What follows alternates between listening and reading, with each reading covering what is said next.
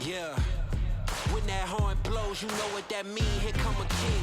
Bow down, don't step in the ring. The end is near. Hear the fat lady sing. You hear them loud thumps. That's the crowd stumps. Wild and reckless, boy, they call us the wild ones. Never had no guidance. Got a thirst for violence. Don't sleep, hold up your eyelids. Here come the rebels, the lost ones, the forgotten, the weirdos, and the odd ones. We are the bosses, we are the bad guys. We'll get you baptized into the dark side when you hear the war cry.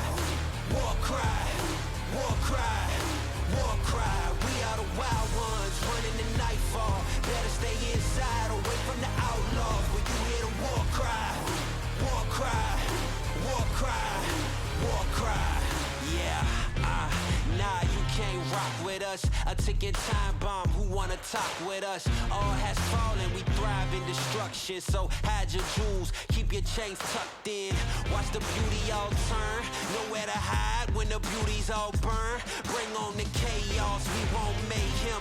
Take us to your leader and watch us take him. Kick in the door and break in. Take everything you stole from us, everything that you owe to us. Take every opportunity you never showed to us. With no mask, so you know it's us. Listen to our war bosses, we are the bad guys. We'll get you baptized into the dark side when you hear the war cry.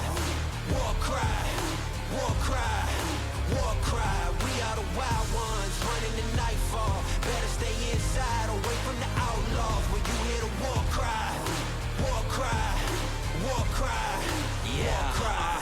War paint on our faces, battle of the ages. We ain't the safest, we was locked in cages. You tried your best to erase us, now you gotta face us. Nobody can save us, we wild and dangerous. Nobody can tame us, who's sparking the flames up? You can go and blame us.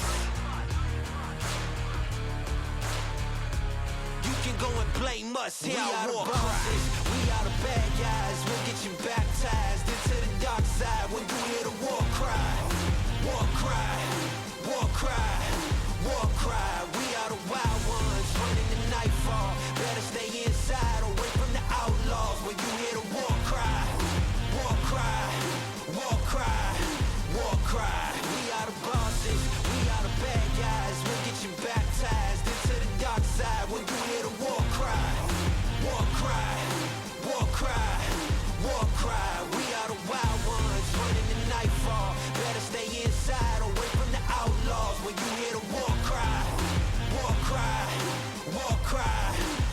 cry.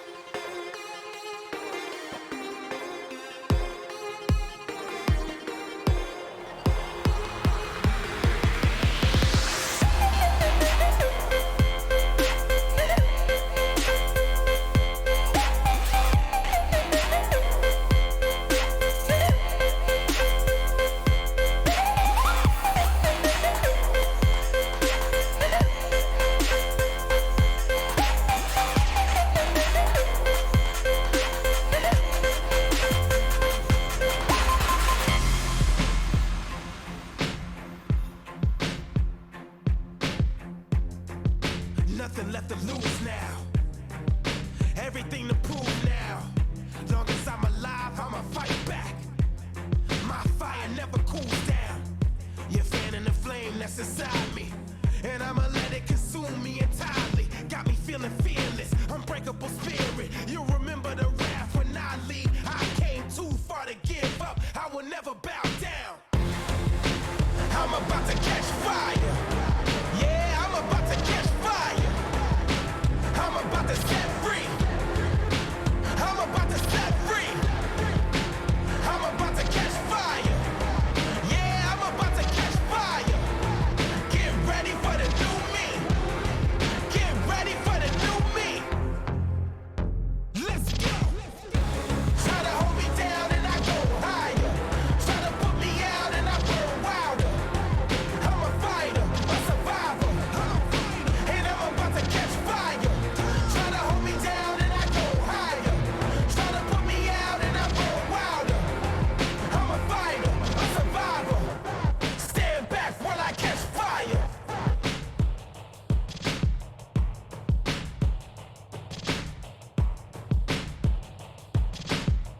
It's a new day, it's a new me. Better make way, I'ma break free. Burn the roof down, let the flame breathe. This is my moment, gotta believe. It's a new day, it's a new me. Better make way, I'ma break free. I've been silencing the rage, trying to make peace. About to let it blaze, turn up the heat. I'm about to catch fire. Yeah, I'm about to catch fire. I'm about to set free. I'm about to set free. I'm about to catch fire.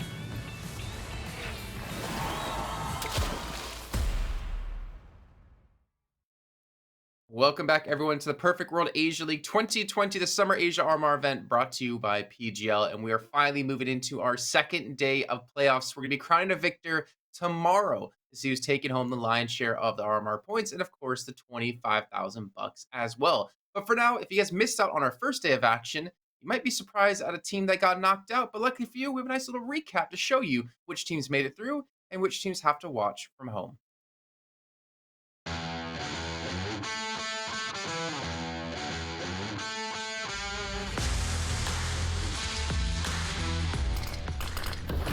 Destroyer goes for more through the smoke. Another shot lands.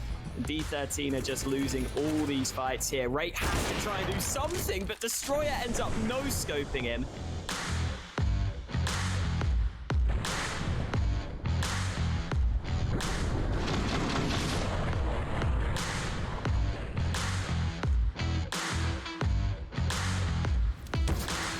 Flying gets tagged up.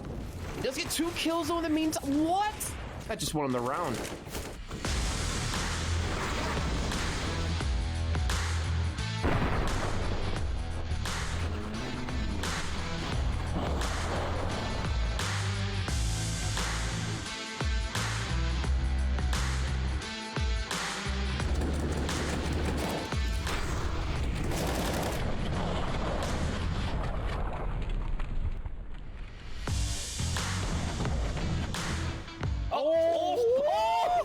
What is that?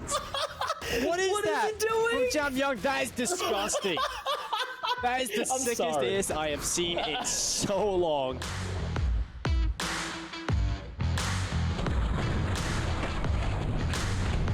It's all down to Kaze now 1v1, and unfortunately, John Olsen just has the USV. That could have been the round, but Kaze, he shuts it down.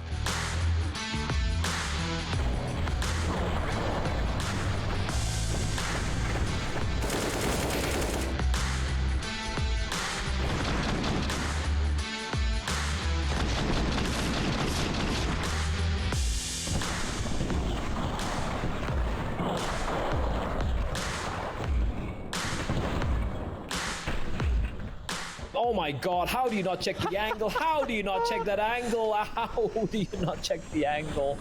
That was a nail, Dinko. That was a nail. This is it. It's a wrap.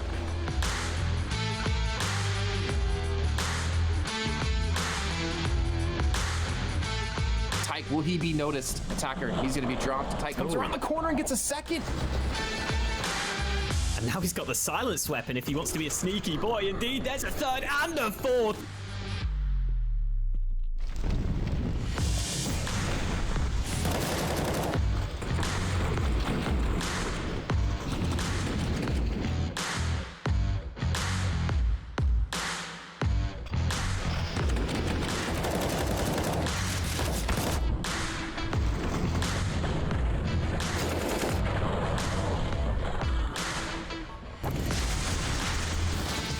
They're gonna take over this outer bomb site, end the game right here, right now, but Edgrim says no. He doesn't want to go into another loss. He wants to keep their hopes alive here, but Havoc's gonna fall on it, puts it all on Edgrim. He needs the ace, he needs the clutch. Edgrim's gonna turn around, Danking's gonna walk directly into this, and Edgrim with just 2 bullets to the last. On the one-on-one, what a way to go out here for Edgrim. Nade comes in, and that's gonna do it. That's rough. You hear the dink, you just know it's gonna be over.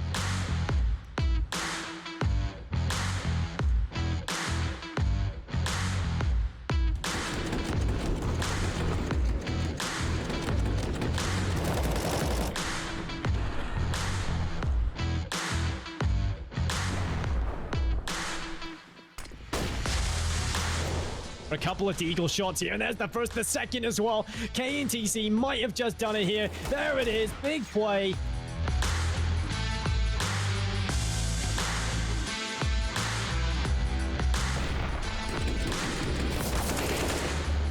But that's good.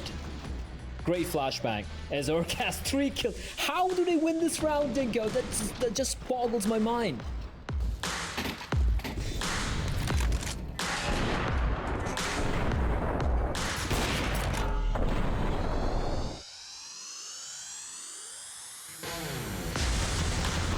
QQ is going to check the corner. The timing is brilliant. He's going to find one. And now they're trapped inside of the hunt and they're going to line up for it.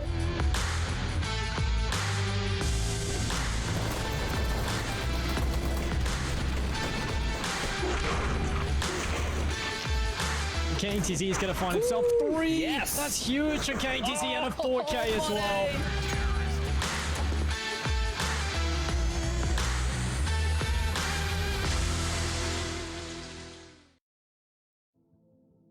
And some crazy games indeed. And as you saw there at the very end, Beyond did take down Tiger. The Tigers will be no more here in our summer RMR event, but I believe they're going to have a chance coming into the fall event later on in the year. I'm Jesse Cap, and I'll be hosting and casting, pretty much doing everything for you throughout the entire next 2 days. But I also can't do it alone. I have some handsome gentlemen to my side and below me.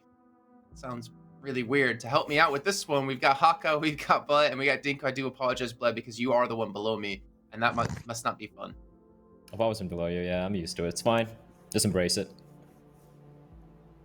Okay. Okay.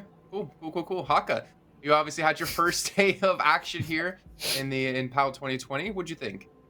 It was pretty good. I think it was hard to keep track of everything at times. There was a lot going on. There was a lot of chaos. But I'm hoping today we get some slightly cleaner games because we've got mostly just the best teams in Asia left, right? Yeah. I'd say so. Dinko, what's up, man? Yeah, yesterday I think we kind of got the results you kind of expected. Maybe Beyond slightly overperforming against Tiger, or Tiger underperforming. I guess that's kind of the result that kind of shows up for us. But I think we kind of realized Tiger completely overrated now, and I think that's cemented from yesterday's performance. So going into fall, I don't know if they'll be the same roster. I don't think they'll change up too much, but they aren't the team we thought they were coming out of Rio. So that's at least that figured out, and we know not to really expect too much more from Tiger. We kind of know where our expectations are at with this team, so at least we got that yesterday. Well, I'm wondering if we do have a recap graphic from yesterday's games that we can take a look at, or maybe just take a look at the bracket in whole, because that will show you exactly what did happen from yesterday's games. We had Invictus Gaming take the win against D13. We had Vici Gaming take the win up against Lucid Dream, and those were both pretty expected. Unfortunately, D13 didn't show up. And then Blab moving into Tyloo, Divine Vendetta, and Tiger and Beyond. Well, I guess the first one of the two wasn't one-sided, was one-sided, but the second one became so damn close. You say it was one side, but if you look at the way Divine Vendetta played, I feel like they put up maybe not in the second map, at least the first map, they put up a hell of a fight against Tyloo, something most teams have struggled with in this entire tournament, right in the group stage at least. The final game, that kind of broke me, Jason. Like, I knew it was going to be a close game, but my word. That was the something amount else. of mistakes. It was something else. The amount of mistakes being made there. And in the end, yeah, Beyond won. But I did ask Dinko at the end of the game, I'm like, did they really win? Or it's more like, did they really not make as many mistakes as Tiger did? And for Tiger, defending RMR champions, if they lost to IG, Vici Gaming, a Tyloo, understandable. Losing to a team like Beyond, I don't know. I have a lot of question marks about the team at the moment. But for Beyond, they've finally broken the barrier, Jason. They know now that they've tasted blood. They can take down some of these top-tier Asian teams. And maybe they're looking to add one more scalp to their tally. Obviously, the scalp being Tyloo, so it's unlikely. But hey, at least they're going to be feeling a little bit more optimistic rather than, compared to previous times they faced Tyloo. Well, on that note about Beyond, Hawko, I kind of wanted to talk about a little bit about how, even though they won the match versus Tiger, they didn't look like they won convincingly or with little enough mistakes to beat a team like Tyloo in the semifinals. Yeah, that was one of those games I was talking about earlier where there was just a lot of chaos throughout. I think at some points it felt like they were almost trying to create chaos on purpose on the Beyond side, which I thought was fine. Like on their T side of Nuke, they were pushing Yard a bunch. They were causing all sorts of issues. They were just making it really difficult for the CTs. So I think that was fine. But then it was some of their CT sides where the same thing happened to them, where they weren't really able to get clean trade kills. They weren't really able to get clean crossfires. And against a team like Tyloo, that's something that's going to be a real problem for you. If you're just brawling against them, if you're just fighting Tyloo 1v1, you're not going to have a fun time. Yeah, so let's actually take a look at the schedule today. If you guys are at home wondering when the semifinals are happening, we'll be kicking things off with Invictus Gaming up against Vici Gaming, and then followed up by Tyloo up against Beyond. I think, Dinko, this first match has the potential to be extremely exciting. The only thing that kind of sticks out to me in my head is the fact that it was very one-sided games when Vici won, and it was very close when Invictus won. We had a 16-5 on Nuke, a 16-13 for Invictus, and then on Mirage, and then a 16-8 for Vici on Inferno.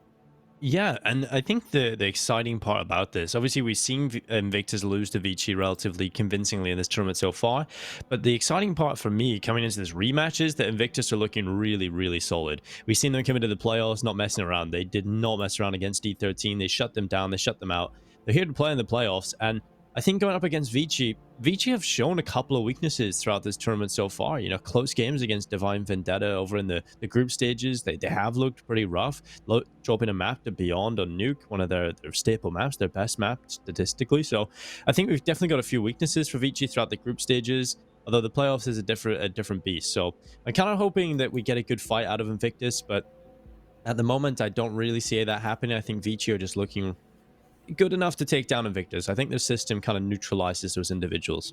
Yeah, and I kind of maybe we can go back to it later on. I kind of wanted to see like the first kill capitalization again graphic that we saw yesterday, just to kind of really focus on the 4 teams playing today. But maybe we can see that actually at some point when going into. Oh no, we're gonna see it right now. Okay, production is on point. So I want to look at the 2 teams in particular for the first game here, Vici and Invictus. We see Vici more often than not get themselves the first kill, which is super important. Just imagine having almost, you know, a 60% chance of getting the initial kill, where Invictus, they're just barely above the 50% mark here, Blood. Yeah, the problem there being for Vici, the fact that the conversion, right? Like they get almost the same number of first kills per round as compared to Tyloo, which is very, very impressive. But then being a slightly better conversion rate compared to Invictus, that's worrying. And that's something which I would be keeping an eye on. Yesterday as well, if you look at the game they had against Lucid Dream, they got so many opening kills. Like Almond just running around and Nuke allowed to get like multi-kill rounds without getting traded on the lurk. On the T side of Nuke, that shouldn't really be happening. And I feel like Vici, yesterday's games, they didn't play bad, but I felt like they were made to look very good, with Lucid Dream just looking extremely flat on both the maps. Against Invictus, that's not going to happen. It's going to be a much more different story altogether. Well, let's actually dive into our first game then. Let's start talking about Invictus off the bat here, because this team has proven they can beat the likes of Tyloo, something Vici's been unable to do for such a long time. But then for some reason, when they go up against Vici, they're the ones struggling themselves here. And obviously the roster across the line has some phenomenal players. Flying is always someone that's going to stand out to me. But also Viva, I would say, when we're, I think, casting our match yesterday, Haka. Actually, that wasn't even us casting the match. It was Blendinko casting the match. But like, Viva was able to pick up the op and do some. No, it was us. I'm so stupid today. I was gonna say, because I remember casting Viva with his AWP. He's definitely stepped up when they needed it. Yeah, definitely. I think that the one player that was actually quieter than I was expecting yesterday was Flying, because I'd expect him to be the man at the top of the board for them. But it really was Viva doing a lot of work. And then Zhao Sage was up there as well. And I think that's maybe understandable, considering they were playing against weaker opposition. You're going to have more of your other players showing up. I think Zhao Sage as well plays pretty aggressive in general. So if you're playing against some weaker opponents, he's going to have more of an ability to win those fights when he's playing aggressively. Whoa. But I'm definitely watching for Flying in this one. I feel like he's got to be the player that really stands above, really stands up there with the other star players to make sure they have the firepower to hold up here. Okay, I want to rush straight into Vici because I've already seen the Vetos and I really want to talk about them. Let's get Vici on the screen here and talk a little bit about the team, because again, this team has been pretty much number 2 in China for such a long time, but they've really been unable to really break through to that number 1 spot. Bro. Yeah, that's the curse, right? They look the best. I feel like they play at their own level. Yes, they've struggled so far in PAL 2020 in a few of the games, but overall, when they play against all the other teams in the region, they just look like the better teams. If you look at their structure, the system, the map pool, they have Big Brain Advent over there. You can just look at the size of that skull of his, right? The guy knows what he's doing, what he's talking when it comes to Counter-Strike. You have Kaze, the best player in Asia right now. You have Jamyang, an up-and-coming star. Zoking, probably the best hard entry we have in the region. And of course, Almond. Sometimes 30 bombs, sometimes 5 kills, but that's the way Almond kind of rides, so to speak. So I'm gonna jump in here real quick, just because I want to see the Veto and I want to have as much time as possible to talk about this. Let's get this on your screen. And already, what is standing out? Yeah, exactly. What is the glaringly obvious part of this pick that really surprises you, Dinko? Dust 2. Yes. Vici have literally no play maps on this right now. So I really don't know how Vici have let this slide, but I love the pick from Invictus. This is brilliant. Vici getting rid of Mirage. They've seen that Invictus look good on it throughout the tournament, but I would say that Vici probably a little bit more comfortable on Mirage than they are on Dust 2. So I'm kind of hoping that Vici have put some practice in on this map. We haven't seen anything from them. So I definitely see a 3-mapper now that we've got Dust 2 in the mix. Go ahead, Blood. I don't know what to say. This is, listen, I love it. I love it and I hate it at the same time. I love it because it's completely different. It's a 3 whole different maps we've seen from what we saw in the previous couple of times they faced off. Not picking Nuke, Vici not picking Nuke, that just makes no sense. Allowing Dust 2 through, now you might have your, some pocket strats ready and whatnot, but it's a map you've never played, at least in my memory. It just makes no sense, Jason. I have no idea what to say. All right, well, we're going to check in with you guys after our first match is done. We're going to jump straight into the first game of the day here, Haka. I really don't know what this is going to be now, considering Dust 2, the staple ban out of Vici, was let through, and they're going straight into things as well. Just all the maps in this series are going to be interesting in some aspects, but this Dust 2 is something we're definitely going to be watching out for here. Vici clearly have their smokes lined up. They're already setting up this mid to B split where Viva is holding down on the B site. A couple of kills now for Viva, putting in a shift on that B site defense, and there we go. The bomb goes tumbling to the ground. That is not what Vici needed. Kaz is just kind of trapped in no man's land at this point. Alman's trying to make a move, but flying still here on the B site. And this has fallen apart for Vici, not going according to plan for them in the pistol. You know, looking at this, so Invictus has played this map 6 times, and they've won it the last 5 times in a row. The only time they lost it was up against Tyloo in the Pro League, and that was 1917 against them. They won it 16-12, 16-12, 16-11, 16-12, 19-15. Then again, they played against Breda, Divine Vendetta, HZ, Divine Vendetta, Lucid Dream. So it's not necessarily like a phenomenal map, it seems, for them. I mean, yeah, they were able to push Tyloo pretty far, but so look at their opponents. It's not like they're playing against teams that are extremely good on a map like this, or just extremely good in general. This is such an odd pick coming through. And then the Vertigo as well, where Invictus, again, they have the better... Oh, wait, was I looking at the wrong one? No, okay, yeah. Where Invictus also have a better win rate on Vertigo. This is so odd to see, but I mean, I kind of understand the Mirage pick because Vici has a 27% win rate on it compared to the 81%. But I don't know, man. I don't know. I think this is maybe a little bit crazy out of Vici in a good way. Maybe they've been practicing this map secretly, and it's time for them to really bring it out, considering these are RMR points on the line, and you want to be able to get through into the finals. You want to be able to stack up as much as you possibly can. Because then going into the fall event, it all comes down to that, right? And you need to have that good first foot step forward. Yeah, I think the real surprise is maybe even that Vertigo pick, just because it feels like Nuke is just a slam dunk of a pick for Vici, right? They won it 16-5 last time they played against Invictus on it. That's a ridiculous scoreline to have in your back pocket, but they've gone for the Vertigo, which we'll see later. Right now, we've got to see what Vici have on this Dust 2, though. This is their first gun round coming into round number 3. Molotov being put down by Oi as he tries to hold on to the A-long control. It looks like after a quick pistol round, Vici will be slowing things down now that we're into this first gun round. Now, I was really wondering if there was like a potential mind game. Like if Invictus gets through, then Vici, even though they're losing, will still be happy because then that means Tyloo most likely, or couldn't, has the potential to not win 2,500 points. But then again, that's not actually, I think it's 2,000. But then again, they're not obviously hoping for that. I don't know. I like to the theory craft conspiracies, all the such. This is just so odd for them. I mean, they're playing completely different than the norm that we've seen in the last 3 weeks. The entire group stage. Let's see. They're going to push straight out towards long. Always going to be there for 1. Destroyer, unfortunately, won't be good for 1 himself. However, this is a bonus round coming in from the CT side of Invictus. Saw gate. Completely overwhelmed. Flying's going to fall as well, and Vici, this should be a round they're going to take. Yeah, flashes over the top of A-long, set up Advent for some nice kills to begin with, and then Invictus just didn't seem ready for the rest of that A-long push. They had a couple of players not able to stop it. There's still 30 seconds on the clock. That bomb has to cross, but Alman is coming in for the flank. He will close it. It's all good for Vici. They get their first Dust 2 round on the board throughout this entire tournament, because they don't play Dust 2, but they're here today trying to show up on this map. I think these are some pretty good signs for Vici early on. This A-long play worked nicely for them. You can see just the flashes over the top being really effective there. So at least they seem to have some basic nades down. And if they've got at least some level of team play, Dust 2's always a map that you should, in theory, have a chance on, especially with some of the players that Vici have.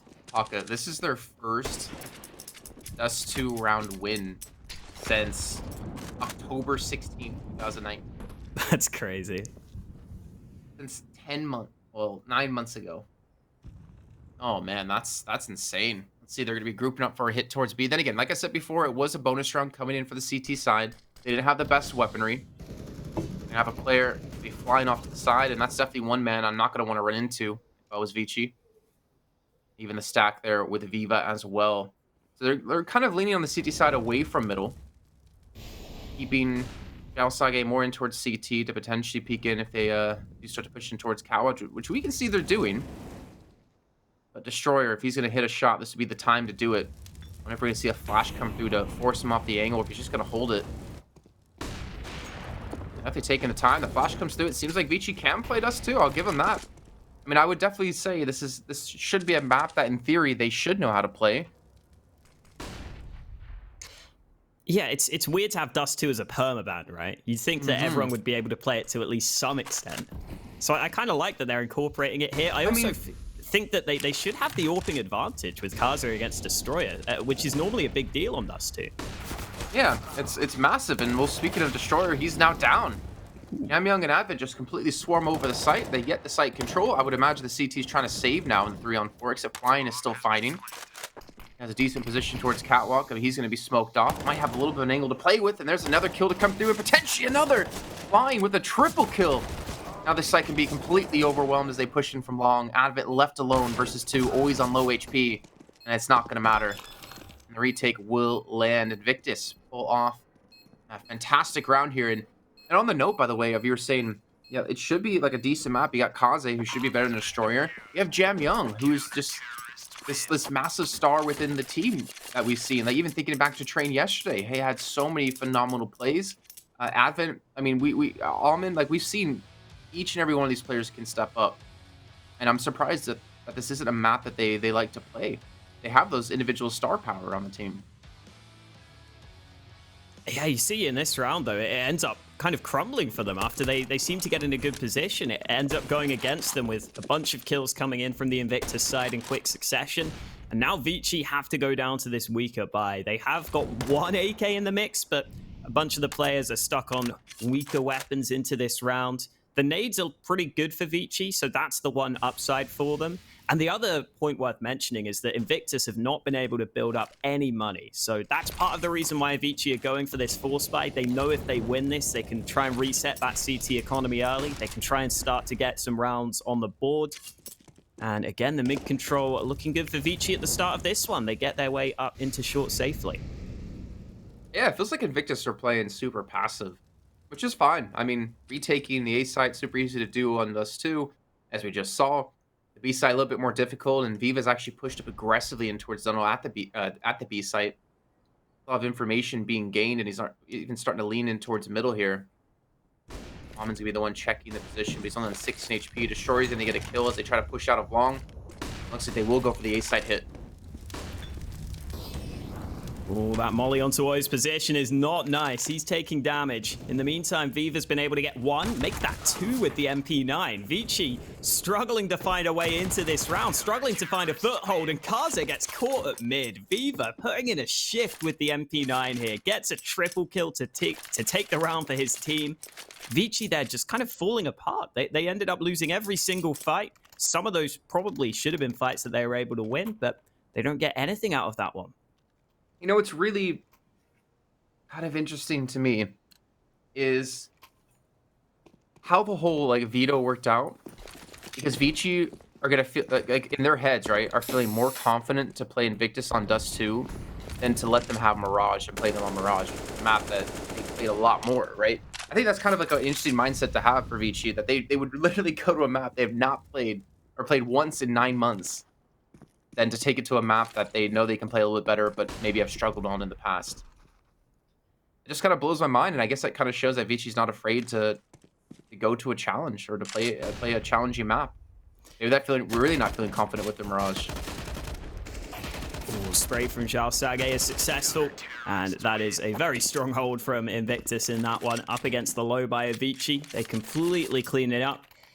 Yeah, I wonder whether... I mean, the thing for Vici is, even if you play Dust 2 in practice a little bit and you start to get some success on it, that it's a whole different story playing it in an official game at times. It can be a completely different experience. You kind of have to adapt to learning it. So you can maybe see why they'd want to keep this as a bit of a surprise heading into the playoffs, as not banning Dust 2 first. But so far, it's not started too well for them. Even though it looks like the fundamentals are generally there for Vici, feels like Invictus are just able to stick together. They're able to play a pretty basic game plan and end up winning the rounds. So we need to see something change for Vici soon as Destroyer goes through that smoke. That is so ballsy, but it gets his team lots of information to work with, which is very, very nice.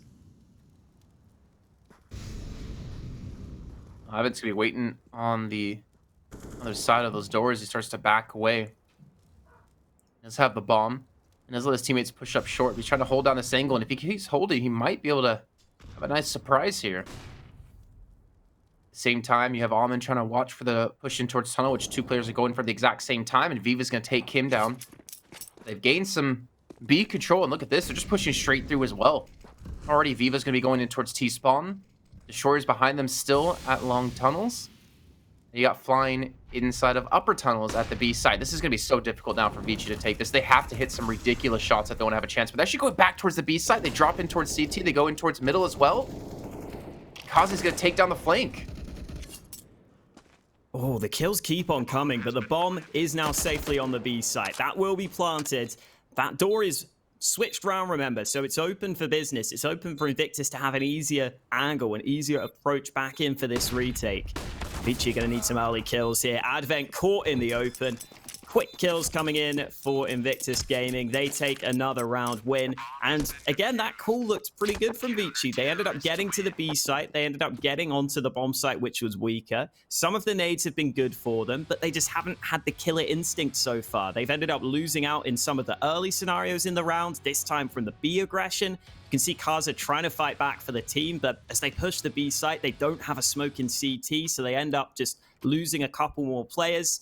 And unfortunately for Vici, it does feel like they are having some issues here early on their Dust 2. You can see that they've put some time into this map, but it's not winning them rounds so far. Rounds is what's going to all be about. Jeez. What? No flashbang. They just run through short straight. Diva gets himself 2 kills. I mean, I can kind of respect the switch up of pace, right? Rushing up towards short. But at the same time, like, just 1 flashbang. That's unfortunate.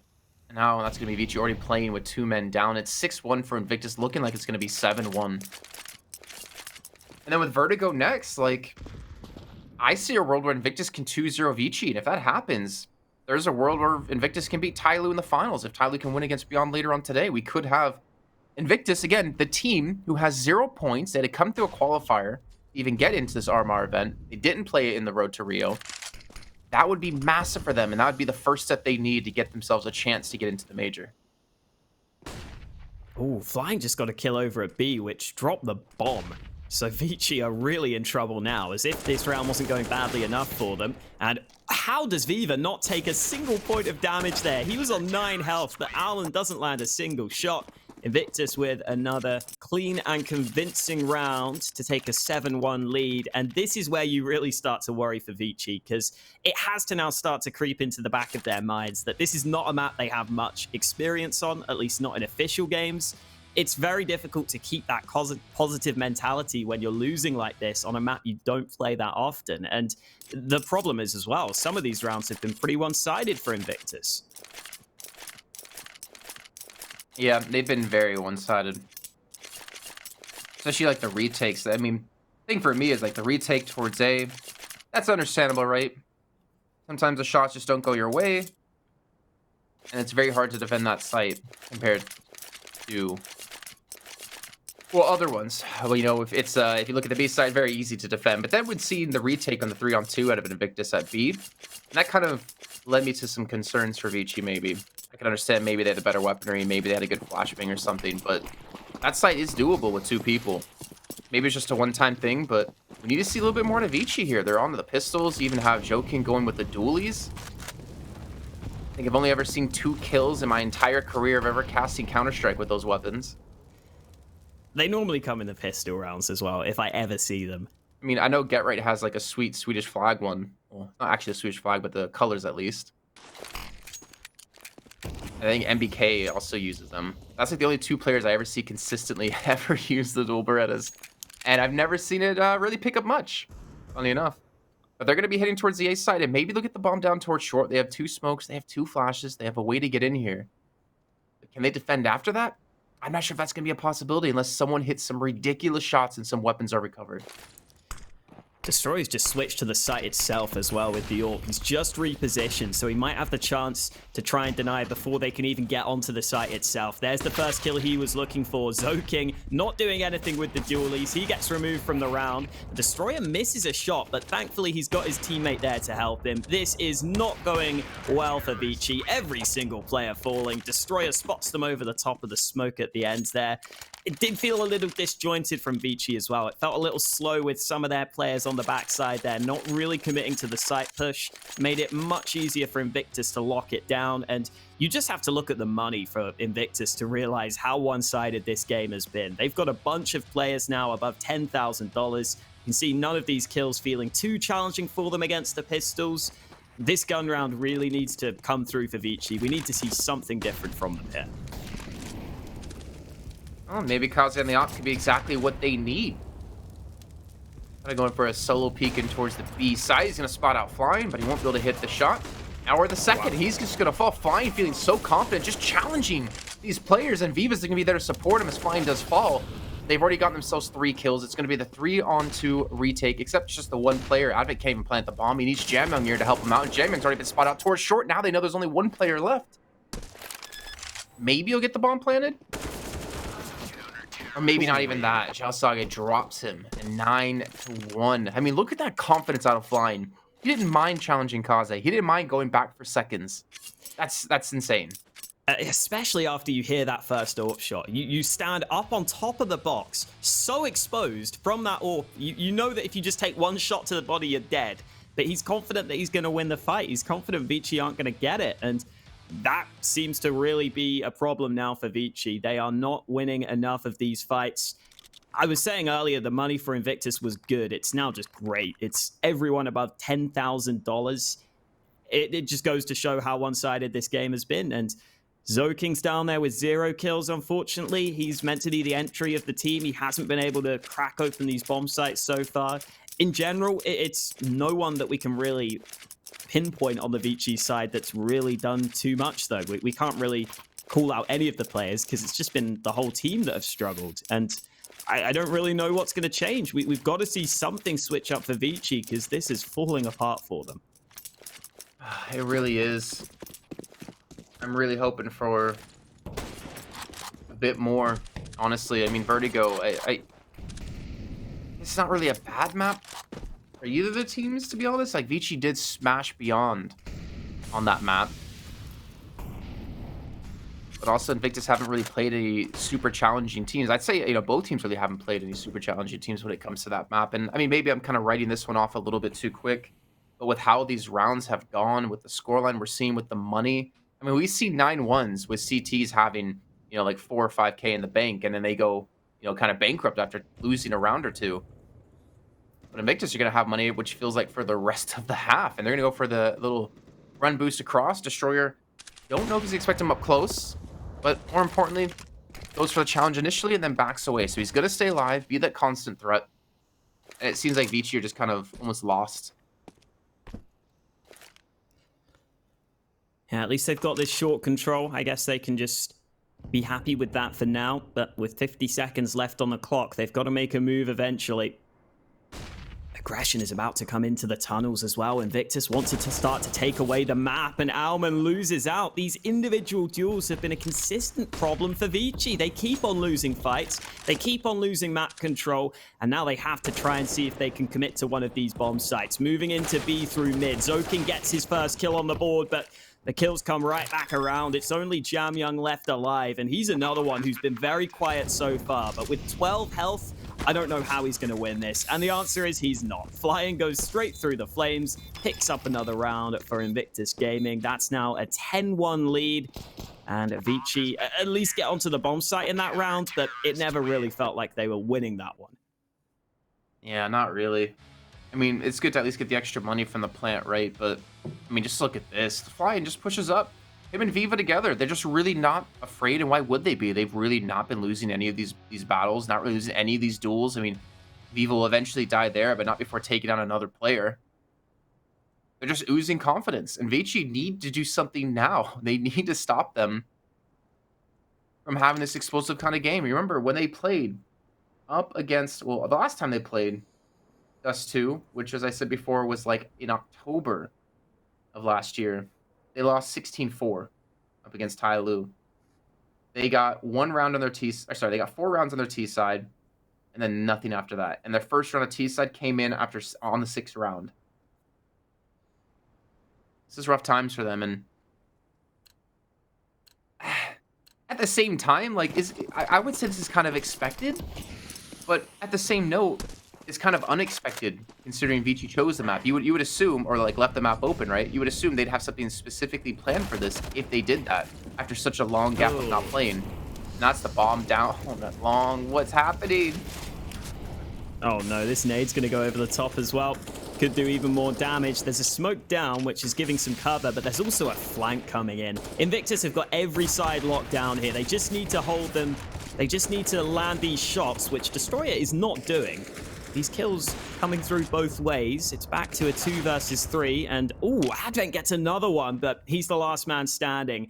Bomb has been dropped behind him as well. Viva on this flank, causing issues, and again, the fight not going the way of Advent. Viva closes it out with the triple kill.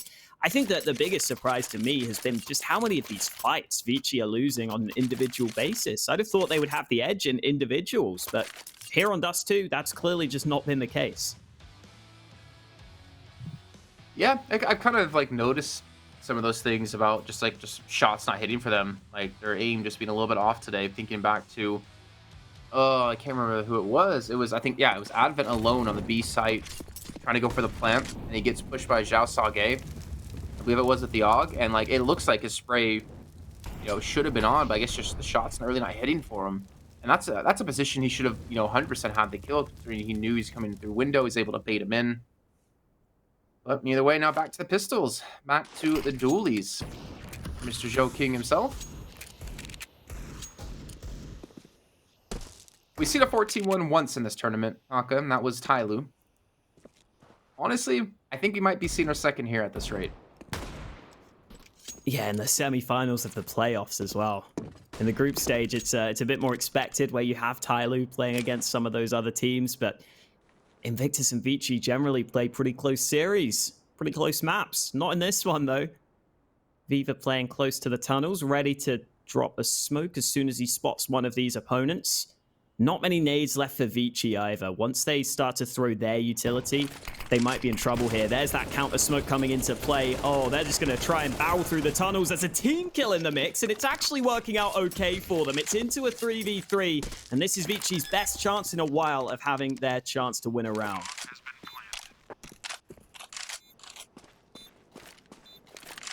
It's probably one of the first times they've had equal footing when it comes to this retake coming through. Usually they're going to be down a man. Nate comes in, Kaze down to 30 HP. They got flashes still left to throw, and they even have a smoke and destroy, which he's going to put it down over towards Car. Advent trying to play on the edge of this. We're going to push straight through and then run straight into the blender, but that's still going to be the trades coming through. Oi now on the one-on-one, and he's going to clutch it out. So here, okay, even with equal players, maybe the weapon we can argue, obviously, at the end, especially with just the Deagle. Even with a 3-on-3, they still weren't able to clutch that out and hold out onto the B side push. Maybe I'm being too critical. Maybe it was just some really good flashbangs again coming through. I mean, it was just pistols for them, so I can kind of understand now that I think about it. I kind of forgot about that aspect, so I'll take that back. But I mean, even at that rate, even with just the pistols and the guns they picked up, I still expect a little bit more out of Vici. Yeah, it comes close there, but the trades initially looked pretty good for them. It was then just that man with the Deeg left in the 1v1, which was kind of unfortunate.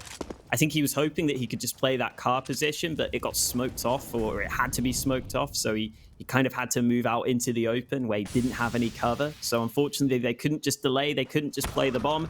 And oh, there we go. Kaza finding that fight at mid. Zhao Sage getting a bit too aggressive at the start of this round. Was trying to be a bit of a nuisance around the smoke, but he ends up losing out. So Vici get a man advantage.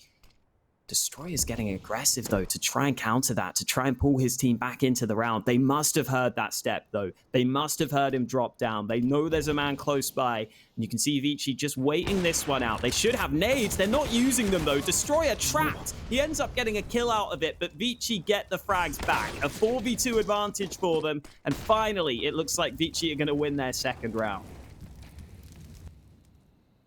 Yeah, that was a little bit of I think, overconfidence, I'll say. Destroyer. That's like a one and done position, right? Or ideally should be a one and done position.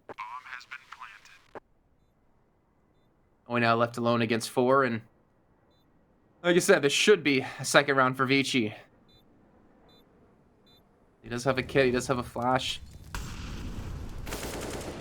And he does have a kill on a Jam Young, now in the 1-on-3. Another person coming in from behind. We expect Almond to be here. 20 seconds left to go before the bomb's going to explode. He pushes straight in, and Kaze will hit the shot. Vici will get a second. We won't have the 14-1. Now as we move into the last round of the half, it's not like Invictus are shy of money at all.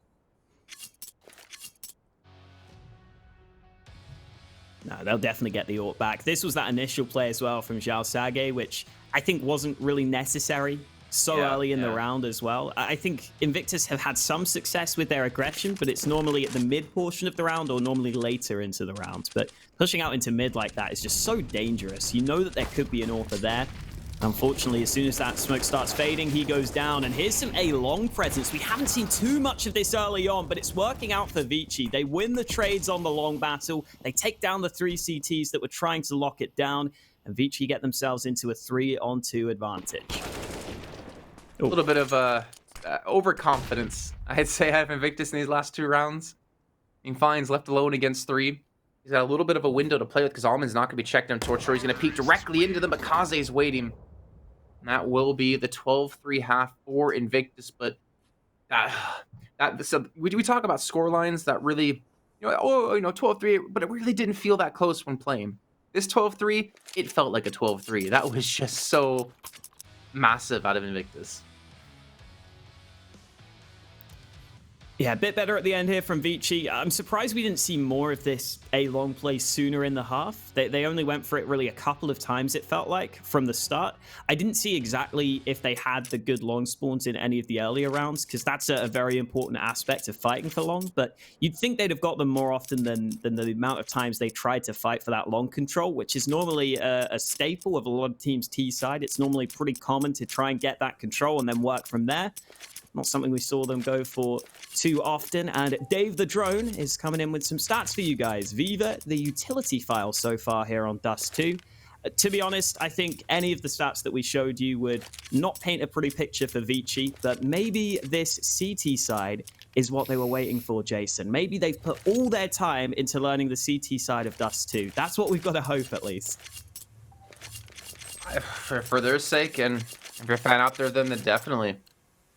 I don't know if 12-3 is really, well, 3-12, I guess in their case, is really possible to come back from. Because now with Invictus with control, I think they're going to look way more drilled when it comes to this map. I mean, look at this, rushing straight up long. Not really giving a single care in the world. Viva was leading the way. The smoke's going to be coming through. Flashbang coming in. Jokin's going to try to peek around the corner, and he catches him perfectly. The problem is he can't get the kill. And the nade going to come in as well. They're taking a lot of damage on the T side. But the site will still be theirs for now. Even Oi was maybe looking for a flank in towards short. They kind of have the site. Looks like they will get the bomb planted here in the nick of time. Now, how will Vici play this retake? Yeah, definitely not going to be an easy one for them. They've got to worry about A-long and the site itself. Boost works out for Jamyoung. He's looking for that second kill, but in comes flying from the side. Good timing on the peak. He gets 3 kills at the end there. And Invictus continue their reign of terror here on Dust 2. It's 13-3 for them. And after winning that T-side pistol, I think they should be winning Dust 2 basically every time. From this point on, they've got to feel good.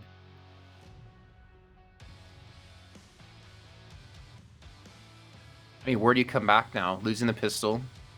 Does Vici come back now? I guess it's the follow-up question. I mean, you can see they're going for the full save here. Definitely going for the buy when Invictus get up to 14. So these 2 Mac 10s that Oi and Zhao Sage have could net themselves a ton of money. Yeah, I don't know. I don't know, Hawk. I'm honestly at like a kind of a loss for words. I don't really know what to say with how this map's gone. I mean, the initial pick alone surprised the hell out of me. And it's kind of playing out the way I expected it to, with Vici always banning it away, you know? It's kind of like, Tyler's permanent nuke ban. If I see them play nuke, I'm going to be like, well, either A, they've definitely been drilling this map extremely well, or B, they're going to flop. And, well, unfortunately, this has gone the latter way here for Vici on Dust 2. Yeah, maybe they were trying to play the mind games, trying to bluff a little bit. I don't even know. Surely you've got to know if you're Vici, though. If you leave Dust 2 open, Invictus are going to pick it here. Just based on Invictus being a pretty good Dust 2 team as well, I think they're always going to take that chance. And that chance has worked out for them in this round as well. Vici with the full save, stacked the wrong side of the map, so this will be another easy one for Invictus. Even coming down to Vertigo as well. I mean, Vertigo is obviously a map that you were saying it's kind of a map both these teams play to a competent level. But I would have preferred Vici to just go with the proven track record for them, right? Just go with that nuke that's been incredible for them throughout this tournament. Because even if you've put a ton of practice into Vertigo, sometimes that just might not come through in the actual game itself, right? It's very different playing an actual official game when the pressure's on. And the pressure of the playoffs, that can be a big difference. Now I'm confused, because from how I'm reading the Veto, nuke was banned first out of Invictus, or was it Overpass banned? I thought it was Overpass banned by Invictus. Okay, I mean, I could be wrong. And then I thought they banned nuke second. Okay, Overpass was banned first. Okay. Right. Okay. I was actually just really curious to see maybe there was a reason. Yeah, why didn't they pick nuke? Why? I don't know. I don't know. Yeah, I don't know. I could like theorize some like crazy conspiracy theory. But I don't think that's really realistic here. Well, here we go. Looks like Almond.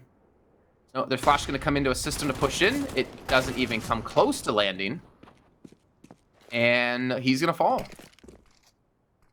Not much to say about that. Joking, though, in the meantime, trying to go for the 1v1 against Destroyer towards B. He gets the kill. Bomb is heading back in this direction, but they know they have one player at least towards A. And they know they had only one player to deal with towards B, as they're going to rush out of tunnel. Joking's looking for some big kills. Viva, how does he not die? He comes out with a pistol, and Joking just cannot connect the spray. Yeah, Joking's been having a rough game. Just 2 kills on the board for him, unfortunately. And when you're playing as that B-site anchor, you've got to deliver a little bit more than that. Kaza and Advent left in this 2 versus 3 retake, and Viva should be in trouble. That's a free kill for Kaza all day, every day. There's still 2 more players to find, though, as they move back towards the site. Kaza only gets the dink, and it's all on Advent. He won't be winning the fight. Flying ends up winning the round for his team. Invictus with a 15-3 scoreline. And at this point, we've just got to hope that Vertigo is going to be more competitive than this, because this is the semi-final, Jason. This is the game that we were hyping up to be the game of the day, and it's just not delivered. I mean, this is what it's all about, right? It's about the 3 weeks of group play, the 9 round-robin matches of best of 3s you had to play to get yourself some RMR points. It's 2K for first place. It's 1625 for fourth. About 375 point difference, which could be the decider. And look at this, now they're actually pushing straight out. Advent straight into the dumpster, gets the kill. They take that long control, and I mean, with Invictus just needing one more round, I feel like they can play lax here. And Flying already pushing up towards short.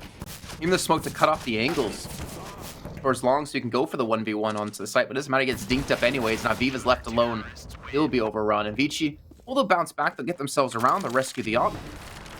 But they still have 11 rounds to win before we could see an overtime. Could they potentially win 11 straight without dropping a round? I mean, they could potentially do it, Jason, but I could potentially, become the most famous actor in the world. I don't think it's going to happen for me. I'm just going to say it. I mean, you never know. You never know. I mean, there's a global pandemic going on. It could take away all the actors in the world, and then you got your moment. That's true. That's true.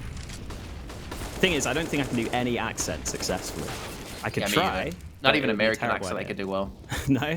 Not even, no. Oh, wow. Well, into a 4v4 at the start of this one. Vici still looking to hold on a little bit longer here on Dust 2. Joking moving back towards the B site. Smoke goes down into the tunnel, so they only have to focus on mid, but Joking can't land the shots, and now Jamyoung has got the weight of the round on his shoulders. He won't be winning the fight, and I think this one's going to be over, Jason. I don't see them winning this retake.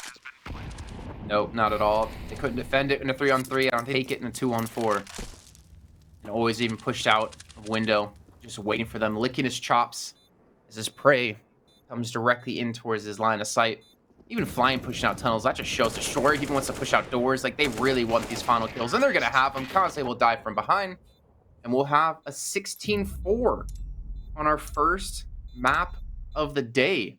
We knew there was potential for this to be a one-sided match just because we saw Vici will slaughter them in the 2 maps they won previously. But I can say this, I didn't expect Invictus to come out the gate swinging.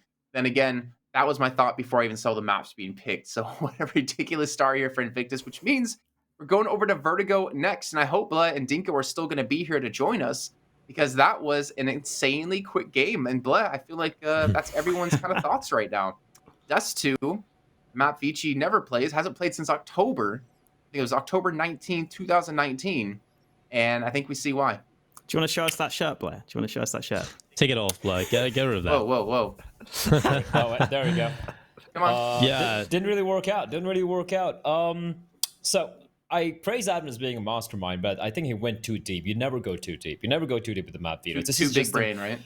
Too big brain, it's not good. That leads to tumors. I don't know. I'm not a doctor. But the thing is here, like, okay, Overpass being banned by Invictus, expected, right? Now, why would you not ban your permaban? You don't have any played maps on it. Yeah, sure, you know Invictus is probably going to pick Mirage in that case, but you can play Mirage. You have a very good chance. The win that Invictus had in Mirage was 16-13 the last time they played. You know how to play the map, and I don't care how many scrims or how many secret practice games you've had on Dust 2. If you don't have an official, you don't have real actual practice on this map. To be very honest, that's how it just works in Counter-Strike. So you allow this map through. Number 2, nuke. Just go for it. You are the best nuke team in Asia. Instead of like, no, we're gonna go with Vertigo because it's gonna be surprise. But hey, you know what? Invictus can play Vertigo. They've even picked it a couple of times. They're pretty decent on it. Yes, they got smashed by Tyloo, but so did you. Why do you want to pick in a Vertigo? I don't understand Asian Counter-Strike, Jason, but this is something else. Yeah, I think coming into this, Vici may be of the mindset, okay, if we leave Nuke, we don't pick it, then Invictus are going to let that slide to potentially be a third map. But now when we take a look at it, once Invictus banned Nuke after getting smacked by Vici the last time these guys played, we've now got a Veto that doesn't really give me too much confidence for Vici to even bounce back. You know, Invictus, okay, we always expect them to win Dust 2 because that's just mental. Like, why is that a map in the pool here for Vici? That you play Mirage, you've looked good on Mirage. Okay, Kaze can be a little bit quiet on the map, but the rest of the team can step up. Jamyoung can have good performances. You're better on Mirage than you are on Dust 2, that's for sure. And you let Dust 2 through, you get absolutely rinsed on it. And now we're looking at the last 2 maps, and they're not even maps that Vici are entirely comfortable on. So I could see a world in which Vici lose this series 2-0, and I kind of wouldn't be surprised at all because this Veto is just terrible, really terrible. And I think this kind of game means more to Invictus because they have 0 points in the RMR event so far, right? They didn't get to play in the Road to Rio. This is their chance to really stock up, and they're not going to take this chance for granted. See Viva, by the way, 20 kills, 130 ADR. He's going to be our MVP from that map. I don't even think I needed to tell you guys at home because you all have big brains as well, but not too big to pick a Dust 2 when you haven't played it a single time in officials in the last 9 months. You can see there, 7 opening kills, 4 multi-kill rounds. The thing is, looking at that game, Haka, there was just so many, like, I don't know. I feel like I feel like Vici came into this game, like, not warmed up or something. Just shots that I normally would expect them to hit in these duels were not going their way. Yeah, that round where Kaze just misses those 2 AWP shots from B tunnels, that was strange. The guy was standing up on top of the box in the open, and you'd expect him to land that shot basically every time, but he misses it twice. I think we obviously have to give props to Invictus because their kind of big 3 players all showed up. Viva and Zhao Sage were top fragging for them yesterday. They top fragged here again alongside Flying, who we always know is going to be there for this Invictus squad. So the Invictus players did show up. We've got to give them props for that. But there were definitely rounds where you just looked at Vici and you just saw the missing shots and missing kills they shouldn't have. Obviously, Zoking had a really slow game as well, which I can kind of maybe give him some slack for, because if you're playing as the entry fragger on a map you never play, you might not be getting all the flashes that are great for you. You might not be too used to the way to entry on it. So hopefully that can change for them in Vertigo, but they've just got to like take some time off and realize, okay, look, Dust 2 didn't go our way. Let's just put that behind us at this point. I mean, okay, so he was 0-6 in opening duels. Viva was 7-0 in opening duels. No one went positive on Vici's side in opening duels. And you're talking about like maybe the flashes weren't there. Well, we definitely know the flashes weren't landing. I mean, we had one, I can't remember the names off the top of my head, but them on the CT side, they were looking to push in towards short. A flashbang comes in from long, nowhere even near to hitting the mark. No one was blind as he pushed in. He just hits the first kill, and the other players clean him up. Like, just flashes were not landing. They did have a good one T side. I'll give them that. They did push Destroyer off a short when they were attacking, but it didn't work out enough in the end. And we will be heading to a very quick break for now before we get underway with our second match of the day. It's going to be on Vertigo. Honestly, I can't tell you what's going to happen. You're just going to have to stick around and watch.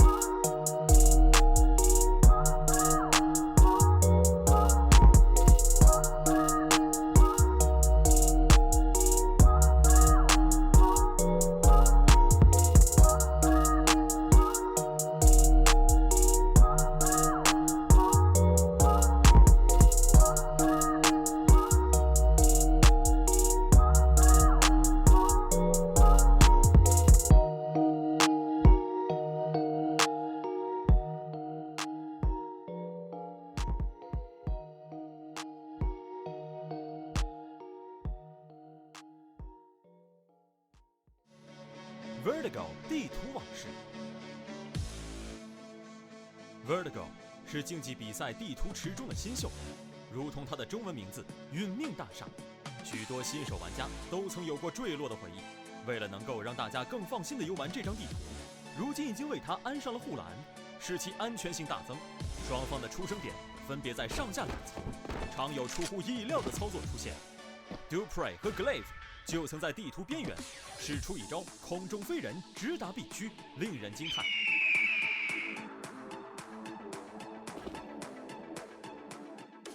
B 区的转角结构也经常成为选手们秀身法的绝佳场地。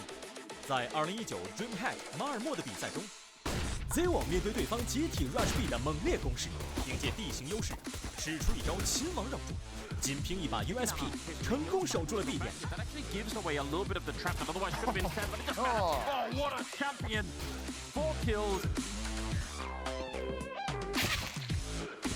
B 区如此精彩 ，A 区当然也不甘示弱。同一场比赛中 ，Device 用一手攻速流沙鹰，轻取残局，攻破了 Vitality 的防御。同样在 A 区留下了让人惊叹的瞬间。Everywhere and Device now has the M4.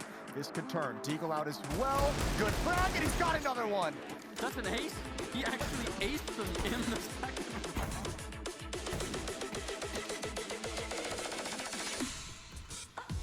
A 爆点结构巧妙，攻守平衡。Nick 的新人 Now 就在今年4月的比赛上，在 A 点测到精准点射，枪枪爆头，让人不得不感叹后生可畏。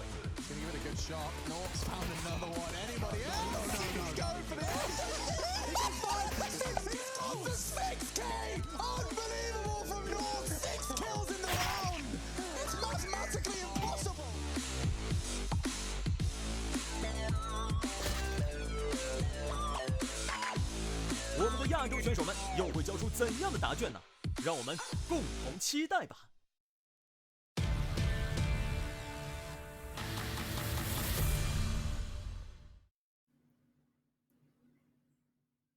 Well, that was an extremely quick first map, an extremely quick break while we do wait for the players to get back on the server.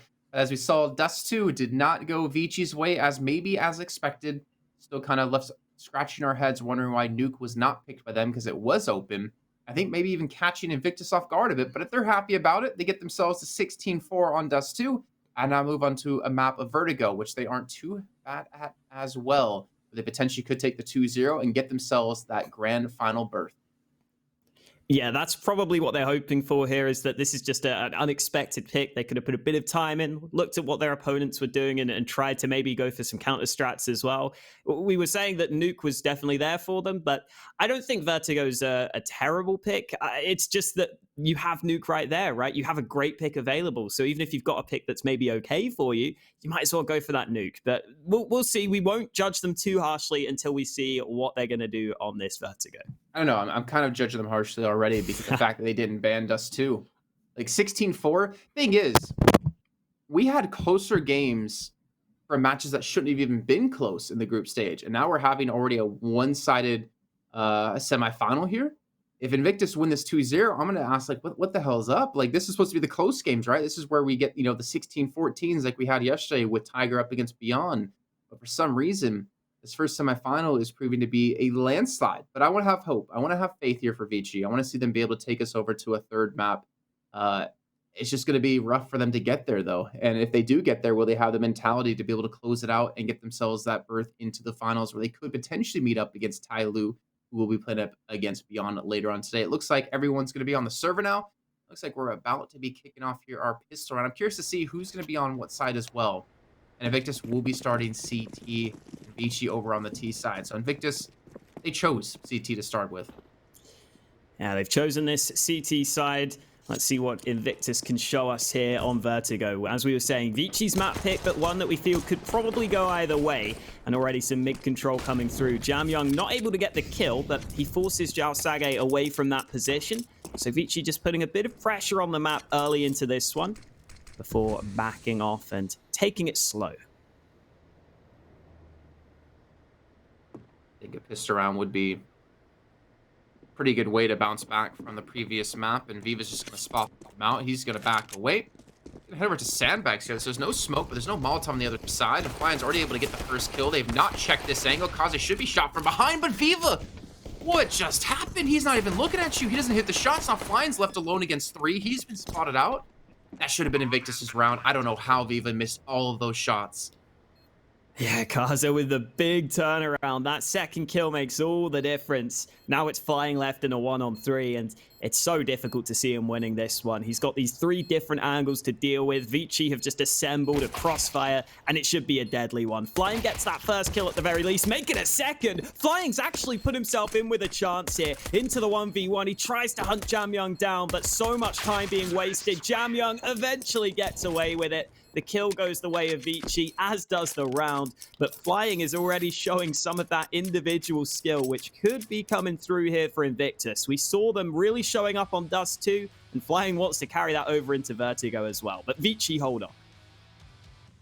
There was still a chance he could have won that too, because he had a kit.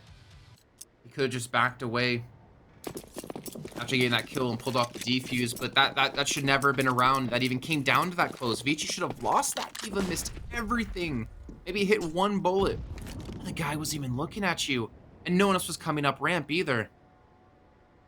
Anyways, I mean, mistakes aside, I think we can let that slide considering how dominating Dust 2 was for the IG boys. Now Vici off to the start that they're hoping for. Will they expect Oi up close? We talked about Deagles, we talked about Invictus, and well, Oi will get one. They've, I believe, not quite landing the tag onto Joking. I think that was all Oi. I mean, that would be like a massive stake into the heart for Vici as they win the pistol and they lose against the force out of Invictus, especially considering what happened on the last map. Yeah, that would suck. You don't want that to happen. And the thing that's always scary about going up against these Deegs is they can obviously be very good at long range where you can land a headshot, but at close range, they're very effective. They're surprisingly effective at just spamming to the body. And you can see Flying will be trying to make the most of that. Playing up close, but he doesn't get the kill. Alman surviving on a slither of health. Viva's arrived with the scout, though. He's got one of his own, so it's still even numbers here with 35 seconds left on the clock. And Vici have used up all their nades, but they've been slowed down. Xiao Sage with another kill. This has gone from bad to worse for Vici. The round is already close. Now it looks like it might be going against them. The time is going to start to become a problem here. They have to go into this B site. Smoke finally goes down from Kaza. They look to close the distance, but Viva lands another shot. It's all on Kaza. 1 versus 2, and he won't be winning it. The flank from Destroyer closes out the round, and Invictus win that second round. And like you said, Jason, that is not a good feeling for Vici.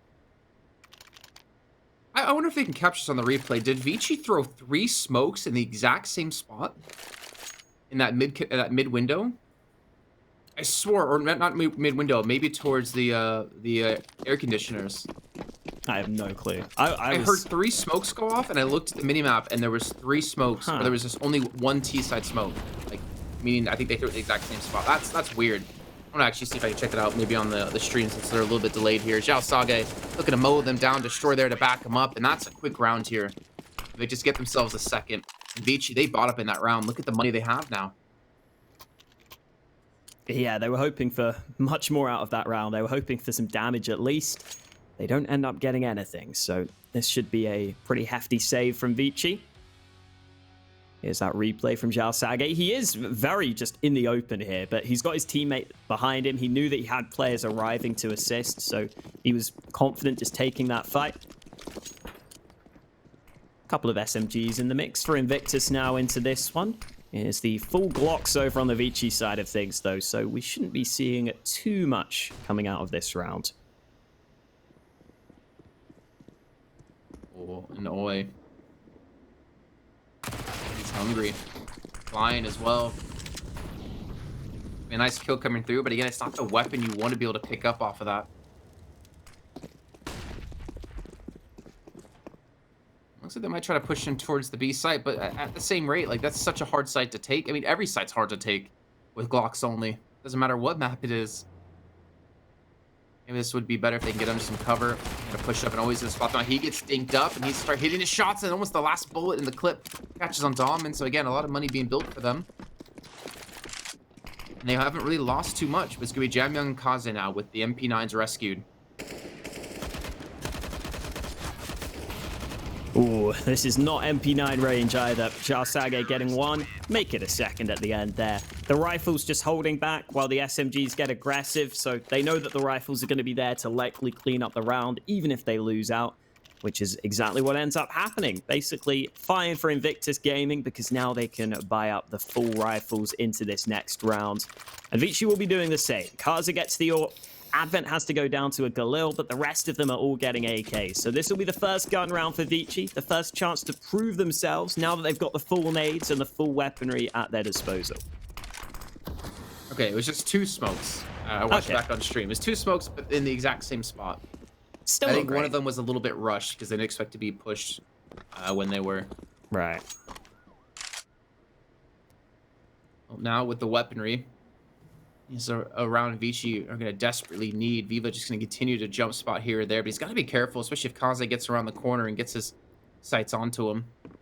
I think he's spotted him out. Flashbang come through, and that should give it up. He's just going to back away, give this ground over. Maybe a flashbang of his own going to be coming in, and that's going to be Viva to peek around the corner, get the early kill. And again, more importantly, get back and stay alive. Man advantage from Invictus. They're playing this so well. Yeah, I really like how Viva's been playing this ramp. He'll normally stick around just for a little bit, see if he can maybe get one kill, and then back away to the site where Oi's here to help him. Both players lining up to make sure they can get that kill between them, but Oi does it all by himself. Here comes Kaza, though, looking for just an individual fight, and he needs to do something because his teammates are all dying, and so is he. Destroyer gets him with the AK, and Vici just try and see if they can win fights onto the A site. They don't really use their nades to help them, and it ends up being a pretty easy hold for Invictus. It's pretty scary to me how Invictus are just not respecting Kaze's op. Like, they're just challenging him out with rifles. They're not afraid thinking back towards a flying on the B site after hearing the shot. Still plays up on top of the boxes on platform. Jamyoung left against 4, and he's going to fall. And well, that's going to be a quick little double out of Destroyer. Going to have the op, which Flying's going to pick up. And this is not looking good for the guys from Vici. Money, it's still a little bit risky. I think they can afford to go for some pistols here. But they need rounds, man. They need some momentum here in this map, because we still would have a third if they can win this. And they've already been, well, decimated here on Dust 2. Decimated so far on Vertigo. These rounds have looked pretty clean. Even the pistol round that they won came down to 1v1, which they would have had time to pull off the defuse. I like how Zoking's given up on the dualies now as well. Every other round he was buying the dualies. Now he's like, yeah, okay, that's not been working. I'm going for the Tech 9, which also won't be working for him. The bomb goes dropping down onto short. Vici not winning any of the fights they need on towards this A bomb site. It's just been a very solid A site hold so far from Invictus. And a lot of teams on their T side try and exploit that A site with those smokes because they think that's the weak point. But it's clearly not a weak point for Invictus so far. They've been locking that A site down. Oh, man. I mean, it was pistols. I'm not gonna judge that round too harshly. But now we're going into the second full gun round. No, maybe it's third full gun round. I'm trying to remember. No, because they didn't force up. They did force up round 2. Okay, so we're going to the second buy up here. Full utility. Full weaponry. Destroyer's on 10k though. Viva's on 10k. Jasage's on 10k, so that's a little bit worrisome for me. And even if Vici win this round, they're still gonna have quite a few to go to be able to challenge out and bankrupt them. And even then, the loss bonus would be going Invictus's way. Let's see. It looks like they're set up for a hit towards B, and well, Flying's already waiting with the AWP. This can be a tight angle depending on how the T's go up against you. If they try and boost up here, you might only have the head visible. So Flying needs to be a little bit careful of that, but looks like he's pretty aware. He's playing a safer position now. Nades going both ways. Vici not using too many pieces of utility, though. They've still got plenty of smokes left, plenty of mollies. And some of those will start to be used towards this B site. Again, not looking like a full execute right now, though, and there's the shot from Flying over the top of the wood. He gets the kill he was looking for, and Vici can't do anything about it. They're not in position to trade, so the AWP of Flying opens up the round. Here comes the split onto B, though. Flying's got to be careful from behind. The AWP, close quarters, comes away with another kill. Flying looking for more, makes it a third. This is so well worked from Flying. He gets the quad kill, and that was so beautifully played by him. So, why is Destroyer main op for the team? Yeah, man. Especially, this is so close range, right? It's really difficult to maneuver around these angles. Yeah. Even a nice little flick at the end. The headshot onto Advent. 6-1. Ridiculous stuff. And they even throw the op over to Destroyer as well. What's up, Dave? What do you got for us? Swift eyes. I mean, yeah, nice. Look at that. Definitely earned it after the last round. Keep that composure when they're like running in behind you at the same time, because he lost players in middle, right? They came in through the window. And a good little push back to the smoke. Oh, I can see you on the screen there. What you doing, man? Oh, hello. I didn't realize I was there. Good thing I wasn't doing anything weird. Yeah, I mean, I'm glad you weren't picking. I don't know where. Oh, wait, my screen's off because I turn my camera off when I cast. I don't need production seeing how stupid I look. So I'm here alone. Hi, guys. There you go. Hey, you're back for like 1 second. And now get it off. He's too ugly. Get him off the screen. Hey, whoa. I don't know what Vici need to do now. Their execute towards B was kind of sloppy. You saw Flying wasn't blind at all, really, in any of those fights. Molotovs, I think they still had, a decent amount left to use to flush him into different positions. And Viva now's going to be on the op. Okay. They changed it yet again. Looking like middle wants to be the angle they want to push through. Joki's trying to push in. Viva has to be careful, though, because they've gone in towards spawn behind him, and they line up, but he doesn't get the shot off in time, and they've taken the B site, so some success finally coming in for Vici in this round. However, Jamyoung and Joaquin both going to be low. Yeah, Invictus have so much money. They can afford to go for this if they really want to. They can just try and see if they can get some kills at the end here. Destroyer's getting pushed on, though, and he's not ready for both of those players. Just Oi left alive, and I think he will at least hang around to try and get some exit kills to try and make sure he can keep Vici's money somewhat limited, because Invictus just have so much cash. It doesn't have to be a consideration, and there we go. Oi gets 1 kill, already causing some damage at the end here. Looking for that second man. Jamyoung's got the AWP. I don't know if he gets away from the bomb, though. He's got to be quick. I think he should be fine. It looks like he's ran all the way back around. There we go. Only takes 1 damage from the bomb. So he's able to save the AWP over. And that round just, I think, comes down to pace more than anything from Vici. It was a bit of a switch up. They go for the faster aggression, which Invictus weren't ready to deal with. I don't know if they're going to be able to consistently go for these fast plays, but good take of mid and a good round for Vici. A much needed one for them. Yeah. I think for me, though, I want to see them convert it into another round, right? I want to see some consistency in their T-side rounds. Kaze is going to be back on the op. Skipped over from Jamyoung from the last round. Look for an early peek, and again, the way Viva's been playing his position, he's not really giving too many angles. If Viva's going to actually push up, he's inside of the smoke, but they push through the exact same time. He's going to fall, but Oi will be here to pick up the reins. He's actually going to push through it. Looks like maybe try to spot out Kaze, and Kaze's going to get the better of him. Man advantage to Vici, but now Destroyer is still here.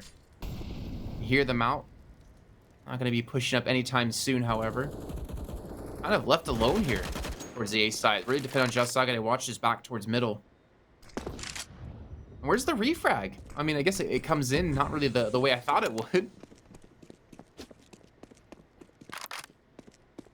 Oh, and now they're going to get onto this B site, so it's looking good. Zhao Sage's not ready. Oh, I don't think he knows there's a man on the site already. He's going to start moving in, but Alman is in a position he wasn't expecting, and now Destroyer's got 3 opponents against him in this 1 versus 3. Moving in, gets that first kill on the edge of the smoke. Kaza also spotted, but Kaza is too quick on the trigger with the AWP. Finally, we see Kaza's AWP coming into play, gets a triple kill, gets his team another round win, but Invictus still have so much money. Vici are going to have to win a bunch of gun rounds here to be able to get back into this one.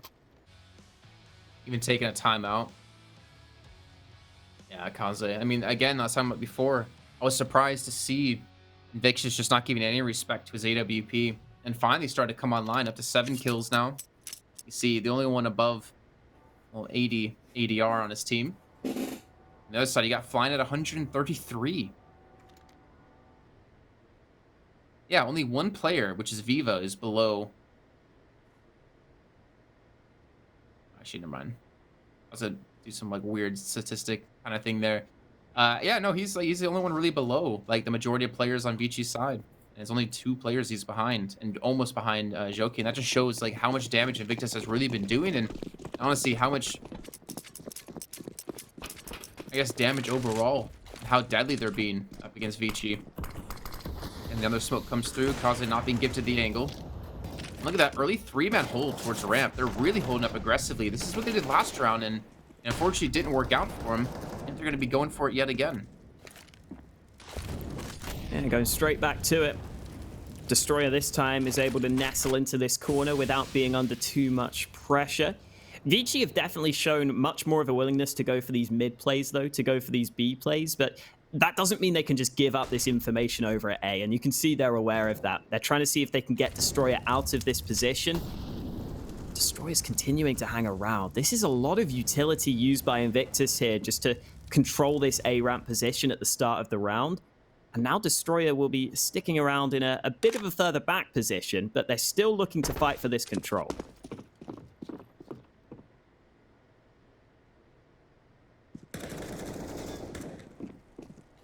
Well, the shot's being routed off, and Destroyer, he gets destroyed, I'd say. Vici have definitely changed up the pace here. They're definitely getting a lot of confidence back where they were lacking on Dust 2. They were lacking at the beginning of this map, even with winning the pistol round. They got the man advantage, and they do have the rotates to come through. I mean, Invictus have put everyone on towards this A site. I think Alman's going to spot this out. I think we're going to see Vici just turn immediately and go back towards B. Once they realize the site's completely theirs to be taken, and you can already see them doing exactly that. Not before Oi does equalize things at 4 apiece. The money Invictus had, it's basically gone. All those savings. It's so close on the time. 4 seconds. Oh. Oh, I don't know if they have Oh, no. it. I don't know if they have it. No, they don't get the bomb down. Invictus win the round just off time. Vici really running it close. Too close, in fact. They don't get the bomb planted. It was the right read, but it was just 1 second too slow for them. And Invictus win basically a free round.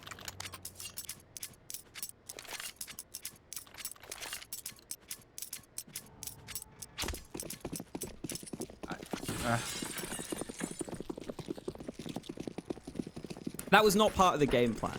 I think it's fair to say. No, definitely not. That was like, what, less than half a second away too? Yeah. Oh, Oi. Through the smoke, catches out too. That was a quick rush in towards the A side out of Vici, and they get shut down. Don't tell me the momentum they were able to finally start to build up is just going to be completely stopped. Jam Young on 6 kills. He's been quiet in the series so far. I mean, let's be honest, everyone in Vici's been quiet so far. I think back to Dust 2. Destroyer, oh my god. That's so unfortunate. Destroyer's gonna push through the smoke and then perfectly into a flashbang that Alman set himself up with. He's continuing to push in as he's in a 1-on-3. Here's the 2 players on site. Catches Xiaosaga just jumping up for joy and cakes down Oi. He's down to 2 bullets though. With the last bullet, he connects. It's now in the 1-on-1. How does Invictus lose this so far? But the thing is, the bomb, he doesn't have it. Flying's gonna peek around the corner and see him just by the pixel. That was way too close for comfort. Yeah, that was a really good effort there, but Flying, the ever-consistent presence for Invictus, closes out the round for them. This time round, it's been slightly different in terms of the players showing up, but Flying is up there at the top of the board again. Great effort here from Alman, though. Gets that flashbang to begin with, then, as you said, 2 bullets. Had to land the headshot. He delivered it, but unfortunately at the end there, his head was just poking up around that box. Flying was able to win the round for the Invictus side of things. The upside for Vici is they've actually managed to get the CT's economy much weaker now. If they could win this round, there'd be a couple of weaknesses in the CT buy, but Vici haven't been winning rounds too convincingly, too consistently so far, and Flying is just going again. He gets Alman at the start of this round. He's been looking really good so far today. That's the man advantage for Invictus. And look at the map control. Look at the aggression from Flying. He's looking for the flank, but the fights at A ramp are what we have to watch out for. Zokin gets 2 kills. That flank has been denied, though, so it's into a 2v2 with plenty of time left to work with. I like how you point that out. Plenty of time. Get back in towards the B site and get the bomb down. However, Xiaosaga is going to look to slow things down with the incendiary coming through. Kazi's the first one to lead the charge at the moment. Joking on 20 HP. They're making a lot of noise. They're trying to peek around. A good smoke's going to come through to maybe give him an angle. Also, Molotov to really force them back. So they should be able to get the bomb plant, I would imagine, off of this. Kazi's going to sneak his way in. The bomb going to go down. Joking playing up close. And he gets the spray out of the first. Not going to get the second, though. But Kazi will hit the final shot. Vici will take themselves the round 8-4. Still coming down way too close for comfort here, but they have broken the bank out of Invictus. They've got no money to rethrow into this round. We could see Vici get themselves up to 5. Should be seeing them get themselves up to 5. Then again, they don't even really have the best of money either. I would actually hope for Invictus to force up in this round. Yeah, definitely a chance for Vici to try and come back into this. Good shot from Kaza at the end there. Had to land it. Got the information from his teammate. And it looks like Invictus are taking the safe approach here. I guess because they have the 8-4 lead, they're happy to just, take their time, realize that they're already in a good position. They don't need too many more rounds to really close out this half and be happy with it. Especially on Vertigo, looking at the kind of win rates for both these teams on either side. For Invictus, they're pretty 50-50 on their CT and their T side round wins. So getting 8 rounds on CT is probably already what they need, but they can get 1 or 2 more and be very happy with it. This round, not too likely for them, though. Even though normally you say that Invictus are very good with the Deagles, they only have 2 Deags this time, so I'm not liking their chances. Oh, all right. I mean, I don't like their chances either, but I like to see that at least. Nice little Zeus kill. Noi now with the Deagle. Gets the kill on the Joking. It's becoming costly for Ichi. Oh, he gets one more. I think Vici gonna make slight missteps here. USP shots rallying off, not quite connecting, however, and Kaze will lock that down. Diva gonna switch over to the Deagle now, looking for his chance, and Event will close that out, but still some decent damage being done. A good job by Vici to keep that relatively clean, considering all things. Now we're going to the full buy-up out of Invictus. Wonder if they're gonna go for an AWP. I would imagine not. I feel like they haven't really needed an AWP, minus the one round we saw it out of flying towards the B site. Yeah, I'm just gonna stick to the M4s, and I like this better. Yeah, especially with the money situation for Invictus. I think they'd rather make sure they get, you know, a few nades on all their players. They didn't really have perfect money into this one to be able to get that all comfortably. So they're fine going with the rifles, and flying is fine getting aggressive. Again, he's been having a really good game on this B side of the map, but this time he goes a bit too far. Kaz is ready for it, and the mid play coming in from Vici. Once again, it's successful for them. Invictus unable to stop that from happening. The Destroyer has heard those steps, but he lets them move onto this B-bomb site. In a 2v4, Invictus have got a lot to do here. They should just save. These two weapons could be providing a lot more in the next round than this one, and there we go. They're going to back off, not being gifted a shot in the beginning. Vici have definitely started to step up now. And good to see. I mean, it's the semifinals. This isn't a group stage match. It was 6-1 up for Invictus. And Vici were able to get 2 rounds in a row there after that, but then Invictus bounced back with 2, winning one of those rounds based off of an error from Vici not having enough time to plant the bomb.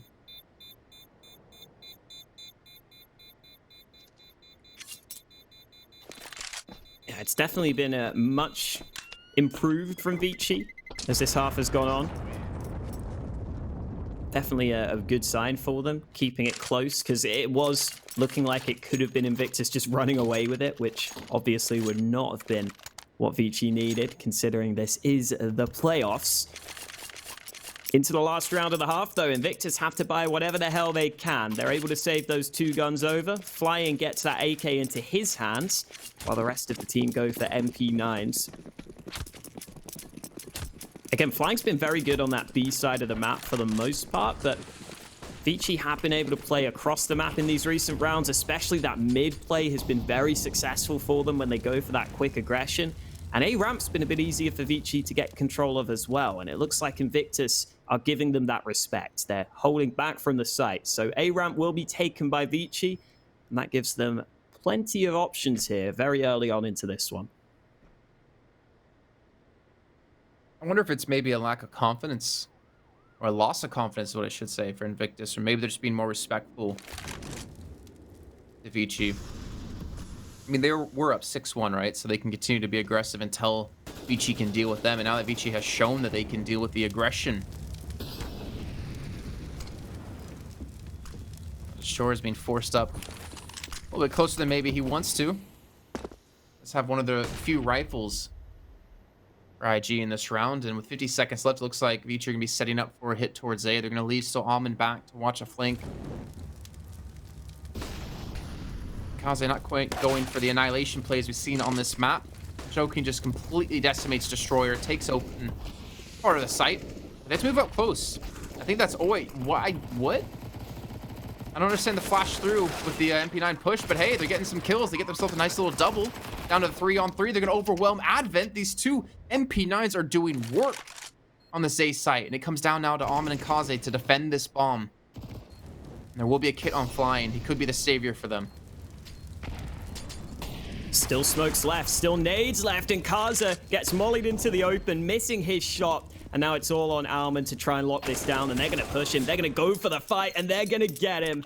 Invictus come away with a 9th round at the end here. And yeah, that aggressive fight for the site actually worked out pretty well for them there. The MP9s up close just get flashed through. That's exactly why you can have some of those SMGs be surprisingly effective on Vertigo. There's so many closer range fights you can take. And Invictus come away with 9 rounds at the half. They might be feeling they could have done more with how good that start was, but still a good half for them. I think they'll be happy with that. And heading into this second half, Pistol, Vici will be hoping that they can win this one to get a good start on their CT side. That first push through out of OA was a little bit confusing to me, but I mean, they just swarm over them like a pack of bees.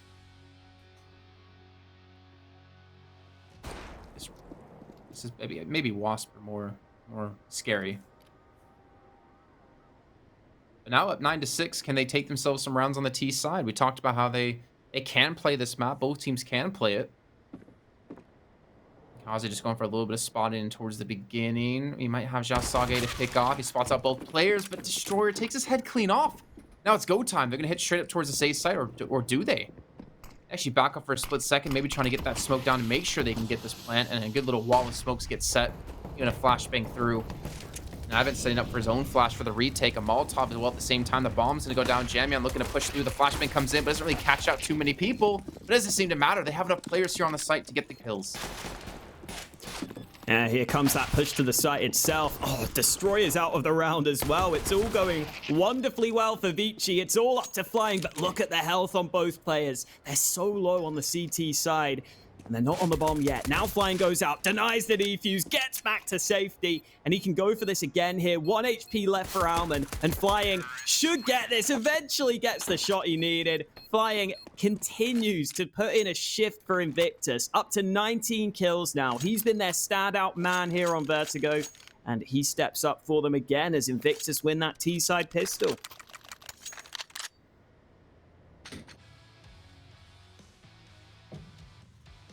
I mean, Flying again, coming up so big for his team. And thinking back to the 4K he got with the op on the B side here in the pistol round. We're going to see the force out of Vici. They're going to go for a big stack over towards the A ramp. Yaosage with the op. Or sorry, the nade going to come through and catch him on some pretty decent damage, to be honest. Going to leave Advent alone at the B side, and he's going to fall. Maybe it's going to be go time for them to hit that. Except CTs are going to be backing away from A. They're going to be going back towards B, leaving now Kaze alone. I like this little play out of Invictus. Not really pushing in just yet, trying to get Vici curious for more information. And yeah, poor choking there. Damage done to Flying. He's down to 1 HP, but doesn't get the kill. It's really crisp shots from Flying again. Had to get some quick headshots in this one. Jamyoung is looking for the gun. He eventually finds the Galil, which he drops. Unfortunately, he's had to concede B-site control, and I think Vici realized that the save is probably the correct call at this point. So that's already 11-6 for Invictus. Could be turned into a 12-6 lead as well, because the rest of Vici won't have much to work with in this upcoming round. Jamyoung's got a Deeg in his back pocket, so that's something they'll be able to use. They'll be able to drop that over to a teammate. They can maybe buy 1 or 2 more pistols.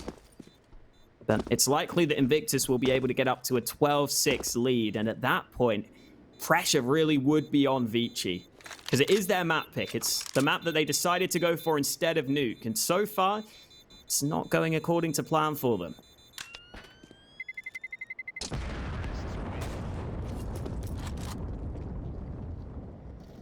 Are we going to see it? Are we going to see Invictus beat the one team that's really been a thorn in their side? I think if Invictus moved to the finals, if they can beat Vici here, I think we really could have an insane grand final on our hands. And I think we could see Tyloo 100% challenged for that first place in RMR points here. Again, as I said before, Invictus, they have 0 points because they didn't make it through into the road to Rio. This would be exactly what they need if they could get to the finals and potentially beat Tyloo. But then have to hope that Tyloo maybe get knocked out early in the fall event. A lot of ifs, ands, and buts when it comes to this. And, well, they still haven't even won this game just yet, as they're going to push straight through on towards the B-side. Flying the spray a little bit wonky. Looking a little bit like my sprays, except I never would have connected onto Advent there for the kill. Even the first one. Ooh, Jamyoung with some nice timing at mid. Gets one back with the Galil, turns it into a 3v3. Still lots of nades for Invictus, which could come into play, especially as Jamyoung moves on over here.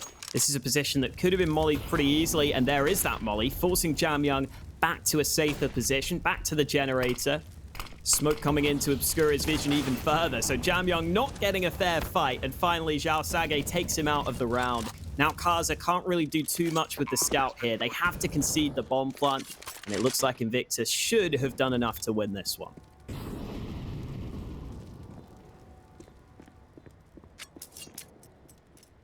I think it's smart. Save the AK now. I think Vici need to start, being very cautious about what they throw into these retakes. I mean, joking.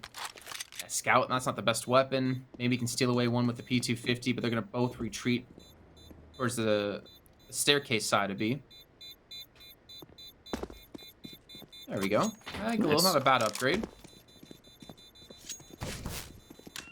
Oh, flying. You got 14 health, man. Is he really chasing this? No. Oh, that would have been so dangerous. I mean, obviously, I think he's going to upgrade anyways from the Mac 10, but... Each now. Down 6 rounds, 12-6 in favor of Invictus.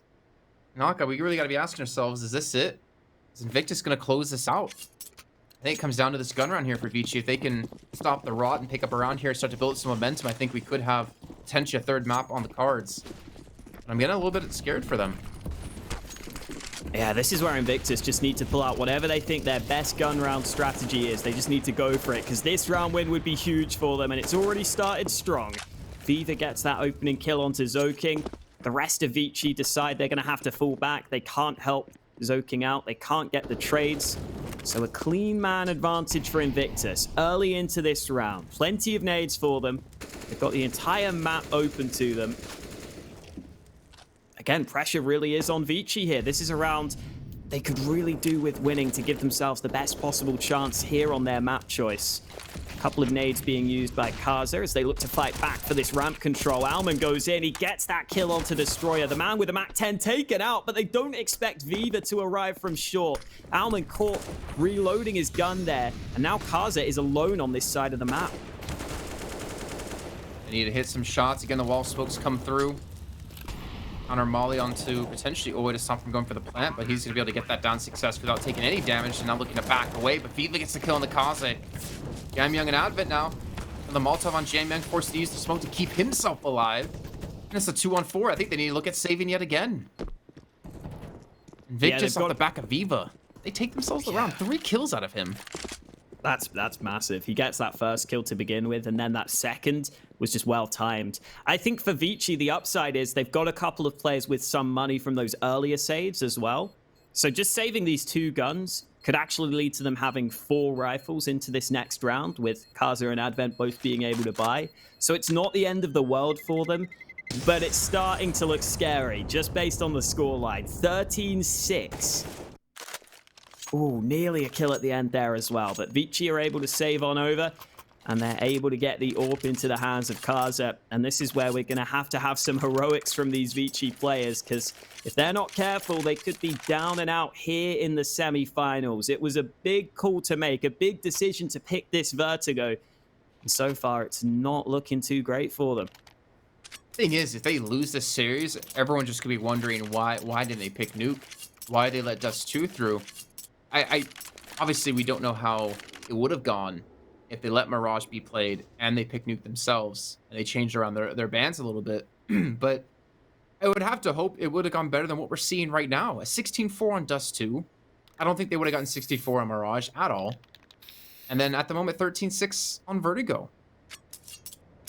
I really wonder how this series would have turned out, or where we'd be currently if things went differently just from the get-go.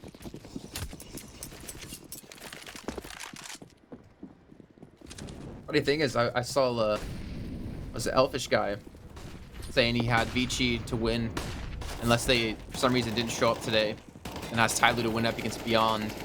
And then he posted a screenshot of the 11-1 lead that Invictus have on Dust 2, and he's asked himself, what's happening? Yeah, well, that's what we've been asking ourselves as well this entire match, from the vetoes alone.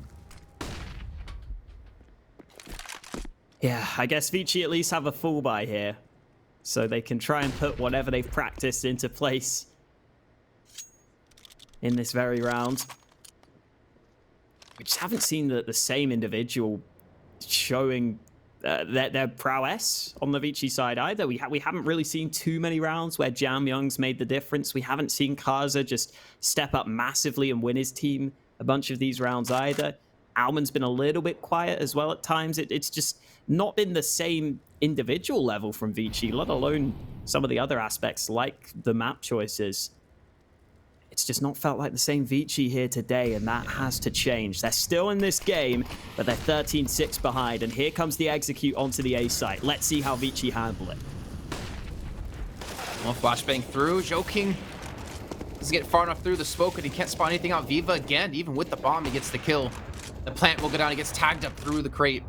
Down to 15 HP, but Destroyers responded and got himself another kill into Jam Young. Now it's the 3-on-5, and again, another save has to come through. This is so disheartening for Vici. Because what happened, right? 2 smokes go down. Joking just kind of gets misplaced within the smoke. He falls. And then Jam Young falls as well to Destroyer, I believe. So in a matter of seconds, they just, all right, we have to give this up. We can't even go for the retake. They can't even play out a full retake because they're losing players before they have a chance to do it. So what do they have to do? What, get aggressive towards ramp to prevent them from getting the execute? Do they have all fire players just sit back and then go for the full retake and try not to lose anyone too early? I'm not really sure. I would expect Kaza to be actually getting more aggressive towards ramp since he has the op. Yeah, that can be the difficulty with that A side of Vertigo at times. If you can't really fight for the ramp control too effectively, if you struggle with that, then you've got to really be on the same page in the way you're playing that A site. You've got to really make sure you know whether you're all just sitting back and mainly playing for retake, or if you're going to try and see if you can fight with some nades of your own. Maybe you try and flash through, maybe you try and use nades to deny the bomb plant, but it's really about the team play and the coordination. And unfortunately for Vici there, just felt a little bit off. They weren't able to get it going, and Xiao Sage just gets a kill through the smoke. Alman won't be happy with that. He didn't even get to see the man that ended up taking him out. It's another advantage for Invictus, and considering they're 14-6 up, they've had many advantages so far throughout this map.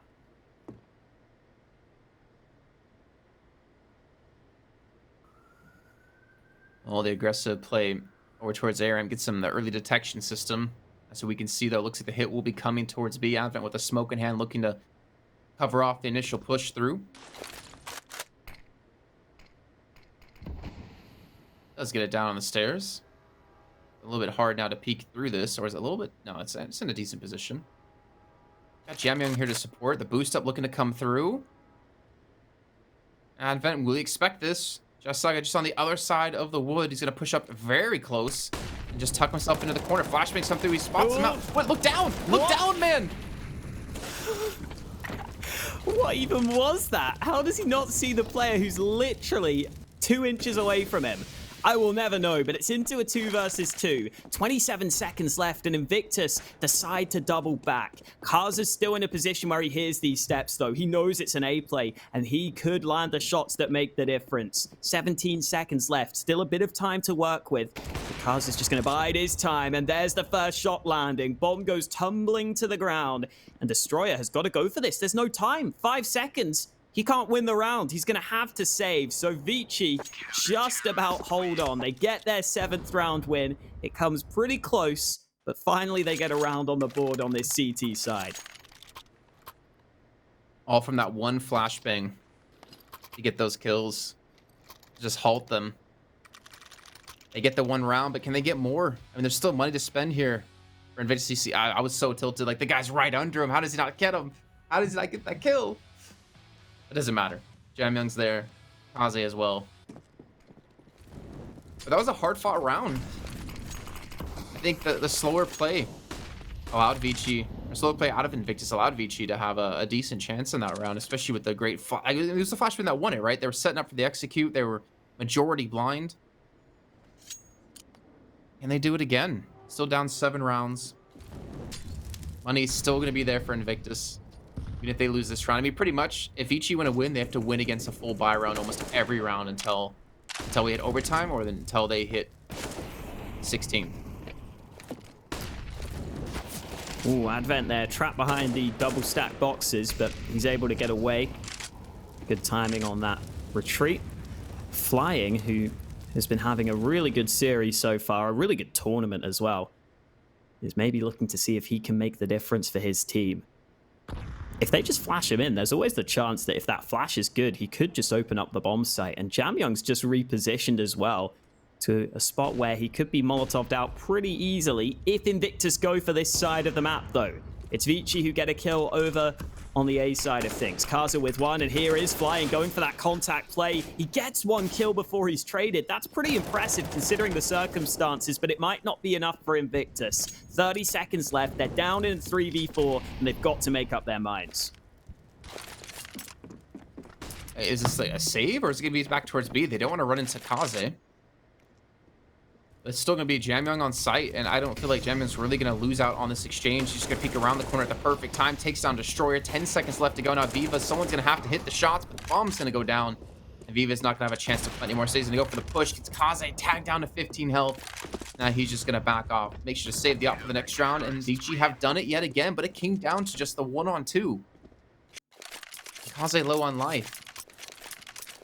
Like I said before, Invictus are going to have money to spend every round. Vici really have a hard battle ahead of them here. This is what I was talking about before, right? About, like, stop letting them execute towards A, get aggressive towards ramp, and don't let them, you know, get set up for an A-side take. Seeming to be working now, but I would imagine at some, you know, in some round, Invictus will have a response to that. Yeah, and in that one, it was a little bit of indecision, I think, which was kind of costly for Invictus there.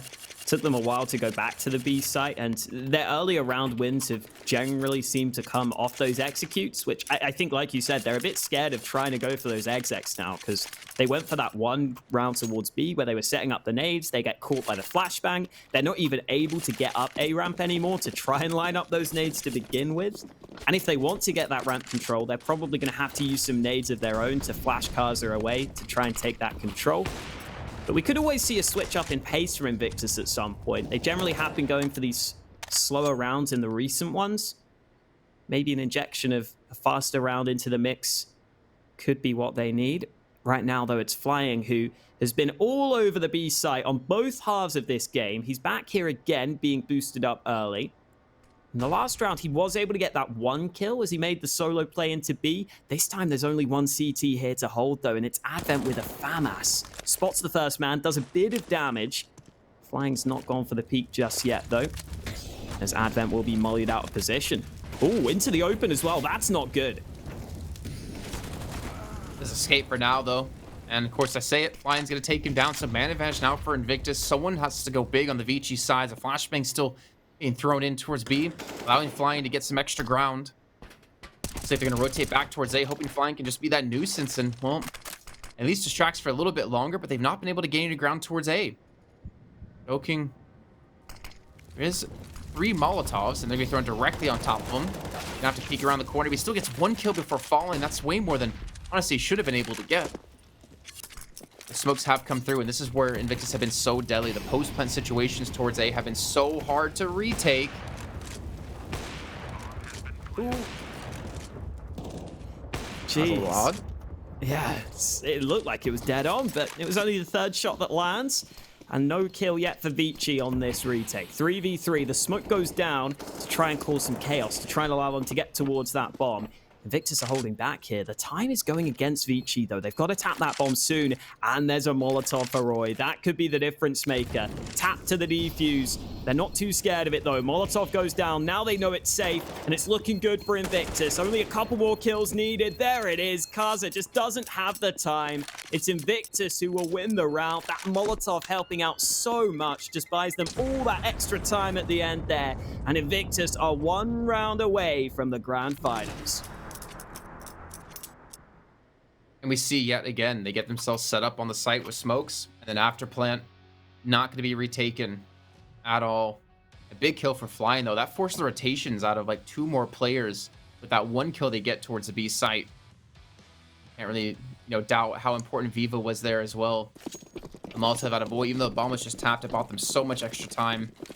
And look at what Vici have in this round, Haka. MP9, an UMP, 2 M4s, and an AWP. And the utility going to be a little bit hindered for Jamyoung. It's gonna be a tough round to win. Even Joking now, he's gonna play super aggressive. They've gone back to playing passive at the A site, which I can understand. You want to put the MP9s in a decent spot, but Destroyer's gonna fall to his death. Talon drops his body. He's gonna continue to push here. Ooh, so close to that kill onto Advent, but the UMP comes out on top. Yeah, Flying has been really confident just going for these fights alone, but this time it goes against him, and it's gone from bad to worse for Invictus. They're losing every single fight so far. Sage might have a chance to get one back. Kaz is standing on top of this rope, trying to land shots with the AWP. But either way, Invictus are down in a 2v5, so there's no real way for them to win this one. Vici will be keeping on going, winning their 9th round, and it's been pretty good for them now on their CT side. It just took them a bit of time to get this win streak started, unfortunately. Ooh. Oi. Did you see I think he saw Jam Young. He's got the bomb. He's slowly being flanked from behind, however, so he's going to have to go for something soon. 25 seconds left on the clock. Don't tell me this is how Invictus pulls this off. I think he's going to run out of time. When he hears them flanking from the back, I think he's just going to try to hunt these kills and save the gun. And, well, he won't be able to do either of those. Oh. Or Destroyer.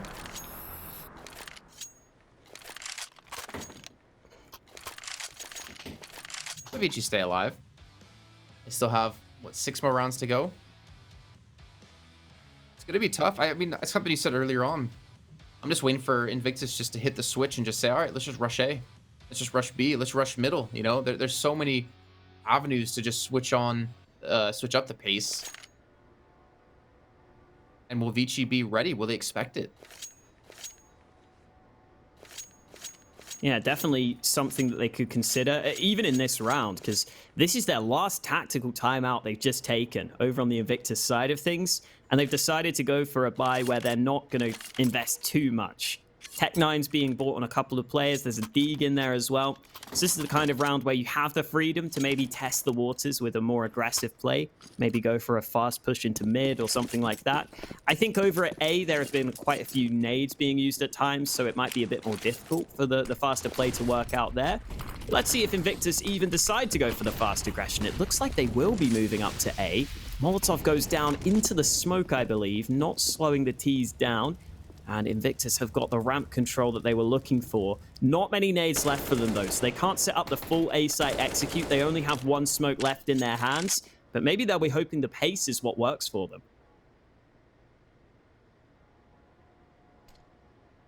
Well, Joku's going to play up close to deny the plant from coming through.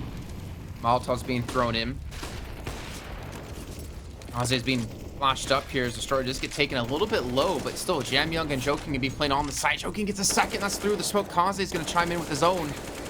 Joking's looking to close this out, and they'll be able to do just that. The pace was picked up early in the beginning of the round, but then eventually the rotations were going to be there.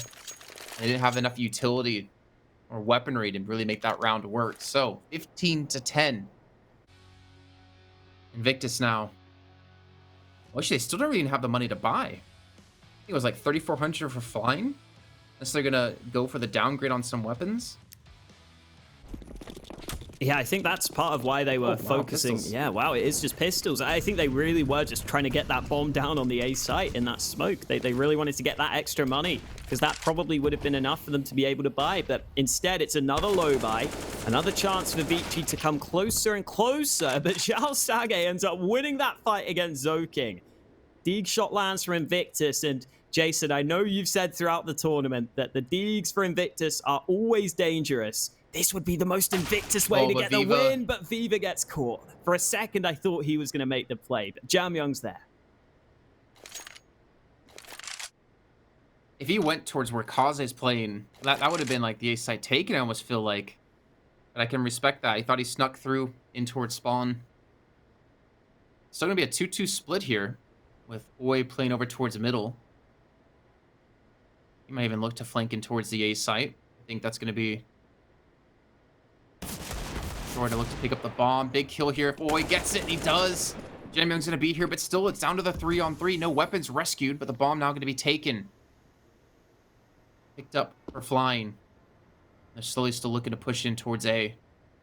Kaze's waiting. Kaze's going to be the big pivotal point, and he's going to fall. He misses the shot, and that might be it. Jiaming left alone. He has to go huge here, Haka, to hold on to this round, to hold on to this chance, and he doesn't have a single hope.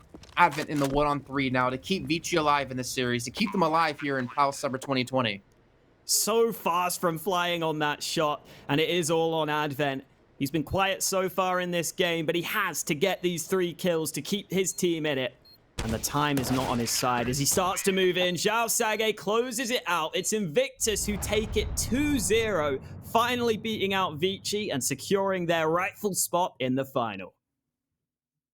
And in true Invictus style, to close it out with Deagles, right? To close it out with a force-up of a couple of pistols, and they able to finish the series. Beat them 2-0, like you said, be able to beat Vici, who gave them trouble going into the group stage. Vici won, was it like 16-8? Let me just look at this real quick for you guys at home. They won 16-5 on Nuke against Invictus, and they won 16-8 on Inferno against Invictus. Like, that's how one-sided the maps were when Vici won. But they came back 2-0 them, and this is the only team to beat Tyloo throughout the entire group stage. The only team to really give Tyloo a lot of trouble. And now they're going to be waiting for them potentially into the grand finals. This is awesome. I love to see how this grand final is shaping up. Yeah, that would be exciting if we get that matchup. We have to see if Tyloo get there. We're assuming they will, but that's the matchup we'd all love to see now into the final. And credit to Invictus. Flying especially had a really good game again. He's always the man you looked for to be up there at the top, and he was landing some shots throughout that game. He had so many impactful plays. So I remember a certain person here on the broadcast was wearing a Vici jersey.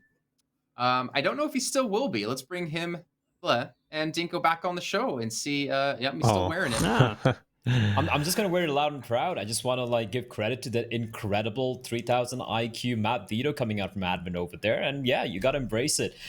It was, I think you pretty much stated whatever I wanted to say, Jason. Like a very fitting end, Invictus with the Deagles closing it out.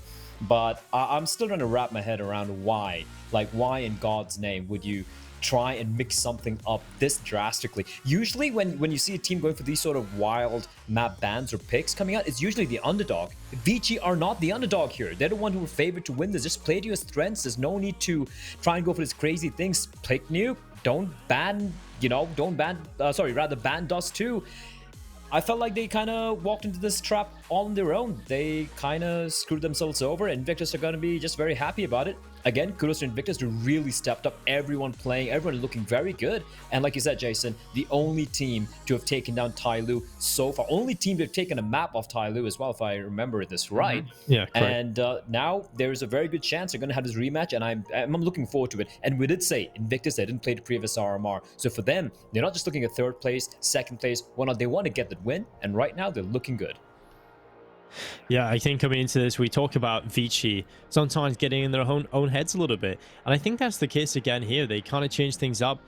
Just be confident in the system. Vici are a good team, but they really seem to lack confidence in themselves at times, especially when they're going up against Tyloo and now against Invictus as well. They kind of have sort of a mental block against these other Chinese teams. And I thought Vici were just going to be able to come into this and look confident, but that Veto definitely changed things up a little bit. And I'm really glad actually that Invictus have won this match, because it makes this tournament exciting. Now, we always have the underlying issue that we always think Tyler are going to win this. Tiger were the only team really able to challenge them back in Rio. And that's because it was a weaker Tyloo roster, but Tiger falling apart in this tournament, I was kind of thinking, okay, this is just a Tyloo tournament, really. But now we're starting to look at a team that can maybe challenge that Tyloo roster going into the final, because they've already beaten them so far. The only team to beat Tyloo. And now we've got ourselves a potential final with Tyloo versus Invictus. Now, that is very exciting. Very exciting indeed. And so is looking at the scoreboard here, flying on 26 kills for himself, 92 ADR. You look on the other side, though, Jam Young, and he was a little bit quiet. Everyone was very quiet when it came to Dust 2, but he definitely stepped up when they needed it, going on to Vertigo with 83 ADR and the 22 kills on top of that. I mean, maybe Almond having a little bit of a slow game.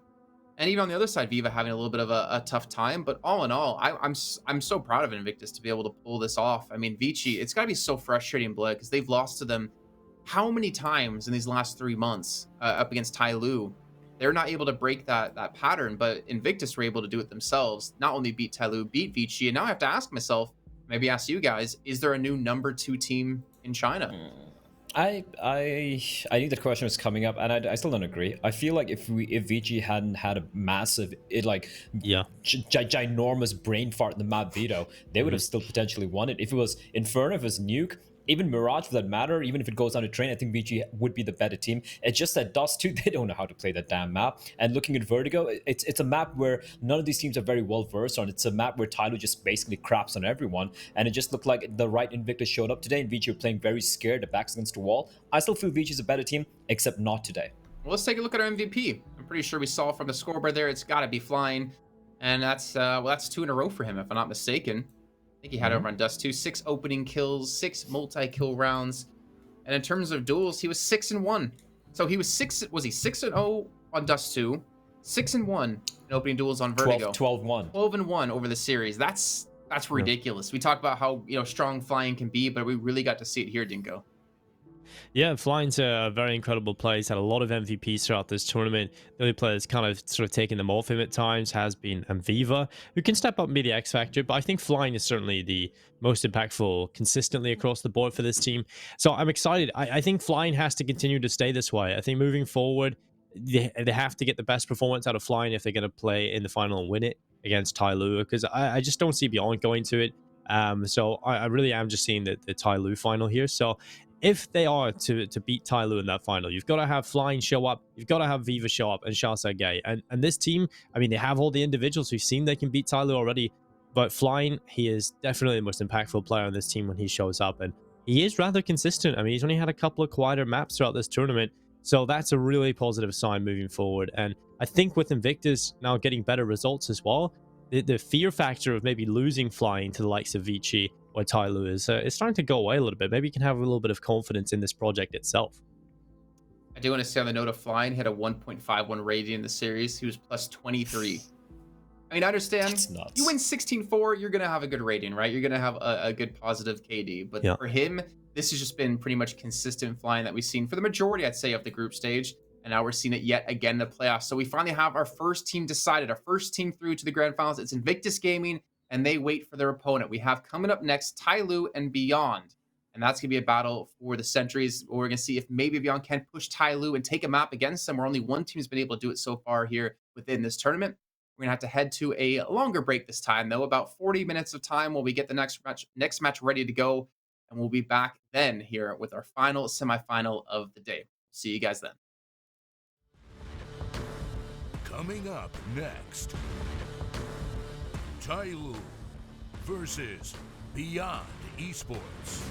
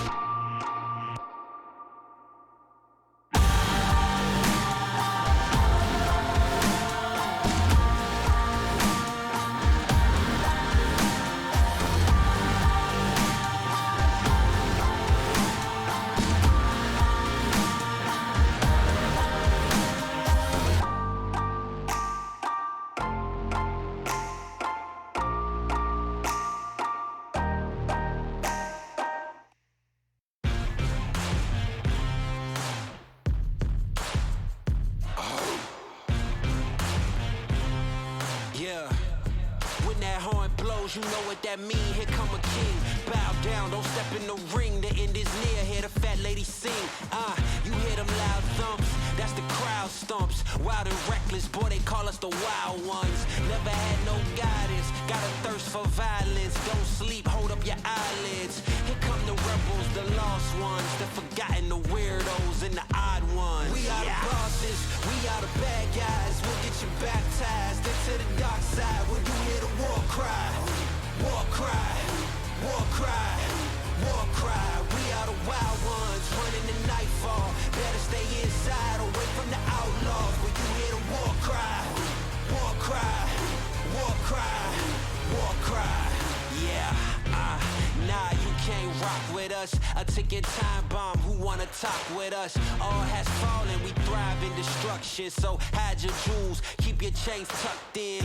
Watch the beauty all turn, nowhere to hide when the beauties all burn. Bring on the chaos, we won't make him. Take us to your leader and watch us take him. Kick in the door and break in. Take everything you stole from us, everything that you owe to us. Take every opportunity you never showed to us. With no mask, so you know it's us. Listen to our war bosses, we are the bad guys. We'll get you baptized into the dark side when you hear the war cry. War cry, war cry, war cry. We are the wild ones, running the nightfall. Better stay inside, away from the outlaws. When you hear the war cry, war cry, war cry, war cry.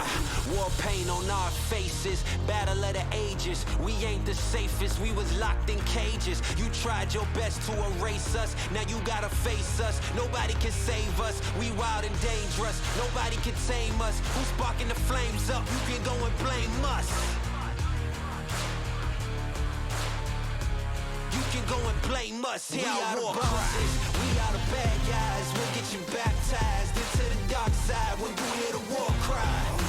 War cry, war cry, war cry. We are the wild ones, running the nightfall. Better stay inside, away from the outlaws. When you hear the war cry, war cry, war cry, war cry. We are the bosses, we are the bad guys. We'll get you baptized into the dark side when you hear the war cry.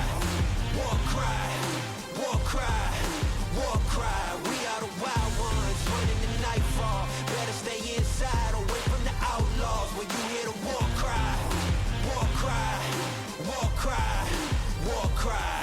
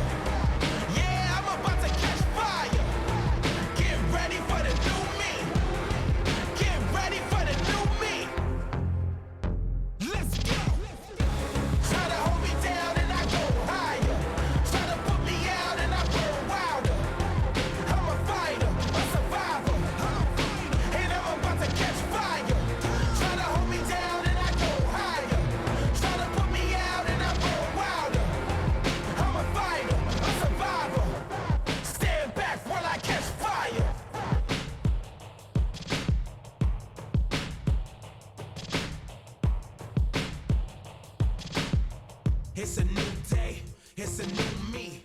Better make way, I'ma break free. Burn the roof down, let the flame breathe. This is my moment, gotta believe. It's a new day, it's a new me. Better make way, I'ma break free. I've been silencing the rage, trying to make peace. About to let it blaze, turn up the heat. I'm about to catch fire. Yeah, I'm about to catch fire. I'm about to set free. I'm about to set free. I'm about to catch fire. Yeah, I'm about to catch fire. Get ready for the new me. Get ready for the new me. Come on, come on. Try to hold me down and I go higher. Try to put me out and I burn wilder. I'm a fighter, a survivor, and I'm about to catch fire. Try to hold me down and I go higher. Try to put me out and I burn wilder. I'm a fighter, a survivor. Stand back while I catch fire. Stand back while I catch fire. Stand back while I catch fire. Let's go, let's go. Stand back while I catch fire.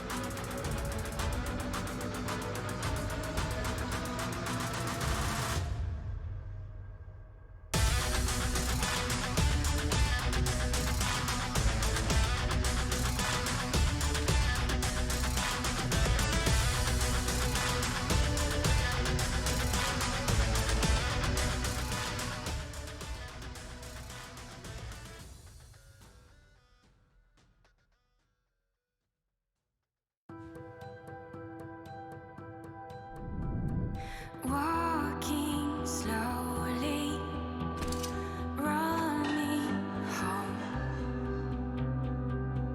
I will follow you alone.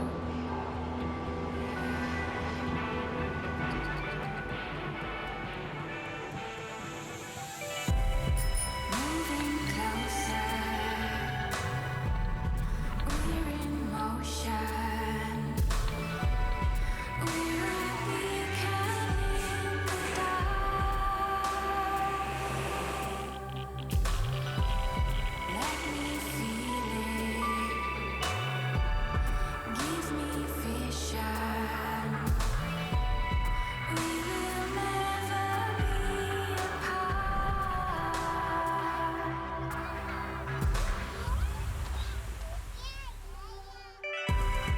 Going nowhere, nowhere special. We will never be apart.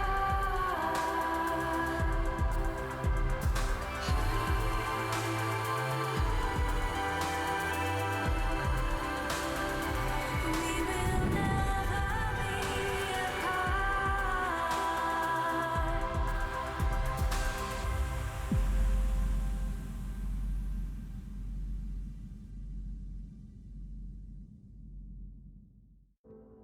Welcome back, everyone, to the Perfect World Asia League 2020, the Summer Asia RMR event brought to you by PGL. I'm Jason Kaplan. We also have Haka, Dinko, and Blood to be joining us on today's show as we move through into our second semifinal. I'm trying to challenge production here how quick I can move through everything to see if they can keep up the pace.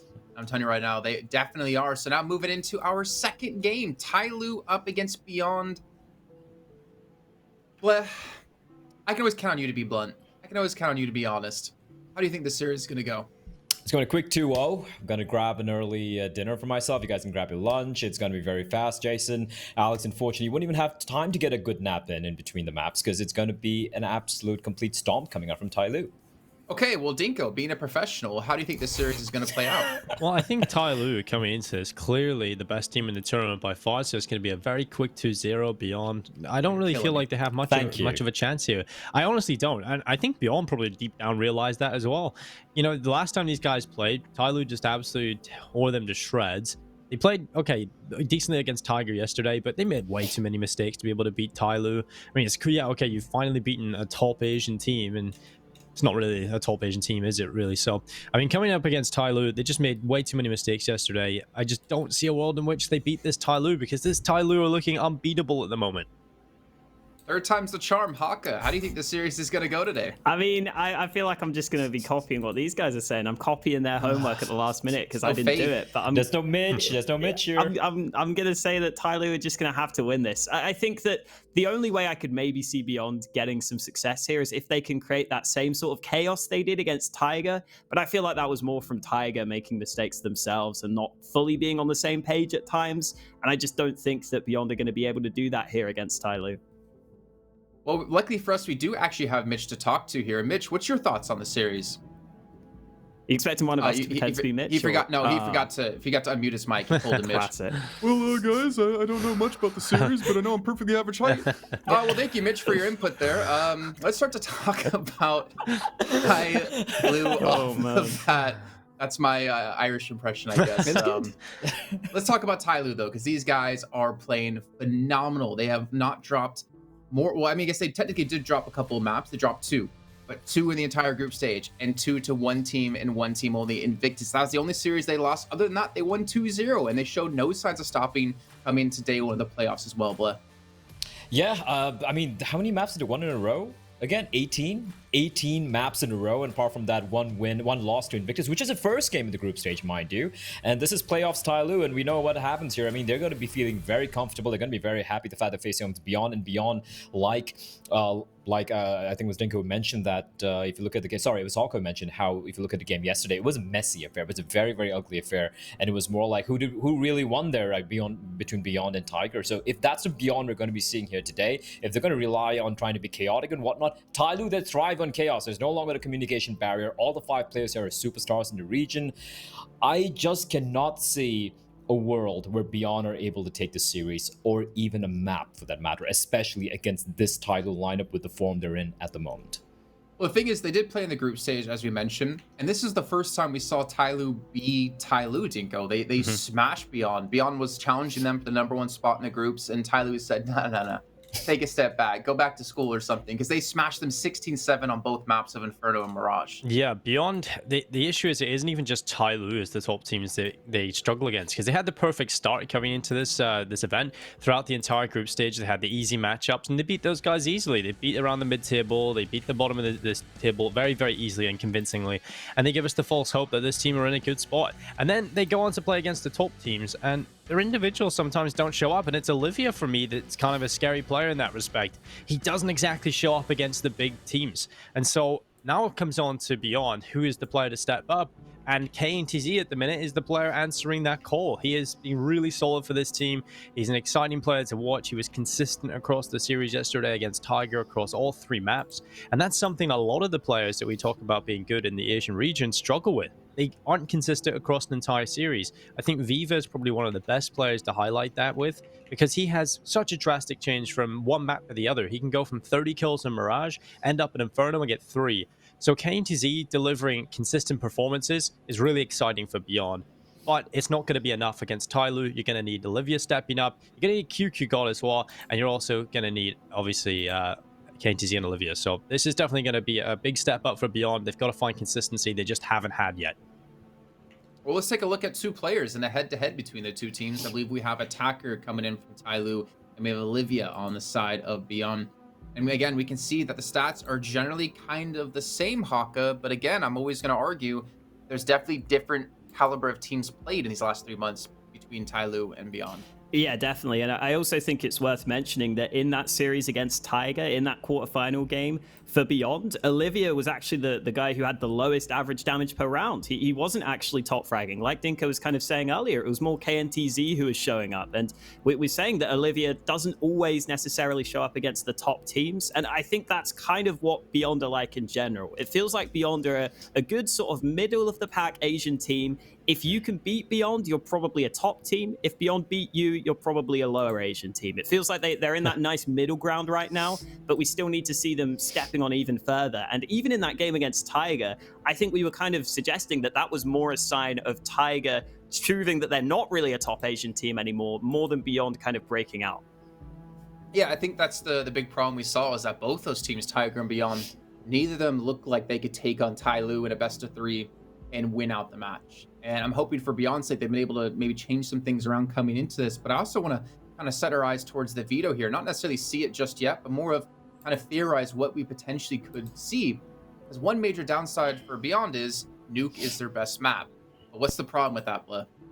Tyloo not going to allow them to pick it. It's a perma ban coming in, and every other map, Tyloo just have a better win rate on it, right? Like, well, what are you going to pick? It's so hard to really be Beyond, especially against this team. So Nuke's going to get banned out. Now, what do Beyond do right now? They probably don't want to play Vertigo. I mean, Tyloo don't usually pick Vertigo, but it's a map where they haven't lost a single game, which is so weird. So Vertigo and Nuke's probably going to go out. And then what? Are you going to pick Mirage? That's also your second best map, which is also Tyloo's best map. And Tyloo smashed you on it earlier. Are you going to pick Inferno? Tyloo will smash you on that map as well. Where do you go if you're Beyond? For Tyloo, they can pick whatever map they want and they can feel comfortable on it.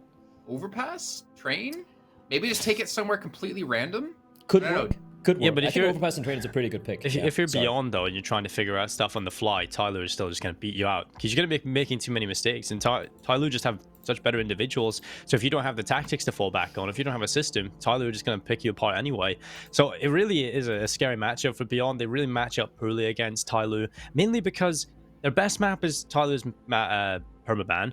Their second best map is Tyloo's best map, and so therefore at that point you're kind of screwed because every other map they're just going to be better than you on anyway, just on an individual level. So Beyond going up against Tyloo, it's a super difficult matchup for them.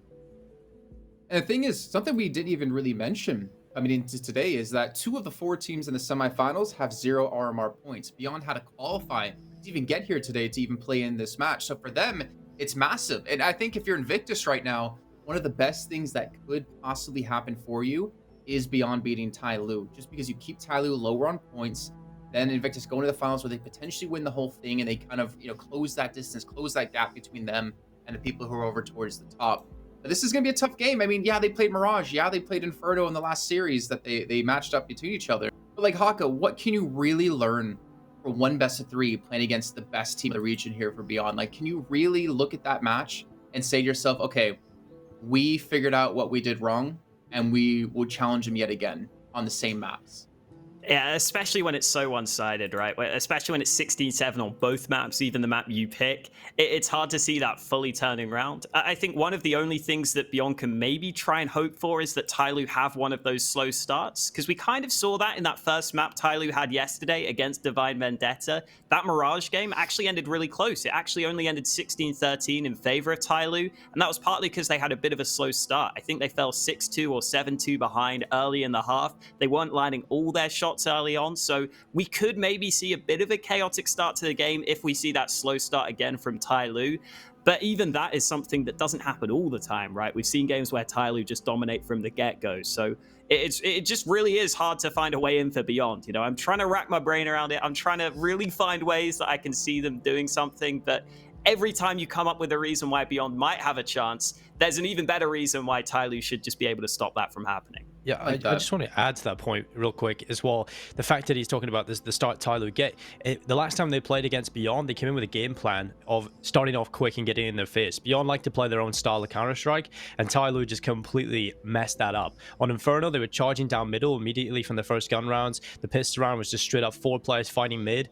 Tyloo came into with a game plan that they want to disrupt everything that Beyond tried to do. And if Beyond can't use their strengths of their setups or their set pieces, Tyler are just going to win out every single round. And the thing about Tyler is they don't make the mistake of continuing to do it when they respect the team.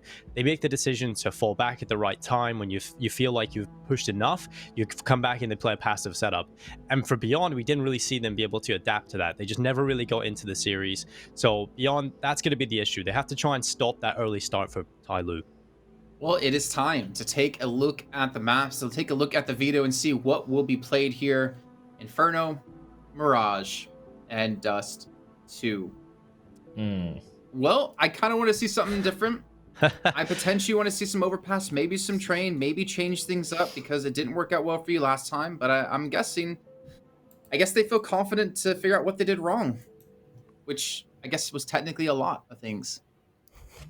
Yeah, and you know what? I'm not surprised with the Inferno pick coming out from Beyond, because I feel if they want to win this, look, it's not going to be 2-0, right? It's not going to be 2-0 in any way, in any universe, in any parallel universe you want to envision for Beyond. So Inferno, I feel like they have the best chance. The map they're pretty comfortable on. Tyloo have shown that they can lose on this map. They have had a pretty few close games as well against, for example, Mazlai, if memory serves me right. So Inferno pick from Beyond makes sense. Mirage and Tyloo just flexing on Beyond, saying like, we're the better team here. We've beaten much better teams than you guys have on this particular map. What surprises me a bit is Train getting banned by Beyond. I feel like they should rather ban Dust 2. Talon haven't lost Dust 2 at all so far. Ban out Dust 2, go for Train, and Train is a map where, you know, if you have the right protocols, if your players are able to play the right roles, if you're a little bit more in the face of Tyloo, you stand a chance. You stand a little bit of a opportunity of winning that map. Dust 2, Tyloo just gonna style all over you. Danking, attacker, somebody, I mean, it's gonna be hard. Okay. Well, I think it's time to get into predictions while the game is ready to start here, Haka. I'm pretty sure I can just read your mind and say it for you. 2-0 Tyloo. Yeah, I didn't even need to say anything, Jason. You got it perfectly. Yep. Well, I'm going to go 2-0 Tyloo as well. I don't see a way that Beyond's going to take this series, but if they do, then hey, I'm going to be pleasantly surprised, and I think Invictus will as well. Bled and Dinka, why don't you guys take us in the game and give us your predictions as well as we hop into our first map of Inferno. Thank you very much, Jitson. Yeah, this game, when we take a look at it on paper, this should be a very easy time of things for Tyloo. The matchup is just perfect for them. They're better on the individual front. They've got the mental block. You remember, we haven't highlighted the fact that there's been 14 map wins for Tyloo and 1 for Beyond in a year. So that's not really going too well there for Beyond at all. So Tyloo definitely looking like the solid force coming into this. This is one of the best looking Tyloos we've seen in a very long time. Once they've gone back to all communicating in Chinese, in the one language, they have been fantastic. You can see how quick they can react to things. A lot of decision-making issues that were a part of the team when Vintet was there aren't really as evident anymore.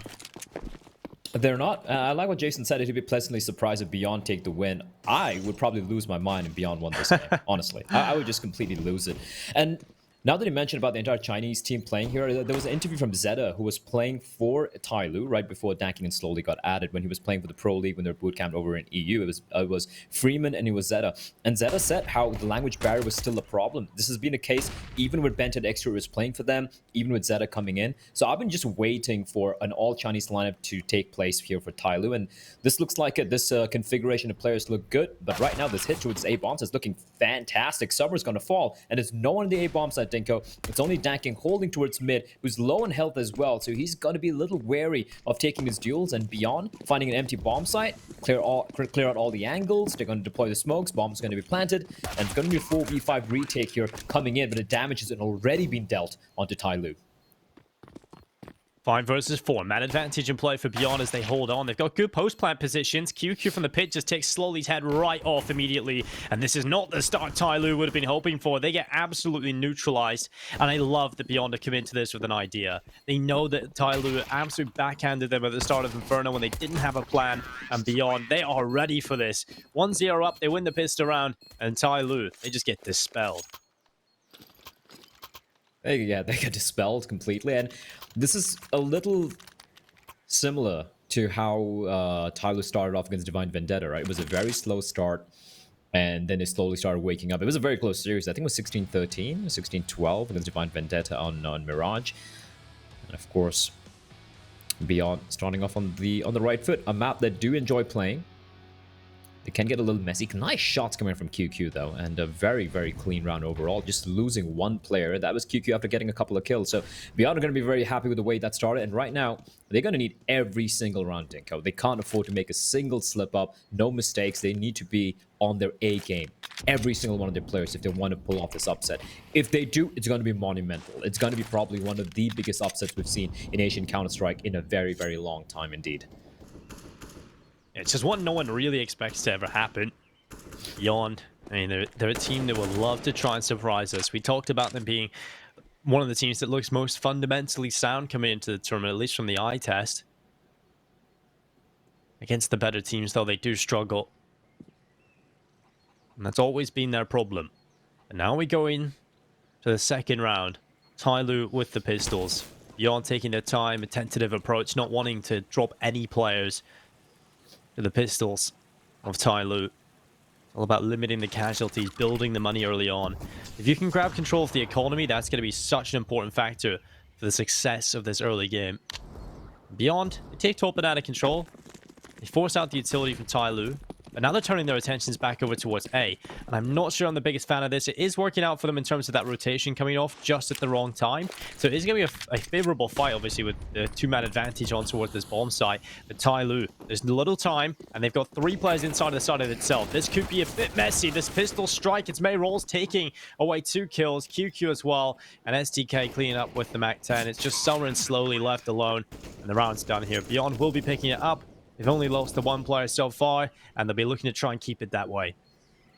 That was unnecessarily scary for Beyond. 20 seconds remaining, just walking in straight into the bomb site. And yeah, sure, I mean, they win the deals. In fact, the only, well, at least before kill went the way of Summer, a little bit of TK taking place as well. But that is risky. Again, you win this round, good job. You lose a couple of players, that's fair.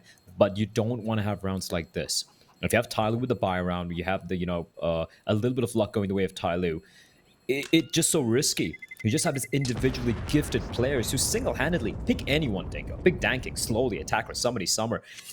How many rounds have you seen over the course of the 4 weeks where they've single-handedly just shut down or completely won a round all in their lonesome against any team, right? You don't want to give them the opportunity. And these sort of like late swing rounds where you're swinging in without really having the time to clear out the angles using the utility, yeah, you might win a couple rounds here or there. By Tyloo, they're going to strike back and they're going to smack you down hard. And if it's going to be one of the swing rounds where money's not that great, that could be what separates you winning the map or losing it. Well, utility out towards top middle. It's somebody. It's kind of chilling here at the moment. It's going to come off the angle. This should be a round with absolutely no issues. So Beyond, this should be an easy cleanup for them. Attacker and Boiler trying to find a little bit of success early on into the round as QQ now walks up towards him. The MAC-10 just rattles enough bullets to get rid of him. Olivia and KTC cleaning up as well. Now it's just Slowly and Summer. The last 2 remaining players over towards B again, making their last-ditch attempt to get some damage done at least with these pistols, with the spray away. On the MAC-10, it's good. Damage has been done here. Summer fleeing the scene on 3 HP. He gets away, and it's going to be 3-0 for Beyond. This round, they lose 1 player. I was about to say none, but Summer is certainly trying to make it expensive. At least it's only QQ going down, so not too much loss there. They keep the 4 rifles, and they get themselves a 3rd round on the board.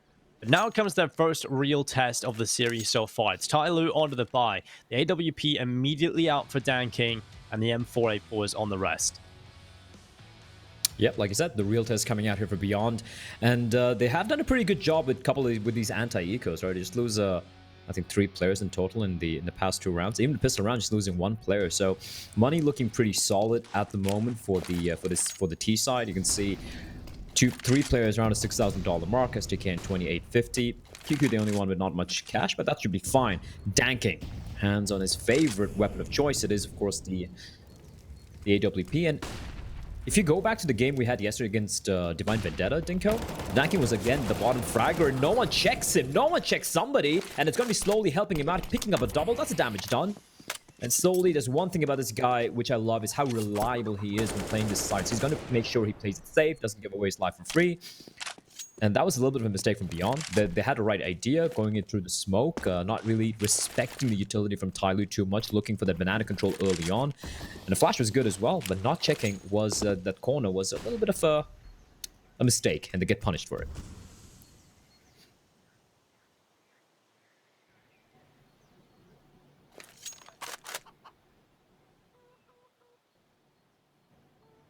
Olivia and STK. I mean, it's not done yet. It's still alive, at least. But winning this round is certainly going to be very, very difficult. Slowly with double, somebody already finding himself one.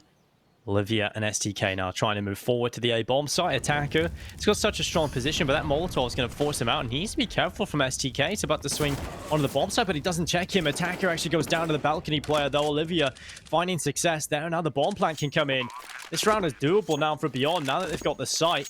Dan King just staying back in the library, has to wait on his teammates to rotate on over so they can get involved together. Dan King just jumping from side to side, trying to spot the info of the player inside of the site, waiting for his teammates to get into better positions. But Olivia, he's taking control of the pit. He's playing from the mini pit, and Molotov's going to go into big pit, and, well, he's not there. So Olivia can now be focused as they move forward, but they've got a good crossfire, and the AWP's kind of hemorrhaged in towards the library here. He's left alone, and while there's the kill, Summer still getting a double, and that is going to be a round picked up for Tyloo. I mean, that was a little scary towards the end there, but they still managed to win it. And it's Beyond. I mean, getting the bomb plant down. There's no time for it. What? What? Did they not get on the bomb? Oh my... There was enough time, surely, at that point. They just took a little long getting onto the bomb. Beyond pull it off. What? Wait, what? I kind of looked away from that because I'm like, yeah, they got the defuse. Yeah, definitely. Should have had the defuse, so I just kind of switched off, but there was a millisecond or something in it. There was no kits nearby on the bomb site? Nothing? Oh my god, that was so close. 0.04. They could have got on that. They definitely could have gone on it slightly quicker. Well, that should have been around for Tyloo, but what a round from Beyond. And now they quickly run up towards Banana, trying to catch them off in the chaos. The mentality shattered as Tyloo trying to hold on, but it's the quick play working out for Beyond. They're getting every single kill, and they've got the B bomb site. At least Tyloo happy to be able to trade back, slowly doing God's work, taking 2 down. And now the bomb plant's going to be denied. Summer just moving forward. They weren't ready for it. No one was watching for that at all. Now Beyond, they're a man down, and well, Summer's just going to go back for more. Another kill surely coming in for him, and there it is. Summer gets another. Now it's just QQ left alone in the world. A 1 versus 2. The post-plant position held towards the back of the B bomb site. And Dan King and Attacker looking to make their way through here. QQ just sitting back with the AK. The time ticking. And Dan King and Attacker move swiftly back on in. The spray's there. QQ can't take 1 down. It's Attacker that finds the kill. And this time, there's plenty of time for the defuse. Yep. I like to say, to be loser by a diffuser and Attacker being the man. I still want to maybe go back to that round number 4 earlier and just look at where the kits were. I'm sure there was a kit somewhere on the site because they took so long to go for the retake. I was confident that they had a kit, but well, for Tyloo at least they do get the first round on board. Should have honestly been the second round, but that's all right. Beyond though, they have money, Dinko. They have money, and that's I don't know if that was intentional, but that's going to give Dan King a little bit of an extra step there to go for an early pick. Instead, it's going to play this one safe, and I like that. A little bit of a switch up coming out here. Dan King is going to go for the boost, or is just going to go for the dry pick is a question. Nade tossed in. Smoke deployed. Mayrolls waiting for the flashbang, and that is a nice flash. Dan King falling back. Should be careful. Flick shot not fast enough. QQ's going to decapitate him. Are they going to check the corner? Yes, they are. Mayrolls finds a second, and this is brilliant. This is brilliant, but they don't expect a third player. And of course, this is somebody tries to bank the flash off the tree. Unfortunately, his geometry is a little off, Dinko, and that's going to allow them to cross on over. Boost coming in very quickly, but QQ's denies Summer anything, gets the kill, and with that, it's a 2v4. Now, Attacker Summer is so very close by, they can just go for this retake, but 4v2, looking very, very unlikely, especially this post plants. I like it. I love it. I have to say, Beyond coming into this have a game plan, and they're looking good. They figured out what they did wrong against Tyloo. There was a couple of rounds they could have won against them on Inferno. Could have been a much closer series. And now they come in and they fixed a lot of those issues. And also, I have to say, I don't want to take much away from Beyond because they're really playing well right now. But Tyloo look off. How many aim duels have we seen them losing towards B now? This is ridiculous. Dan King is not feeling it right now at the start of this map. Slowly's had to do all of the work towards B, and he doesn't even get 1 kill in that previous round. You've got 2 players positioned in towards Banana at the start of the round, and they walk away with nothing. Not a single kill, Blair. Yeah, and Dan King looked just so unsure of himself there with the AWP. It's hard to really put into words.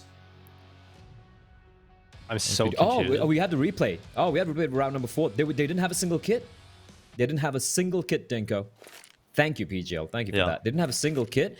And why would it take so long there? Why were we so trepidant just going for the retake? They took forever. Yeah, they definitely could have got back in a little sooner. Maybe even get on the bomb quicker after even taking its final kill. Someone just get on the bomb, please. Thank you. Oh. It is done now.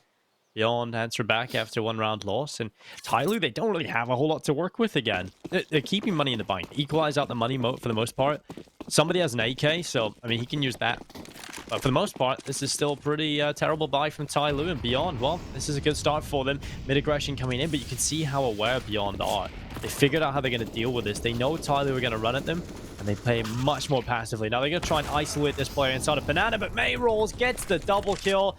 Fantastic stuff. Mayroll was left for dead. His teammates were completely smoked off. He was on his own, and he still finds 2 kills, but it's somebody and slowly taking kills back. And we're into a 3 versus 3.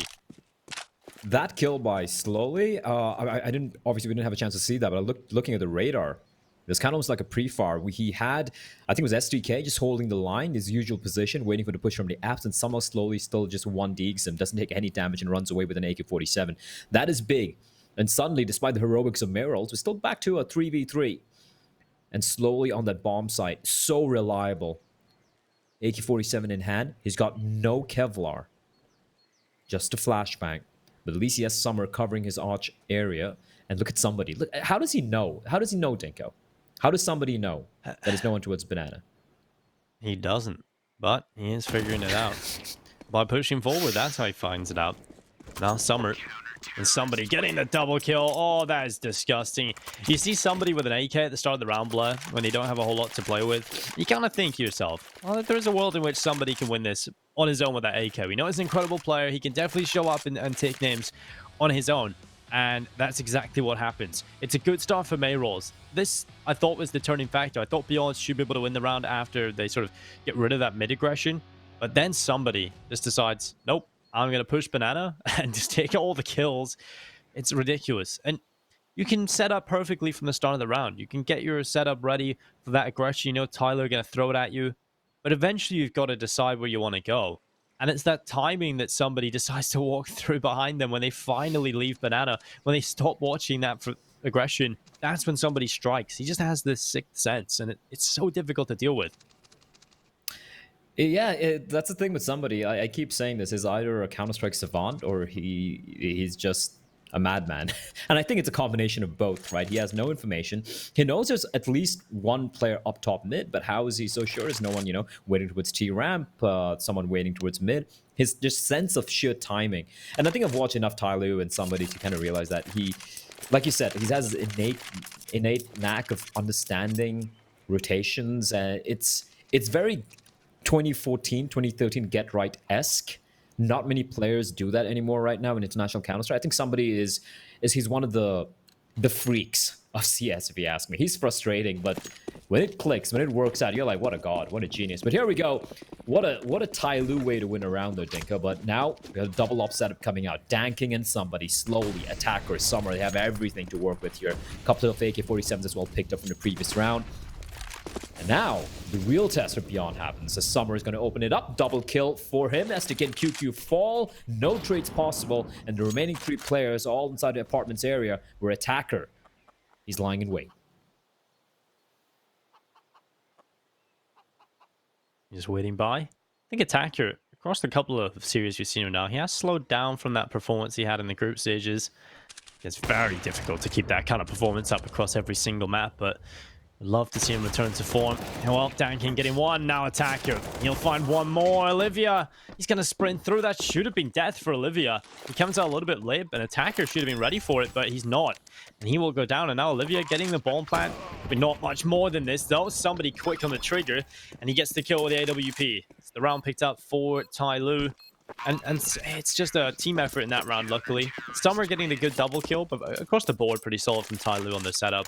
They're a little disjointed in their approach, but 5-3. Tyloo getting the round wins. I mean, this isn't the convincing Tyloo we've seen across the group stages, and even at the towards the end of the series against Divine Veto, but I mean, they're still getting the round wins. That's all that matters, Blood. Yeah, that's all that matters in the end. I mean, that's how you win the game, right? And danking is so typical danking. Gets the first kill, he spots the second player out, and it just walks in and double scoped in. I mean, he doesn't need to go for that. He has attacker playing the anti-flash, and he just hold the line. But he just so hungry for the kills. And considering some of the rounds he's won single-handedly with just his sheer raw skill, I mean, he is a player who reminds me a lot of old attacker or even somebody where if you try and kind of mollify the way he likes to play Counter-Strike, I feel like he'd just stop being good. And here we go, though. It's going to be waterfall play coming out from the apartment. Summer's lying in wait, attacker right below, and then Molotov. Oh, the timing's terrible, Dinko. It's absolutely terrible, but still, they're going to find a couple of kills. That is massive. And SDK, what a god. What an absolute genius. Finds the first kill with the Deagle. M4 picked up. 2 quick kills, and that setup just fell apart. Completely fell apart like my 15-year-old pair of jeans. Well, I have a little story to tell you about some jeans, in particular a curly-headed Irishman, which I will tell you a little bit. Well, it looks like it's just going to be a safe call for Talon anyway, so might as well tell you now. I remember the first ever sort of offline broadcast I did of any sort of scale with Mitch. He wore these jeans that had these gaping hole in the crotch area. When I say huge, it was huge. There was no jeans in the middle down the crotch area. Thinks he's fine. He's fine wearing that.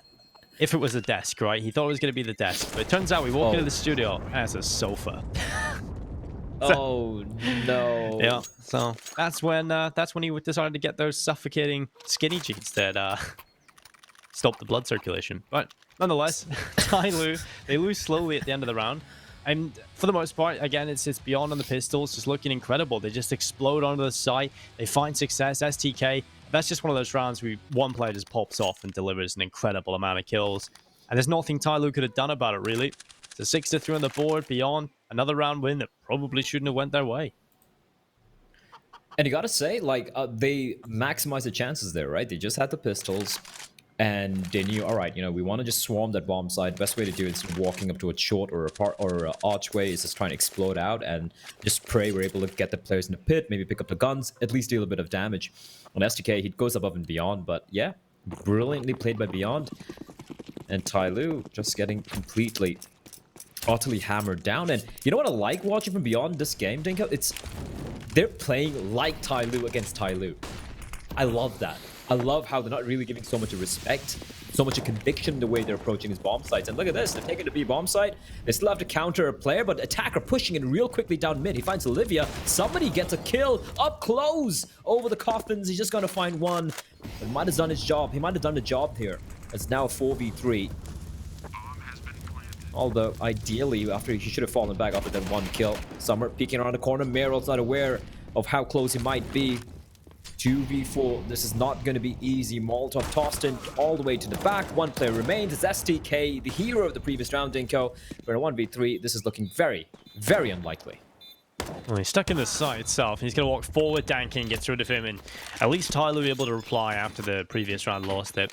It was a pretty embarrassing feat, you know, just losing to the Deagles, rushing out of the apartments, STK just dishing out the damage. But Tyloo come back in immediately and find success on the round win.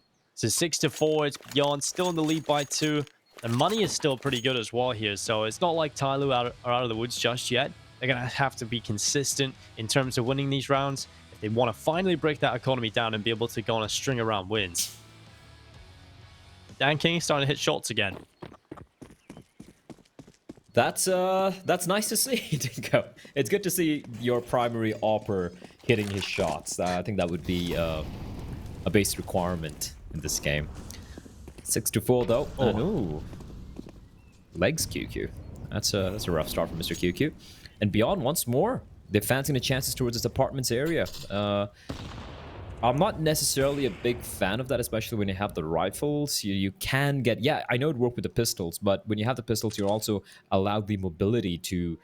The freedom to, you know, run around and try and be more mobile while you're taking these fights. But with the rifles, not necessarily. And I feel like this could just fall apart pretty flat here. Flashbang. I love these staggered flashes, and as some are not able to get anything done. QQ SDK danking, and he's allowed a shot. The no-scope comes in, and now it's a 2v3 when Meryl's replies back. And QQ, in the meantime, getting that kill over towards B. What are they going to do with this bomb still inside of the pit? But attacker's position, I don't think it has been spotted out yet. But Meryl's going to check this. Is he? No, he doesn't. Attacker still there. He spots Meryl's out. He's unaware of second place position. Meryl and Attacker playing a game of hide and seek. Attacker runs out of bullets. That's terrible timing. And Olivia immediately strikes. And it's all on somebody. He's aware of someone on the hunt. He is going to bet. Well, okay. The dry wide peak, slow walkout from QQ, and somebody doesn't even react. What was that round from Beyond? Fantastic from Beyond. I mean, it's just a good recovery.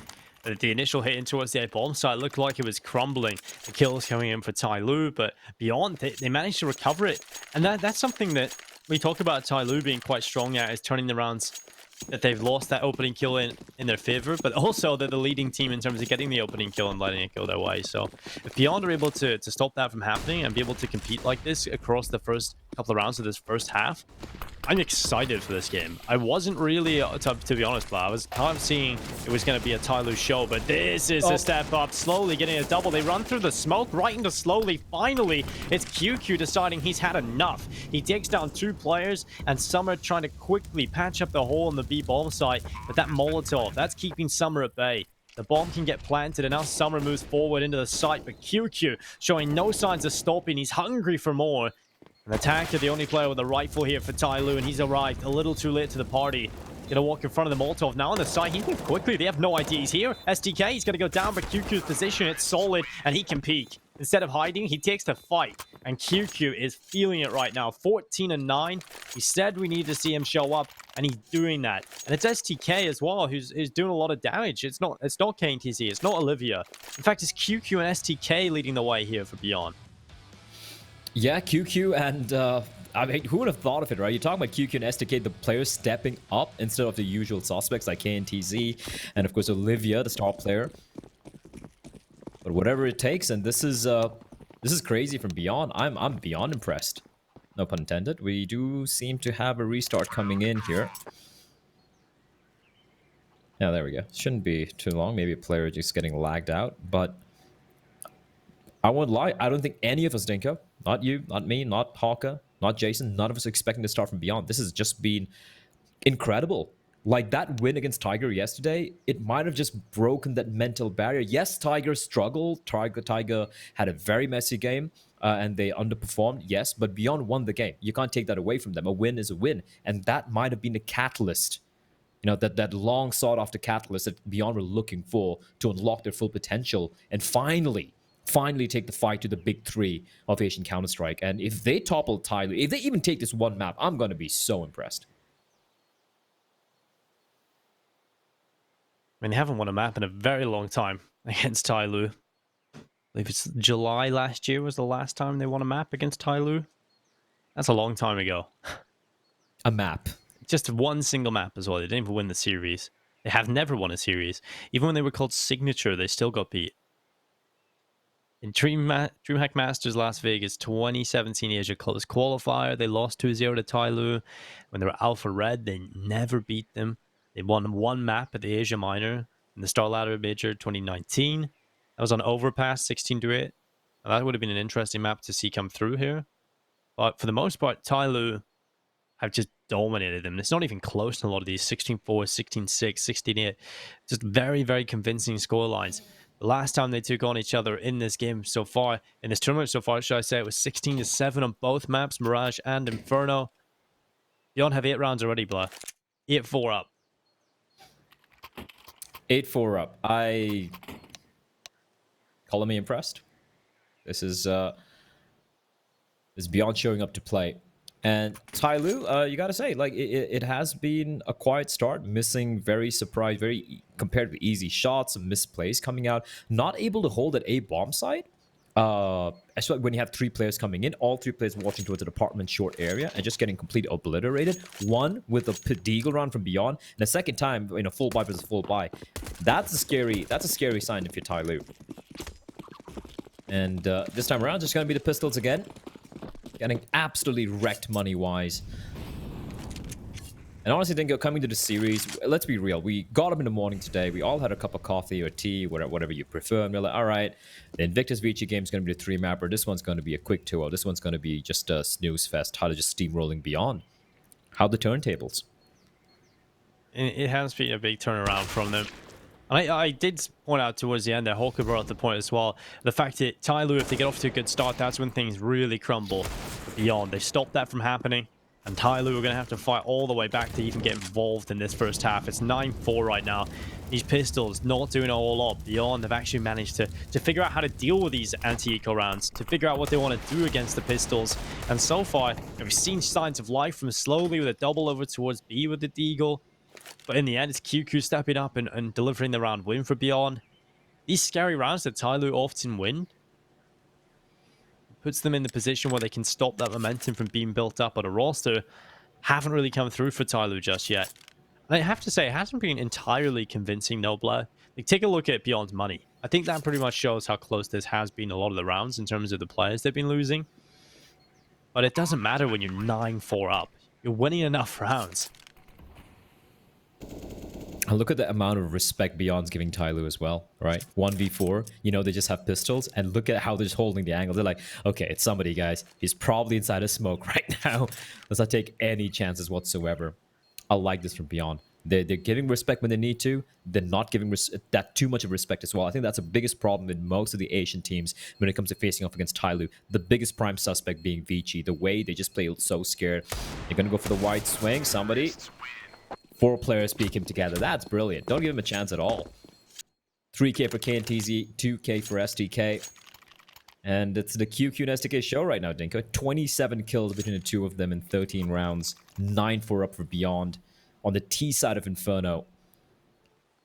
And this 18 map win streak for Tyloo, is it going to come to an end? I mean, it's still early days, I would say. I still have faith in Tyloo being a team that you can never really count out, even in these scenarios.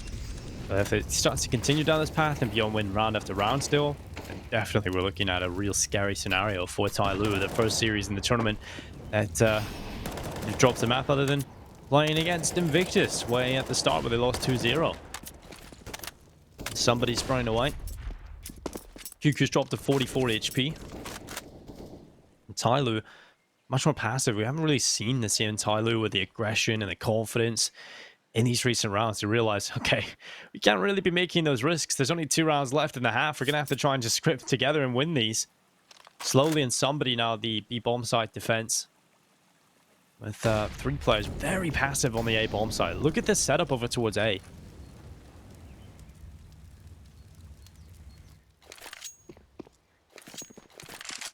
They're going to have no info.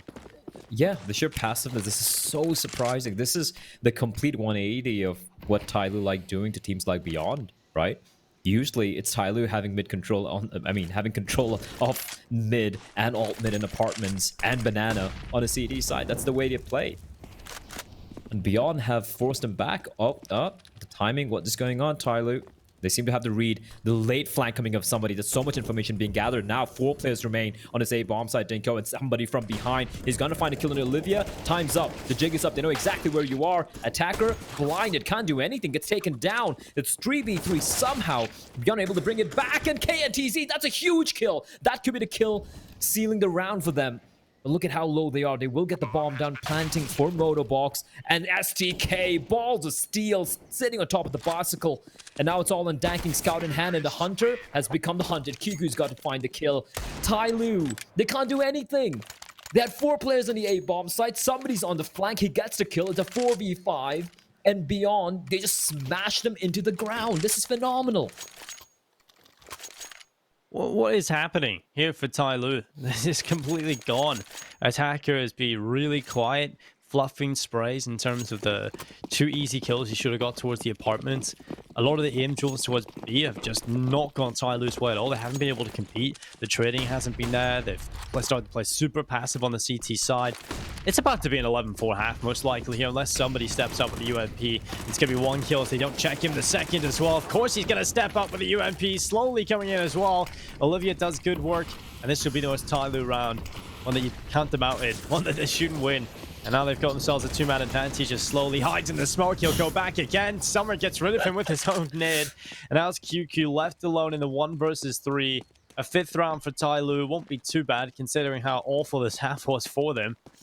But my god, this is ridiculous. Beyond have shown up on Inferno. You can see they have done their homework. They figured out a different way of approaching this against Tai Lu, and I love it. It's the confidence, realizing they can take the fight to Tai Lu.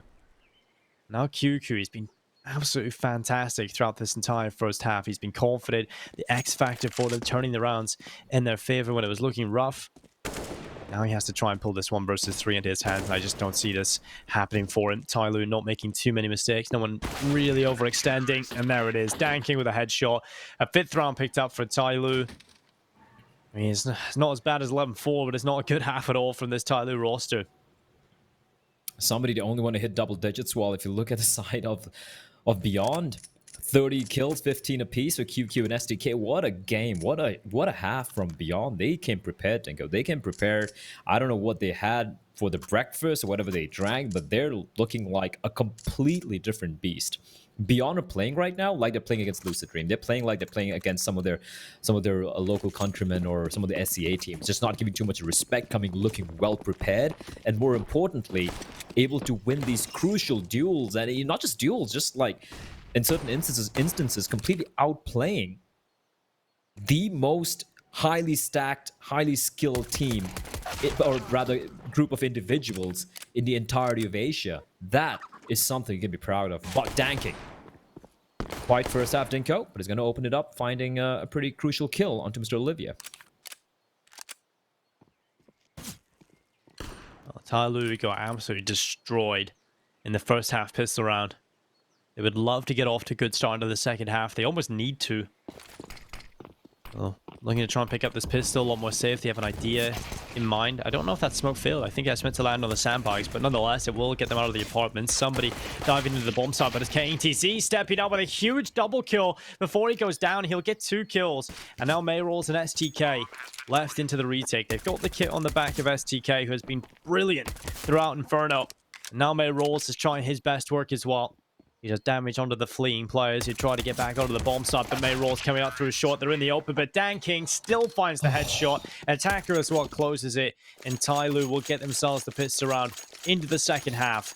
It's the first step of a very long road back into things, but now we get to see what the decision is for Beyond. Do they go for the eco? They've got rounds to play with. That certainly would be the call for me. SDK, he could have got that kill. He could have 100% got that kill. KTZ, ugh. The second kill as well. I mean, he was being pressured the entire time by Attacker, and he still has the calmness and coolness under pressure to get it done. That has just happened. What? 4 kills for Summer? I love when Beyond do this. They just rush mid on these boring rounds. They just get it done with.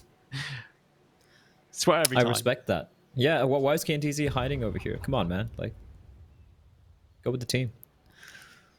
Give Summer the ace. Give him all 5 kills. He is looking for the ace, but on the wrong side of the map. So like, sure, that could be. But nope, he's in the library on his own. So there's that one guy in matchmaking games when you call something like 5-stack rush B, and then he just goes A. KTZ's that guy. Got a feel for some of they're not able to get the ace. You know, pad the stats a little bit, gain a little bit of extra confidence. Oh, that's lovely though. Oh, tasty. Oh, he's so close to it. KTZ did start by going down middle. Okay, that's fair enough. But he backed off at the end. Yeah, he's kind of like, well, I don't really want to join you guys on the floor, so I'm gonna go back to the library to read my book, chill a little bit, enjoy life, have a little bit of a retirement plan for a while, and then gets killed. This is when it can get a little scary for Beyond, is if Tai Lu, again, it's a Tai Lu machine, right? Once it starts getting rolling, you just like left grasping at straws and wondering, okay, what do I do? Like, what can I do? They're just literally pushing in through everywhere and just headshotting each and every one of us. Hasn't happened yet. Hasn't happened yet. This is Tai Lu off to a very uncharacteristically slow start. One of the slowest starts I've seen from Tai Lu in a while. Even against Divine Vendetta yesterday, they had a slower start, but still, they were able to bounce back pretty early on, Dinko. Against Divine Vendetta, we're playing phenomenally well at Mirage, but this has been Tai Lu looking mortal. And this would be the perfect opportunity for Beyond to snatch this win. They have no banana control. They waste no time. Heading straight towards the A bomb site. Summer are going to be making contact. It's going to be QQ clotheslining Summer, but Attacker with a quick trade. And now there's 2 players on that bomb site. And a player in the smoke. KNTZ gets found out by Attacker. Somebody finds Olivia. And Tai Lu, they just overrun the A bomb site. Nothing Beyond could do. They made an instant decision. They're like, all right, there are 2 players over at B. We know for a fact there's probably 3 at A over there, maybe even just 2 at A, and they just win all the duels. Quick trades coming in, losing just to 1 player, and Meryl's and SDK, they'll have to save. More importantly, they get the money is not looking that great at the moment. Now, the issue now becomes for Beyond. Okay, you've done the hard part, or the first step. I would even say maybe the easy part, getting off to a good start and being able to build up the rounds. I feel like the more difficult part is now stopping Tyloo getting back into things. Now, Tyloo are a team that have shown that they can fight back and break your hearts. They've done it to all of the teams that have had any sort of chance against them. I think Maz Lai in overtime, probably the most heartbreaking way, because Tyloo kind of choked them, Mirage let them back into things, went COT, and Tyloo are very good at sort of realizing, okay, now it's serious. Now I can't lose the remaining rounds. So they figure out a plan, they sort of switch the mental switch on, and they figure out how to get it done. And if Beyond can figure out how to stop that from happening, if they can figure out how to stop Tyloo from finding their way back into Inferno, that's the more impressive part for me. Then I really start to believe Beyond have a chance to take this series. Doesn't really give me much hope in terms of looking at the buy in this round, so should be 10-9. If Beyond can win that next gun round, that's the first step in the right direction again in the second half. Yep, and you gotta remember, they do still have the lead. Albeit if Tyloo wins this round, which should be happening, the difference is gonna just come down to 1 round. So, whatever little buffer, whatever little pillow of... let me saying pillow. I like pillows, but yeah, I don't even know what I'm trying to say here, Dinka. What I'm trying to say here is the fact that whatever little buffer that built up has been been dissipated by Tyloo winning the pistol round and slowly crawling back into this game. It's been some scrappy rounds they won on the CT side, but at least a few rounds that Tyloo have won here on the T side, it's looked a little bit more convincing. Like we said, they like playing simple Counter-Strike. They like not really going for any elaborate setups, just relying on the firepower and good coordination and communication, and it's worked out wonderfully for them. And especially, I feel like for Tyloo, it especially stands out on the T side, right? When they work as a pack, as a unit, I won't lie, it's one of the best in the region.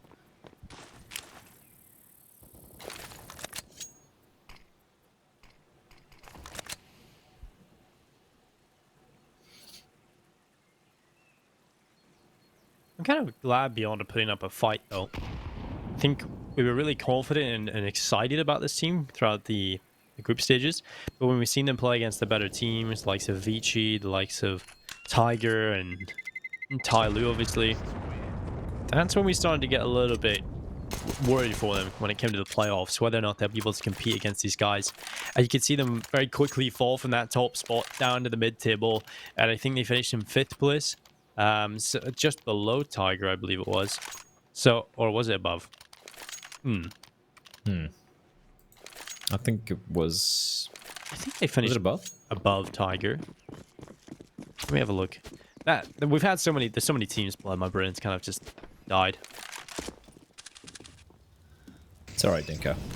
I've been here for 5-6 years Okay, now. they were below Tiger. Tiger came 4th and Beyond came 5th, and that's why they matched up against each other. But nonetheless, well, May rolls. Get sort of slowly. Good nade stack to start things off. Man advantage pulled and play for Beyond.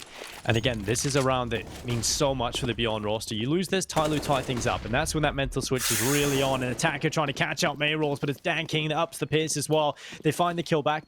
Another B bomb site. It's under pressure. SDK, Dinko. What can he do? Flashback from teammates. Brilliant flash. And he's got another flashback to work with here. SDK is going to use it. And he pops out. And SDK just doing a phenomenal job staying alive. Somebody does get a kill. KNTZ with a quick trade, leaving it all on Summer. That was brilliant from Beyond there. I love how they had the nades and a Molotov combo to take down slowly early on. He was trapped inside the corner, right next to the logs. Double nade, done for. Quick trade taking place, but then STK. Flashback from his teammate, and then his own following flash as the Summer. That's a good kill. Finds KNTZ. He's gonna get the bomb down. Now it's a 1v2. once upon a time, the star of Chinese CS. Does he still have it in him is a question. He has taken a backseat here in SDK. He plays it to perfection, waits patiently for Summer to try and glean some information, and immediately rips his head off. And there you go, Beyond. They win an important round, Dinko. Yeah, they do, and it's STK again delivering such an impactful round. Now, how many times are we going to see STK be the player to step up for this team? That's just not something we're used to seeing. He's the anchor, the B bomb side, gets involved in the late round towards A as well. Just huge plays from STK. Summer not being able to pull it off. And 11-9. Beyond, that's such an important round to win. For obvious reasons, you know, if they lose that, and there's Tyloo tying things up. The scoreline's even again. Tyloo have reached double figures, and potentially that's when Tyloo get into that groove. They still have that opportunity, though. Coming into this round, they've got another buy. They've got the money in the bank still. And even for the next round, it's not out of the woods just yet for Beyond, and Dan King, he's going to get the opening kill towards Banana. It's not traded back, an attacker burning, but he still stays alive. And Beyond, they've lost the early man. Just want to point out as well a statistic for this team on this map on Inferno. In the statistics in terms of turning around rounds to win them after losing that initial kill, it's very, very low indeed. It's something like 22.3% of the time for them to turn it around in their favor. So, I mean, it's not fantastic, but it's not impossible. And Tyler's certainly in a good position right now, especially after finding the follow-up. Somebody winning the duel against QQ, getting a little bit of revenge. He's so aware. He is just so aware. And KNTZ, it's almost like somebody 100% knew what KNTZ was thinking. He knew he was going to be playing towards, cross it right on him, gets the kill. Tyler's still setting up for this B take, though. Yeah. I mean, at this point, they're favored wherever they go in terms of they've just got the manpower, but this is not what you want to do. Committing towards B when you've got 2 kills over towards the A bomb site. This is the worst case scenario for Tyler right now. They're fully going into the only place in the map where there's players, the CT side. Still going to be favored, obviously, having the advantages. And while Dan King's just going to shoot, May rolls through the smoke. Olivia, the last remaining player, on his own, fleeing the scene, trying to get away from the madness that is the B-bomb site. And Dan King's fire and fury with the AWP. So he's out of there. 11-10. Tyloo tying things up. It's just fantastic stuff to really that round. That's just great Counter-Strike. Somebody played that so well. But yeah, I agree with that. I feel like, you know, after he got a couple of kills, I would have liked him to just push on towards the A bombs. Just clear out quickly. Even if you die, it's fine. If you die there, now you know just one player towards B, or more likely it's probably even empty as well, right? And you basically reduce the chances of walking into the 2-man stack. But if you're gonna hit just shots randomly through the smoke, I guess that works. Classic Tyloo. But 10-11, Dinko. Money looking pretty solid as well for Tyloo, and Beyond, well, the money is in the bin. This is a very crucial opening from Danking. And then, of course, somebody here. He's so aware. He is so aware, is somebody.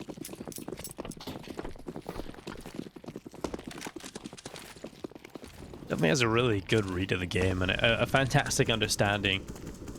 There's a couple of players in Counter-Strike history that have been that good at understanding the game. I think Flusher is probably one of them. Somebody is pretty damn good at it as well. There's one player that's pretty obvious that I can't remember right now for some reason. Kaylee? Yeah. Forsaken? Yeah, those guys are god tier.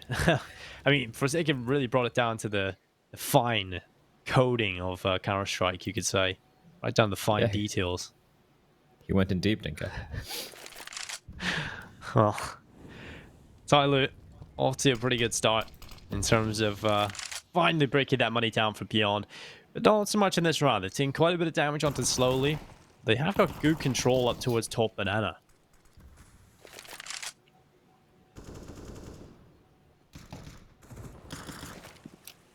Thing is, they can pretty much wait out these smokes from the CTs. They still have quite a bit of time. And somebody just been... He's been a Grim Reaper towards apartments area, Dinko. How many times KNTZ? KNTZ got him once in apps in the second half. And after that, somebody just had his number every single time. And Tyloo, once again, looking to hit towards B-bombs at his MP9. Oh, Molotov. Meryl's, get out of there. Get out of there, bud. 28 HP. He's going to go for the flash, but I love that. I love that from Tyler, the delayed hold. And the attacker is going to fall to STK, but that's okay. The bomb site is all for Tyloo's to take, but Danking gets caught out. And now slowly, he's going to take the fight. Of course, he just crouches down. And QQ, he'll need to land a 1D. It's not going to happen. And it's all on Olivia. He's picked up an AK-47, but it's someone nearby on the hunt. And I do believe Summer might have just spotted his shoulder there.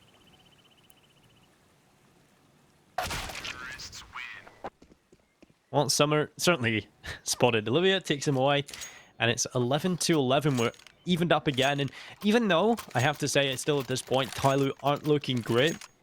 This has been a big turnaround from them, and it's kind of a scary sign that even with the Beyond that's looking the best we've seen them in pretty much against any of the better teams in that first half, can still crumble and lose the lead, and Tyloo can come back while looking mediocre.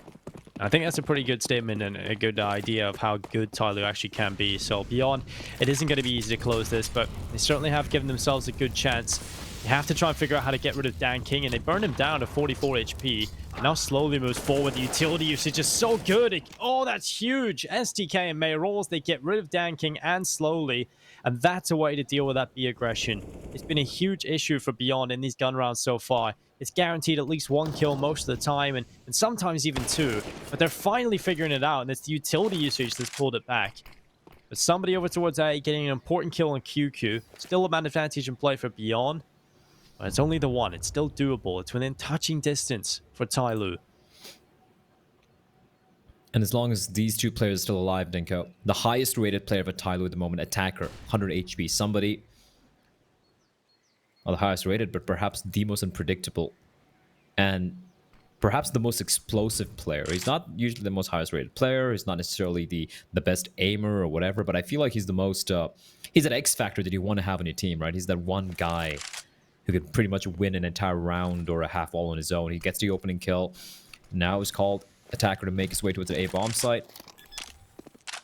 Olivia is going to try and go for anything cheeky. Edge of the smoke. There's a gap there. I'm not sure if he spotted somebody out, but they have this little bit of a not crossfire, but, you know, playing towards pit and mini pit. And have a little bit of utility as well to buy a little bit of time. Nice flashbang there from Olivia. Attacker. Somebody is going to have to bait himself for him, and all three players coming in. That's a brilliant nade, Dinko. And somebody's using everything he has here. He's finally going to get flushed on out, but he usually wins these.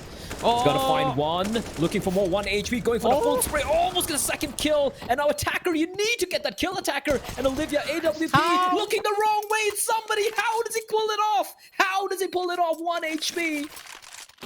1 HP, oh my Blur. God. That entire round from start to finish from somebody is just ridiculous. Finds the one kill through the apartments. That turns things around. He repositions back into the pit. He lets his teammate come in and get that bomb planted. He's in the pit. He's forced into the open by the Molotov.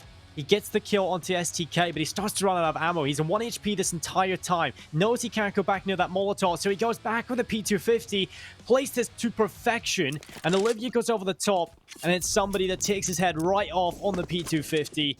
Thank God for somebody, because Attacker just fluffed his lines as well. That is huge. Somebody turns it around, and it's Tyloo with 12 on the board, and that is just a sheer... perfect round from somebody, I have to say. Just, that's exactly what you need from him. That's what he can deliver for Tyloo. The rest of the team isn't showing up. Somebody can show up. I almost feel like I was kind of prescient with that description of somebody saying feels like how you got the script blur. Twitch chat beyond you. I don't know what to do with my power right now. But Attacker was a brilliant decoy, probably the most expensive decoy out there. He did nothing. Somebody did everything on his own, setting Attacker up to easily get a couple of kills, but at least Attacker playing a little bit of distraction there. And I don't want to be too harsh on Attacker. He has been a god so far with Tyloo in this entire tournament. But Dinko, Tyloo, back in the lead. Or rather, maybe for the very first time in the lead. I think this might be the first time, yeah. They lost the pistol round, and since then haven't been able to grab the lead. Yeah, this is the first time. So, impressive. Will they hold on to it for long, though? Mayrolls has got a kill on towards Attacker. And they move forward, slowly cuts through QQ, but needs to be aware. He doesn't see KTZ. Oh my god, KTZ gets a double? How does that even happen? How does he get 2 from that position? He's just sitting in the open on the balcony with a 5-7. 15 seconds left. Mayrolls looking to try and shut it down. He is going to fall. Summer takes his head right off, but that is not a clean round from Tyloo. But they get it done nonetheless. 13-11. They're 3 away from victory here on Inferno. It's a long and labored approach, and it almost feels reminiscent of yesterday's performance against Divine Vendetta. You need a little bit of false hope, and then they just come back and snatch it out of your hands. Imagine, like, okay, we've always spoken about how Olivia, he's just a star against some of the lesser, like, in the middle of the table teams in Asia, but when it comes to top tier competition, he struggles quite a bit. Imagine how close Beyond have come to taking down Tyloo and Inferno here, and then you look at the bottom fragger and it's Olivia. That has to be just a terrible feeling. I wonder what it is. Maybe his playstyle, he's a good individual, but when he hasn't got the space to work with, it doesn't work out for him.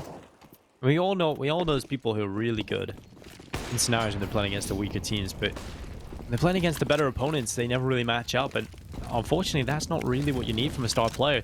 You need someone who can show up in these important matches if you want to take it to the next level. And Mayrolls, he's going to get 1 kill. QQ as well stepping up, and this is a big turnaround. That's 3 big kills from Mayrolls, and now it's just Dan King left alone in the world. A 1 versus 3 with the AWP. He's got to figure out how to do this. An AK-47 has been picked up, but look at the flank coming from behind him. There's 2 players slowly walking out through Banana. And Dan King, the big play here, would be go through that CT smoke and go A. That would be a big brain indeed, but be very difficult now to try and get this done. Oh, the timing, it's terrible for him. KTZ just slowly walks up Banana, gets the job done. What a round from Mayrolls. That 3-man spray down, that's exactly what you need. And it's 13-12 with Tyloo still 3 away from victory. Money in the bank, but beyond, they're not done yet. They're not giving up. They're not done yet, and that's a good sign. They're brilliant from Mayrolls. It's constantly repositioning, falling back, getting into good spots, taking down a player. Eventually goes down after 3. But that's the turning factor in that round. Not a big fan of how Tyloo were trying to get the trade there after they lost the first player. Just peeking into the smokes, you know how smokes can be. Sometimes your opponent's going to see your barrel before you're able to see him most of the times. And great job from Mayrolls, but also kind of a little sloppy from Tyloo. They still have the lead though. Just the 1-round lead. Beyond. A bit of attack timeout. Just talk things through. They have money, Dinko. But again, their cash is in a pretty precarious position, at least compared to Tyloo. Mayrolls got a little bit of residual cash. Olivia and 1100. They lose this, their money's gonna be smashed again, but slowly. Oh no, that's terrible. KTZ gets burnt alive. And it's all on Olivia. And they're making so much noise, Dinko. They're making so much sound. And it's a bomb site. It just might come down to the one player there. It's going to be Olivia. And he needs to step on up here. But he's going to miss the shot, Dinko. And Summer's going to find him. Attacker finds QQ. It's all fallen apart. It's all gone wrong. Mayrolls, he's going to get peeked by somebody. Immediate trade. And SDK left alone with the M4. And I'm 100% sure the hunt is going to be on as well from Tyloo eventually. The money has been utterly crushed for Beyond. Now, they might have some money to eke out a kind of a 4C buy, but do they want to, Dinko? It's a very hard decision. It's a really hard decision. And the problem for me is they don't really have any other options right now, it feels like. I feel like they've just got to go for it. Attacker comes down through CT and he cleans it up. There's nothing saved over. I think you either play for overtime against Tyloo or you just try and win in regulation with a crazy force buy. And I just don't think there's any other option but to force buy here. They're gonna go with Olivia with the M4A4, MP9s, UMPs pulled out. It's either they win this play or it's done. Tyloo about to heartbreak them. This is unbelievable. What a start that Beyond had, but I played to Tyloo being able to pull this back, and I think that just kind of shows the caliber of this team. Honestly, felt like Beyond had done enough in that first half to just take the win, but Tyloo, man, just did a killer of dreams, Dinko. Having a nice dream, you know, like just enjoying whatever you enjoy in your dreams, and there's suddenly a smoke, and then somebody just face pokes through it and just says no and wakes you up to cold reality. That is Tai Lu. It's sad. I mean, Beyond were living in a dream world, and they just get their alarm clock going off. Everyone's been in that scenario, right? You're just having a brilliant dream, and then just as a good part's about to happen, you just your alarm goes off. Yeah, just about to drop a 40 bomb in a game, Counter-Strike. That's the dreams I have, Dinko. Yeah, I had a dream the other night that was competing in the Olympics, so that was interesting. Well, slowly in what? In swimming, of all things. Well, slowly in Dan King, getting the picks up towards middle. It's just Mayrolls left alone, and this is going to have to take an Olympic-level performance to win a 1 versus 4. I love how somebody... He knows what... Like, he is a master when it comes to flanks. He's a master when it comes to these rotations. He's like, what would I do at this point? I'd probably push up banana. I'm just going to wait all the way towards T-slope with the bomb in my back. And he catches the rotation. And this force by Dinko... Like you said, it was a very hard decision to make. If you go for it, you need to win it. Because after that, you're going to be broke. And Tyler's going to be at map point. But if they'd gone for the save instead... Yeah, Tyler would still have been map point, but at least you have the weapon. So it was a must-win round, Dinko. They just get 1 kill. They need to save this gun. Mayrolls. Oh, no. M4A4. It's a curse, isn't it? He gets the headshot, but it's just a dink, and somebody will basically smash his skull in. 27 kills from Mr. Somebody. When the going gets tough, somebody steps up. I'm thankful you didn't say who. Yeah, I used that twice already, I think, in this tournament. I'll leave that to Twitch chat. It's their thing. Can't take whatever they have away from them. How's it going, Twitch chat? I think Twitch chat, where I think normalcy has resumed. I feel like a few of them have, you know, bet their kidneys or their firstborn child on Tai Lu winning. And then they're like, see the first half. Thank God for that. Well, just kind of lying back. And well, now the spray comes away. It's STK, a big double kill. Molotov's going to go down as well. And he'll look for a little bit more here as Tai Lu run away. They've had enough. STK's just said no to this banana push. And now they try and make the play in towards the A-bomb site instead. STK's continuing to cut through them. It's somebody that falls victim. And it's not done yet, Blatt. We're still going a little bit more. KTZ shuts down Dan King. And now it's just Summer alone. As he walks forward into the apartments, he'll spray down and get 1 kill. Bomb needs to be picked up as well. Just under a minute left in play, so still plenty of time to try and win this for Summer. And he'll look back to the apartments. STK's there, and his head's gone. Now QQ down and towards short. This is a 1 versus 2. This is much more winnable, especially if he gets this kill. Oh my God, Summer now into the 1 versus 1. QQ, the last remaining player, and he's on A. There's still plenty of time for Summer to work this round in his favor. And it all comes down to the mind games. Does QQ spot him out of the bedroom? Oh no, Summer sees him. He knows he's there. The spray is up. And while QQ has the height advantage, he'll find the kill and ruin Summer's day. That was almost incredible from Summer. Oh, that was a throwback, Dinko, to watching Summer as he was known as Fancy once upon a time. Fancy 1. Classic. How does STK get 3 kills? Like, how does he stay alive, Dinko? Like, that is just absolutely ludicrous. I thought he'd done it. As soon as he sees QQ in the bedroom, I thought he'd done it. I thought it was over. But not to be. Tyler will have to fight on into another round, and Watt's attacker that starts things off with an opening kill.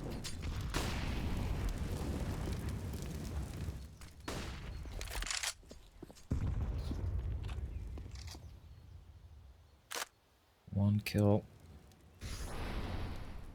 4 more to find for Tyler to close out what has been a very, very, very hard series for them. They've had to claw their way back out.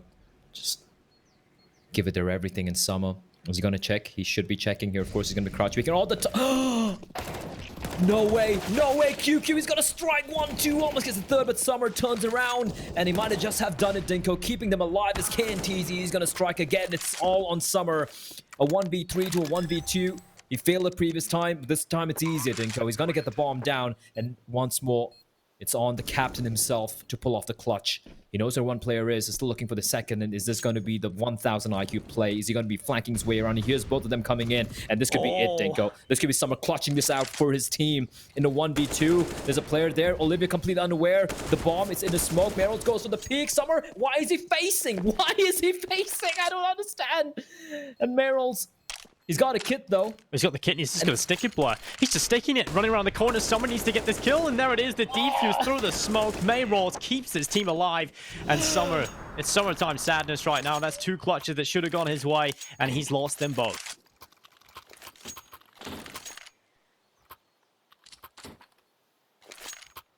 Oh, Lord. 30 How and are 17. they winning these rounds? We talk about it, right? We said the fact that everybody on Tyler has stepped up in this tournament so far, apart from Summer, really, and now he's having a star performance. But it might not be enough just yet. 1 round needed. Beyond.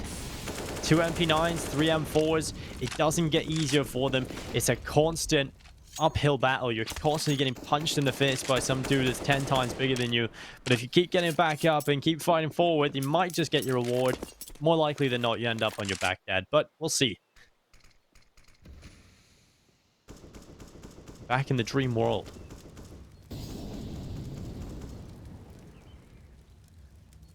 Back in the dream world. Can Beyond try and remain asleep for just a minute more? Hold on. Just win 1 more clutch. 1 more 2K for KNTZ. 1 more hero play coming out from STK. As this time around, Dinka, it looks like it's going to be the B bomb site. STK's domain. He has been just fantastic so far this entire series. As they will take control of brackets. 40 seconds on the clock. Tyler taking a sweet time. And now they're going to be inching back towards B. Somebody with the bomb on his back. They have a lot of utility to work with as well. So far, they haven't shown anything. 30 seconds. They have no idea where the CDs might be towards Banana. So if they're going to be walking on up, you're going to be taking a lot of time. So they need to speed things up, Dinko. And there is that one little bit of utility remaining for the CDs. It's going to be the smoke. 20 seconds. They're going to just flash their way out. Danking, not checking behind him. Meryl's finds one. And it's going to be down to STK. What a hero. What a god. He finds 2 kills. 11 seconds. They're going to get the bomb down. It's a 2v2. Somebody in Summer to try and pull Tyloo over the line. Well, they've got a man deficit, that is the issue, but Summer's gone and pulled that back. His 31st kill here in regulation. Somebody looking for his 30 bomb as well. If he can pick up these last 2 players, he would reach it. There's QQ and Olivia moving back into the bomb site. Somebody up behind the coffins as they move on forward. The flashbang at the ready from somebody. They're onto the site. Olivia getting aggressive, trying to find the kill, but it's not happening just yet. Eventually, they've got to get on this bomb. There's not a whole lot of time left. They have to go for it. QQ aggressive to Banana. It's Summer going down, and now somebody alone. He repositions. The 1 versus 1. The defuse coming in again, but Olivia, he'll go down, and it's Tyloo taking the win. 16-14. Somebody securing 30 kills, 31 for Summer. It's a big performance in Tyloo towards the end, but an underwhelming and exhausting first half from them.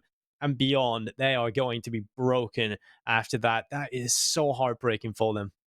That is just got to be. I feel just shattered for Beyond right now. What a fight from them. I mean, Jason Hawker, that was a hell of a map. I mean, you got to give credit to Beyond. They fought, but in the end, my God, somebody in Summer when it got really tough for them, those really stepped up for them. Oh, yeah. No, I honestly think that round from somebody, round 23, that P250 clutch he won, that kind of felt like the turning point for me personally. I think that round win was one that Beyond probably knew they could have got at the end there. They knew he was down to the P250. They don't end up getting it. And then Tyloo keep on going from there. But even to begin with, Beyond's CT side was surprisingly not really coming through for them in the same way their T side did, right? That aggression on the T side was so strong for them. QQ getting a bunch of entries onto Banana. I think the same happened for STK in quite a few rounds as well. The problem for Beyond, though, was that we had all those players showing up. We had moments from Mayrolls. We had moments from KNTZ as well. STK and QQ I just mentioned. But Olivia didn't have any of those rounds we wanted to see from him. And in such a close game, if he showed up in 1 or 2 more rounds, it might have made the difference. But unfortunately, he ended at the bottom. And unfortunately for Beyond, that means they just don't quite have enough to take it over the edge. I mean, I will say this for Olivia. I will give him this. The fact is, when playing other teams, maybe not the top teams, he is the player to stand out for them pretty damn consistently. SDK, KATZ, QQ, they're generally, even my roles are generally a little bit quieter when it comes to those games. So I think it's unfair and fair at the same time to judge him harshly here, because he does show up in other matches. But to imagine, you know, if he played anywhere close to the Olivia that we normally see, that would have been beyond taking the first map. Yeah. Like, I don't think anyone out there can really question that, right? That could have been their first map. They could have went into the second map, Mirage, and potentially had a strong start there as well. And I don't know what it is about Olivia struggling against these top dogs. You see 9 kills. I mean, he had 28 ADR at the end of that match. I mean, something's got to change with him. The issue I have with that is it'd be okay if he has good performances against the other teams and drops off against the better teams if he's not the star player. But he's the star player of this team. He's the player that everyone looks at as the player that needs to stand up for this team. And if you're playing against Tyloo, if you're playing against Vici, and Olivia isn't there, it's not okay. You don't really need a star player against the worst teams. What's the point in that? You have to have a star player. The reason he's a star player is that he can take you over the line in the matches that matter. Beyond aren't going to progress if they don't figure out how to get Olivia into positions and situations where he can stand up against these teams. I don't know if it's a mental block or just the way he plays that disallows him to do anything against these teams that shut him down or prevent the space from coming through. But there's an issue here for Olivia in terms of performing against the teams that matter, and that's got to change. Let me question your mind here. Is Olivia... Okay, what if he actually isn't the star player? I mean, what if it is someone else? When playing the lesser teams, he stands out. Well, then what if it's you can't someone give else? him those roles. You can't give him all the important roles then at that point. You got to build around K to Z then at that point. Because if you're giving a lot of the impact to Olivia, you're setting him up to get him in all the good spots he wants, then if he's not performing in those areas, then you've got to put someone else in those areas and give Kane to Z all the positions he's comfortable in, give him all the spots to play with. Because right now, Olivia isn't doing much. Okay. Well, I mean, obviously, there's still a second map to come. We still have Mirage as our second choice, which will be Tyloo's map pick. It's not looking great here for Beyond, as we did see things end up 16-14. There was a chance that could have been a guaranteed third map at a minimum, well, at a maximum. Minimum, maximum, I don't know. There could have been a third map, at least, coming through if they were able to take that one. But as we go on to Mirage, things are going to get a lot tougher for them. And we'll see what's going to happen after about a 5-minute break when Tyloo and Beyond clash head-to-head yet again here in the semifinals.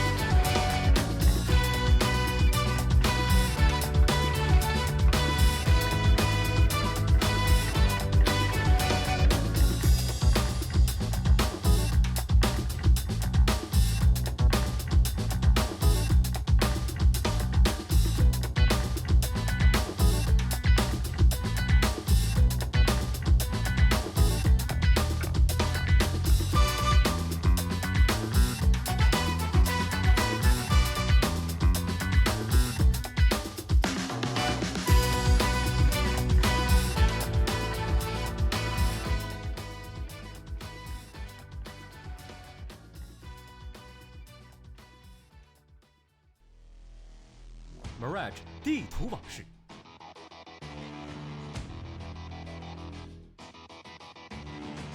Mirage 作为一张热门的竞技地图，其合理的地图分布以及远近兼顾的交火距离，都给人留下了非常深刻的印象。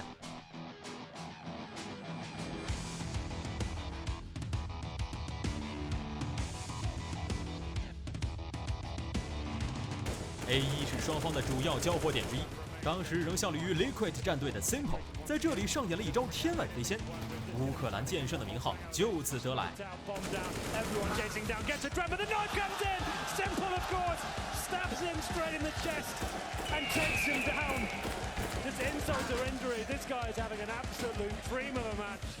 穿过 A1 来到 A 区，作为常规的爆弹点，这里通常会上演投掷物的交互博弈。当年 T3 在对阵 Cloud9 的比赛中，就凭借着灵性语言，完成了一波出其不意的三杀。Triple spray runs through the smoke and a CP out, and that shatters the defense. Cloud9 in a 2-on-4. 中路作为连接 B 区和 A 区的重要通道，也是双方抢夺的重要战略区域。波黑天才 Nico 曾在此处凭借一把 AK 完成了单人灭队的壮举。может выйти. Как же бандит этот Ника. Бомба, напоминаю, стоит. Бэм подставляется. Ника, это 1-1. Это этот раунд. Это эйс от Ника. Минус 5, 6-1. 当然 Mirage 地图最为人津津乐道的操作，当属冷神在白车的跳狙。2016年哥伦布 Major 半决赛时 ，Colt 凭借一杆跳狙，奇迹般的完成4杀，强行将比赛拖入加时后翻盘，自此封神，也在 B 区面包车旁留下了专属彩蛋。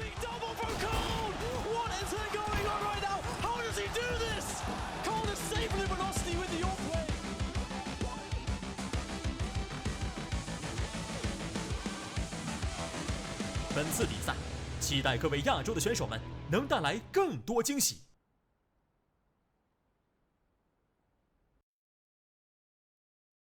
Hello and welcome back, ladies and gentlemen, to PAL 2020 Summer. We're here in the second semi-final of the day. It's the second map. It's Tyloo taking on Beyond. The first map was a little bit of a scary one for Tyloo. They nearly go down to Beyond, but they recover it. They snatch it out of their hands, and it wasn't in the most convincing of fashion. It took 61 kills between Somebody and Summer to take them over the line, and that's not exactly what you like to see from Tyloo. Yeah, the fact that Summer has just really stepped it up, Somebody having to win rounds single-handedly. He went 5-0 in opening kills, mind you, and he was so instrumental in not just that clutch we had towards the pit area with 1 HP, but how many rounds did he get this opening picks on the T side? So many hero plays coming from Summer as well, bringing them over, or rather getting them to that magic number of 16. That's not the sort of Tyloo we expected to show up here, but they seem to be warming up into map number 2. However, Beyond, man, it's got to be heartbreak for them, right? They almost had it, Denko. They could have had that map, and then they would have gone into Mirage, which is a map they're very comfortable on, with a 1-map lead. What a wonderful scenario that would have been for these guys. Yeah, but I guess the positive is it is Mirage coming up. If there is a map they're going to bounce back on or be able to pick up, it is going to be Mirage. We often look at them as one of the best teams in Asia on this map, so I mean, it's unlikely, I have to say, with the way Tyloo have been playing on Mirage lately, but that wasn't the Tyloo we're used to seeing on map number 1. That was a rough-looking Tyloo. So if Beyond can somehow have the mental fortitude to come back here in the second map and pick it up, well, I'll be so impressed, mainly because just being able to sort of mentally reset like that going into the second map. But then going on to the third map, it's going to be another uphill battle for them on Dust 2. But nonetheless, Mirage coming up, this is definitely going to be a true test to see where Beyond are at. This would be incredible. And you've got to think in their heads right now, well, we never beat Tyloo. Is it even possible for us to beat Tyloo at this point? Because they do everything right in Inferno. They come so close.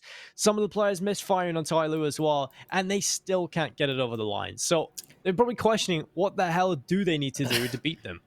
That's a heartbreaking thing. Beyond, they didn't just deserve Inferno to win that game. It's just that they should have had it. The small little things like Somebody, I don't know how he gets a skill. He's so damn good. And then you have these hero moments coming out from Summer. Even slowly had some rounds here and there. It's just hard to define how Tyloo wins some of these maps, but they just do. They just have so many good players in that team. Slowly's not stepping up. Danking's having a little bit of a rough game. That's fine. Summer is like, okay, time to put on my fancy hat and just, roll back to years and start dominating. And we just saw that from him, for example. Somebody who right now, Summer and somebody are the two players who are the lowest rated right now in Tyloo with the 3 stars they have, right? Attacker, Danking, and Slowly. But then when they go and get stuff, like I said, the two players, the old school players, the old core of this lineup, they stepped up, took them over the finish line. That's the problem with Tyloo. You get them close, you're about to take the win, and they just snatch it back. Yeah, it kind of, you said something that kind of reminded me of like a Will Ferrell film. The other guys is like he has this alter ego. He's this super refined police officer, quiet guy, and then he has like this alter ego. He used to be a pimp at college, and he called himself like Pin or something like that. That's Summer. He's like, I used to have a past of killing everyone. It's fancy. Put the fancy hat back on. He's showing up, but we'll see if he can keep that up going into this next one. Generally, you don't really need that out of Summer because this team has so much output in terms of the fragging ability. But the attacker was kind of off, and he's the kill leader for this team. He's the player you expect just to be getting those straight up kills. Definitely having a lot of impact. He was against Beyond in the group stages, but he's pretty quiet here in the semi-finals so far. So we'll see if they can turn it around. It's going to be Danking trying to step up as well. He's good in these pistol rounds. He's got P250. Is Tyloo starting the T side? They're going straight into the execute. Not wasting any time. Danking with the P250. He is the mini raid boss, but doesn't have any Kevlar, so it's kind of like a naked raid boss. And slowly going to be leading the charge. Flashbang, not good enough, and he spots a player falling on back with CD spawn and a retake. It's definitely going to be coming in 5v5. They have a smoke and a kit in the hands of Mayrolls, and for Tyloo, they have 1 flashbang remaining in the hands of Summer. He hasn't used it yet. He's waiting, biding his time, waiting for a footstep, something to be spotted out by the players. A flash going to pop, and the push is going to be coming in. 3 Glocks just charging in and mowing down the CT. The 3v3 over at CT spawn, Dinko, and the Glocks are coming out on top. 1 player remains. It's all in KNTZ in a 1v3, but Attacker shuts him down. And that's going to be Tyloo starting off on the right foot. Yeah, good start. I think Tyloo kind of need that as well. They really got off to a pretty bad start in Inferno, and that allowed Beyond to find success. So Tyloo, they win the pistol round. They're coming into this one immediately purchasing up rifles. They've got 2 AK-47s in play, 2 Galils already as well. They're not messing around. They're going to be trying to get off to a really good start on Mirage. And this is something they did against Beyond in the previous series. They got off to the good start. They rattled the cage of Beyond, and they never really got going. So if Talon can do that, well, that's heartbreaking for Beyond. It's going to be very difficult to get back into this. They're stacking in towards Palace with the USP, so Summer's going to be under a good bit of pressure. Molotov goes down, holds them back. They're going to flee the scene. I just want to point out as well, over on Inferno, Summer did get 31 kills, but there was 4 of those came from that big anti-eco round where he sprayed down the middle. I feel like somebody definitely had more impact across the board in terms of the rounds that he won. So if he can keep that up here on Mirage, that's certainly a good asset to have for Tyloo. But Tyloo realized, okay, stack over towards the A bomb site. Let's just run in towards B, clear out all the corners, not getting caught out by anything. They get that bomb planted. I can give you more context to that. Apart from the 4 anti-eco kills he got, or rather the eco frags he got over there. Also, 8 of the kills came in those 2 rounds where he almost pulled off the clutch, but in the end, he wasn't able to close it out, right? And it was a losing effort. A valiant effort, of course, but 8 of the kills came in around where, he wasn't able to win it for his team. On the other hand, for Summer, it's almost like every kill led to some success for Tyloo. So, somebody for me, personally, the MVP of of Inferno, and now Beyond. They've been all over the map. They were in Palace, they're in mid, they were in apps, but not able to find anything and just getting annihilated by the rifles. 1 man remains, and Attackers just gotta rack up a few kills, a couple of kills for him, a couple for somebody. Tyloo went for the full investment, no SMGs, meaning they're going to be pretty well prepared here and won't have to buy up or rather upgrade their weapons to face off against the rifles from Beyond. AWP coming out from Olivia. And Dinko, if there was a time for Mr. Olivia to step the hell up, now is the time. He almost has to at this point. He's been given the primary opening role. He's given all the good spots here on the CT side. He has to deliver in them. And towards the window is exactly where he'll start the round. But the utility comes in immediately, neutralizes his spot, and slows already up through short. Olivia gets the kill though. STK still goes down, but Olivia in with a double. And that's exactly what you want to see. He severs the players from the bomb. And now there's a big issue moving forward at this point. Summer and attacker in a 2 versus 4. Mayrolls with a great kill, a double at that. And this round is looking so good for Beyond. It's cleaned up. And that's Olivia getting those 2 kills in towards short immediately. Followed up by Mayrolls on the double. Tai Lu just get absolutely backhanded in middle. About damn time from Olivia.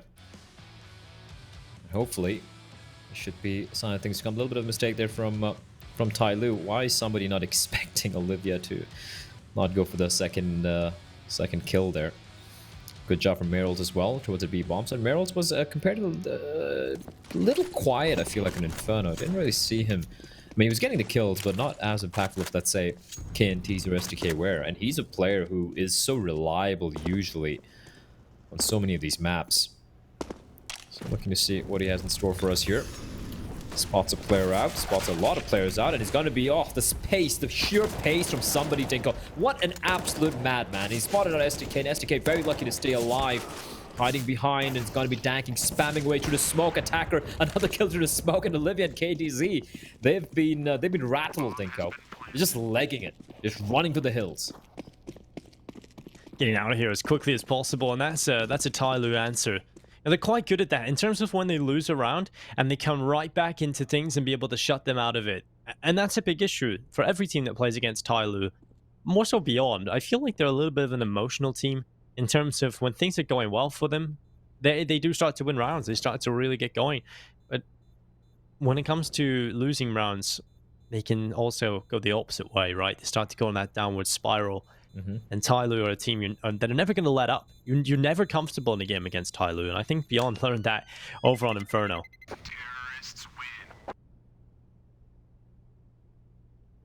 Well, this is looking like a Tai Lu that has been activated. But still early days, still very early days. You know, they won the pistol, they won a very comfortable anti-eco, and then Beyond, they struck back, and Tai Lu, they just, you know, they backhanded them back. Somebody, just a sheer pace from him in that round. Merrills was not ready. He was not ready for somebody to just drop on down with a Mac 10. And then, of course, 2 kills through the smoke. Classic Tai Lu. Op and the M4 in hands of Olivia and KNTZ still in play. They have the Deagle to QQ and Merrills as well. A little bit of a Kevlar upgrade. And they're going to try and make something work here. Now, QQ and KNTZ are alone in that A bomb site. They're playing pretty aggressively. I do like that. Try and maximize his chances. QQ pushed up alongside KNTZ. The second the smokes are going to be deployed, it's going to be to tell that T's are nearby.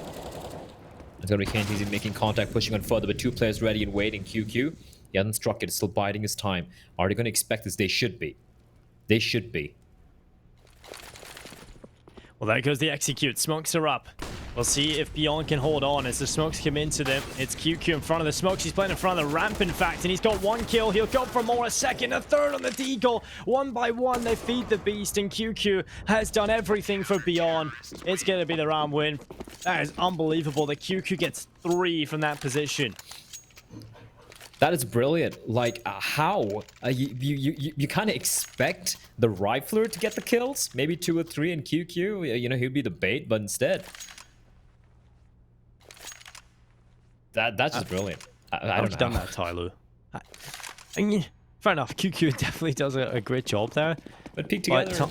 Yeah, they just ran in 1 by 1 and give him the easiest kills of his life. He just body shot deagles them. Fans the hammer. It's not a revolver, but same thing. Same premise, at least. I wish they basically give the R8 the same stats as the deagle, just to make it viable. Like, just give it the same stats and how it works, just like a deagle. But hold on to that thought, Dinko. Somebody tried and tested, but Merrills is ready this time around. He's gonna clothesline him. And Merrills and SDK, this is a great defense from them. Slowly replies back, slowly with a quick double, and suddenly, slowly with a triple. Finally, he falls, and it's all down to danking in a 1v2. Just has a Mac 10 to work with. It's gonna make it work. QQ's gonna fall. It's all on KNTZ and danking. He's away, spots a player out, but not able to get into cover in time. And KNTZ with a massive clutch, and also salvages the AWP as well. That B hit from Tai Lu this time around doesn't work out, but slowly, Dinko, he almost made it work. I really thought he had done it there in that situation. It looked like he had done enough, but Beyond, they still find it. Not Tai Lu.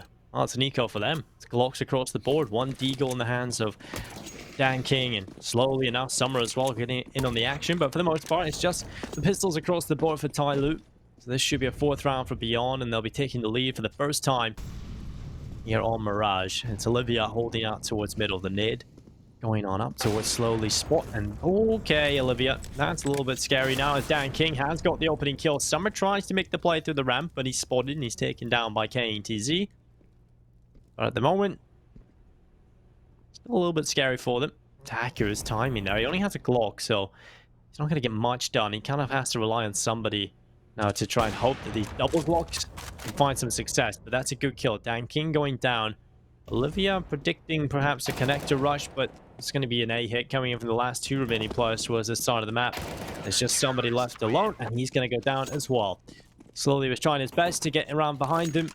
Tyloo didn't really have the weapons to do much there. So 4-3, Beyond into the lead without much of a test really in that previous round. That all changes here as the AKs are back in for Tyloo. Tyloo have been pretty one-dimensional with their approach in most of these rounds. Like, go for the fast B play with somebody leading the way with a MAC-10, and then just go for an A execute without really opting to, you know, kind of force Beyond to rotate or maybe do anything. Olivia, preemptive smoke. Nate comes in, slowly, very, very aware of what Olivia is up to. And they don't really face here. Dan King pushing on up the timing, and okay, Olivia. Fine, slowly in the end. That's brilliant. Patience. And we said, Dinko, we needed the one player to really step on up here for Beyond, especially a map like Mirage. And Olivia, he is delivering right now.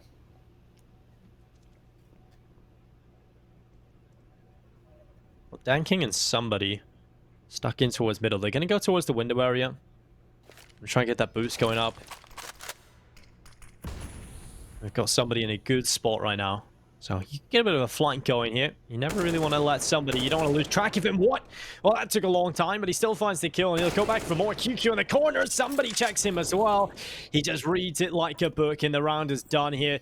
Tyloo, again, it's somebody that turns these rounds in their favor. The rounds that are just looking like a slow stalemate. You get somebody into the window. You get him in a position where you can get him behind, and he is going to do work for you. He is going to find more than one almost all of the time. It's just somehow, like, you know, you had a phrase, right? Thread the needle. And somebody, he somehow, like, even if there's no needle, he'll go to the factory, he'll find a needle, he'll manufacture it if he has to, and then he'll thread it. He just finds these openings which should be existing. Yes, sometimes it's gifted to him by his opponents, but still, just what a playmaker. What a playmaker to have on your team.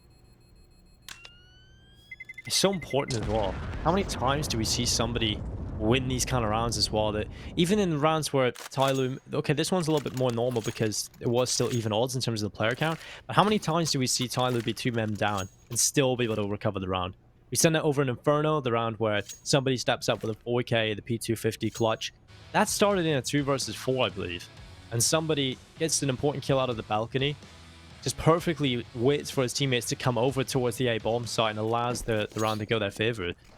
He is the playmaker for this team, and that is just incredible to have. Indeed it is. I mean, 4 rounds Tyloo have won. The first, the 2 rounds, somebody pushing in B with a MAC-10, making it work all alone. That round was again all on somebody. And if you start just tallying up the rounds that Tyloo have won so far in this series against a Beyond who are playing at a level I've never seen them play before, you realize somebody has been a difference maker. He is the player keeping Tyloo in this game.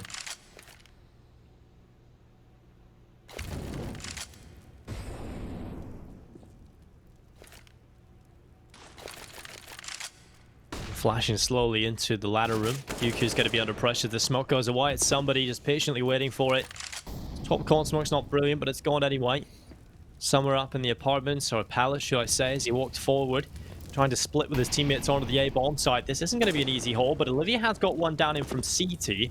Slowly, though, gets rid of STK. He's put into a good position, but Olivia denies the bomb plant, and a second kill as well from Olivia. This is the kind of step up we need from him. Just these incredible rounds we know he's capable of. The flashbang is good, but now slowly has 3 players in melee roles. He's going to be there for the headshot. That is incredible from Olivia. denies the bomb plant through the triple box. That looked like a round that was just going in favor of Tai Lu. They had everything going their way. Somebody takes the player down in the form of QQ, then they move on in. They take the site, the bomb's starting to get planted, but Olivia, the denial through the triple box. Dan King just getting shut down, and then he quickly relocates his crosshair back to the Palace player, and Summer not allowed to trade. That's a huge round for Beyond and one from Olivia. Also, can't really take anything away from KNTZ. They're just staying alive with the firebox. They had no idea. Tai Lu. A little sloppy. It's Dan King. On the hunt, spots on Mayrols. That's an easy kill. That's a big mistake. Now it's all an SDK. It was phenomenal. Oh, this is going to be harder, Dinko. He's going to get found out, and so down to Olivia again. But he's going to get taken down. There's no way. He's scoped in, hard scoped in. Attacker finds him. Should be the round here. Looked like for a moment Dan King was about to jump out of the apartment on his own. I was about to lose my mind. I love how they're planning A. Oh my god, why have they done this? Both players in the CT side are going to the A bomb site. It's okay. It's okay. It's all right, yeah, but still scary moment. QQ left alone. Gonna die anyway. Somebody just dies around the corner. All right then.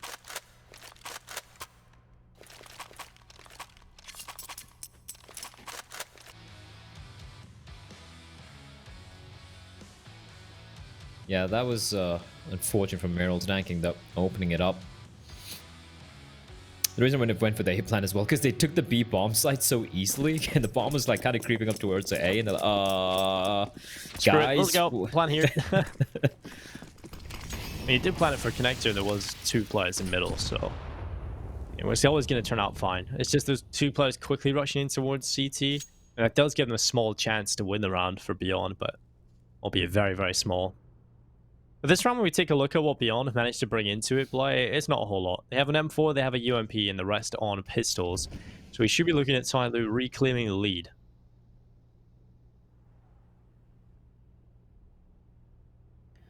Should be, but can't count on Beyond. They have looked quite fantastic. And you gotta say as well, one thing which most of the teams in the Asian region struggle with would be the anti-ecos, right? Invictus have been great. Sorry, Beyond have been great so far, countering the force buys and the you know, the pistol upgrades from Tai Lu. How many rounds have Tai Lu won on a half buy or just pistols? Maybe 1 or 2 so far in that Inferno series. I think that's been a great job in this round as well. I know it's a force buy. They do a bit of damage. They wanted to win the round though because they're going to be going for an eco anyway. But Tai Lu right now, I think it's just about winning the rounds. The money's still in a pretty tricky spot here. And they want to win this particular round without losing any more players. Getting to round number 7. As we'll be heading in to the final 2 rounds of this first half. Very, very quickly. Final 3 rounds, rather. And it's another one of those scenarios where Tai Lu immediately answer back after losing a round to Beyond. And if you're on the CT side and you're not getting any momentum, you're not finding any success in terms of stringing rounds together, your economy is always going to be in the bin. It's always going to be an uphill battle, and the kills keep coming in from Tai Lu. It's a quick double from Summer. Mayorals not left alone in the world. The P250 stuck in jungle, and Attacker is going to clean him up. 7-5. Tai Lu in the lead by 2. And Beyond, they will get a buy into this round if they desire. It's not going to be a good one. I have so many weaknesses across the board in terms of the utility and the Kevlar and the lack of kits across the board now. But taking a look at the rounds remaining, I feel like they almost have to. Not awful. It's not great though. True. Not awful, but not too great though. It sounds like a definition of a lot of the Counter-Strike we've seen so far, Dinko. I mean, it's kind of positive. I think it's just neutral, right? You're right smack in the middle. You're not too over positive. You're not overly negative either. It's kind of in the middle. Pragmatic, some would say. And what? The spray down. Dan King gets a double kill. Not ready for STK. I love how he turned the X-ray off there to see how difficult that was for Dan King. So shout out to the Observer. And now somebody tossing the Molotov up in towards short. It's Olivia and May rolls now into a 2 versus 3. 1 kill coming in from somebody. He has been dropped very low at 9 HP. And Olivia is the last remaining player into an almost unwinnable round. But that kill, that pulls it back. Now he has a decision to make. Does he sprint to B? Somebody, obviously, I think he's going to go through the lower tunnel here, or at least actually take the flashbang and go back through T-spawn. You're just going to end up on A. And that flash has been enough to keep Olivia here and have him fully commit into the B bomb site. And just that one flashbang has bought them so much time. Because Olivia clears everything. Now he realizes, well, maybe I can catch them off as they go through the connector. I hope somebody doesn't cross. That would be dangerous. And of course he realizes that. He gets the bomb planted. Olivia has no kit, nor any utility right now, Blair. So winning this round, extremely, extremely difficult. And he realizes it. That I feel that was maybe nerves, a lack of experience from Olivia. Because, okay, the moment he gets the kill onto... Who was it? Was that Summer or Slowly? I think it was Summer. The moment he gets a kill in that 1v3, you can see, you know, he wasn't really making much noise. He was walking. And somebody throws a flashbang towards B. So somebody knows. I mean, it's a very obvious fake, at least in my eyes, right? The fact that somebody throws that flashbang when he knows for a fact there's no way Olivia is going to be over at the B bomb site that quickly. So he throws a flash and Olivia completely falls for it. So I feel like it's a little bit of a misplay here. But Danking, this is brilliant. The read from Danking just to avoid that flashbang. Just great stuff from him. And STK, he tries his best, and somebody catches a kill in mid... Oh, that was midair. Never mind, he lands. So ridiculous. That could have been huge from STK. You know, it already was pretty impressive, but he could have found that third kill, and that would have won the round for Beyond. It was a little bit unfortunate, but somebody finding an important kill in towards middle, and now Tyloo, they've won the half by a minimum of 1. And in the current scenario, it should be more than that. Should be picking up a 9th round without much resistance here. It's just pistols and the 1 AK that Olivia managed to save over it.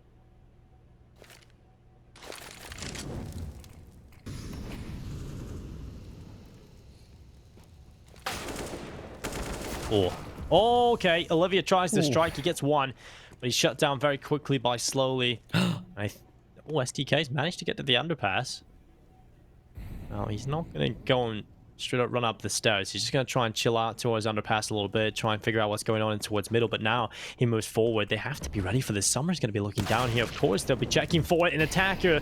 He takes down STK. They commit his body as well. At least they give him that respect. Now it's QQ and KTC left alone into a 2 versus 4. It's like almost his left north. They're giving him a Viking funeral. I like those little videos North makes, though. I know that it does to someone who's not aware of it. They might be like, wait, did he just die, like in real life? The funniest part is because it is Kirby's, the reason he's not playing is because of health issues. I mean, it's a little distasteful, maybe, but I definitely just find it funny. I find it pretty cool. The fact that they make an effort instead of just like, well, we thank Kirby for his services. We won't be playing with him again. Instead, they take the effort to make a pretty cool video here. Well, I mean, you can make me one. Kind of awesome. Yeah, I would definitely enjoy that. I wonder if we can approach their... I don't know if they're in-house graphics designer or like someone outside. I'm pretty sure North is HAL for it. Dada was telling me that North is apparently owned by one of the partners or something, or one of the biggest media companies in the Nordic. So they have like a TV company. So they have crazy production. Oh, okay.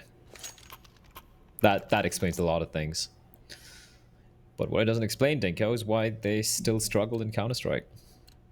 It hurts me. I like the promise they put behind the brand. I like almost all the players they've had, the various lineups, and somehow it just doesn't click, Dinko. Like how it's not clicking for Beyond here in Mirage.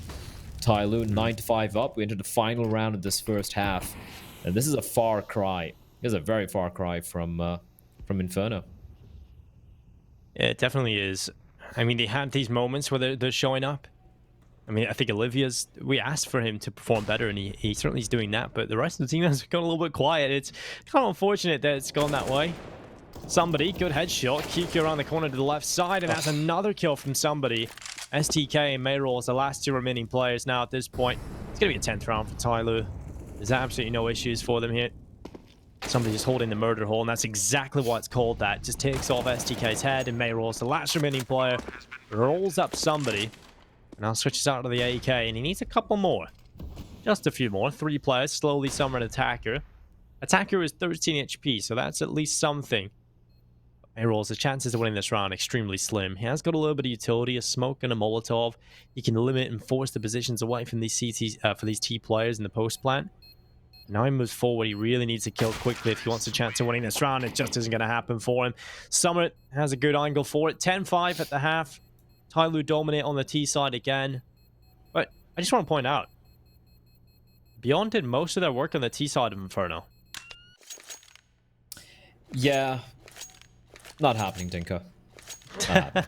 I'm just going to put it out there. They might still show some signs of life, but this has just been the somebody show. He went in this half 6-1 in opening duels.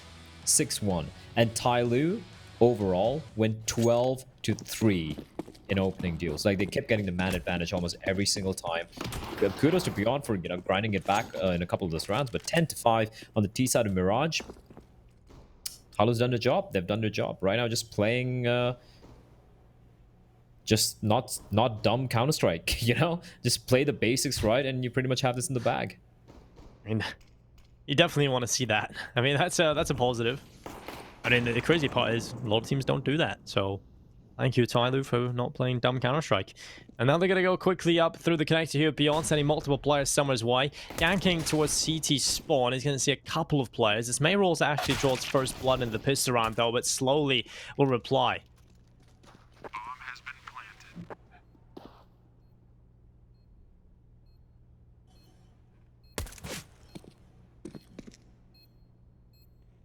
Banking, arriving back through CT spawn. You got KTZ on the connector, his head just showing over the top here.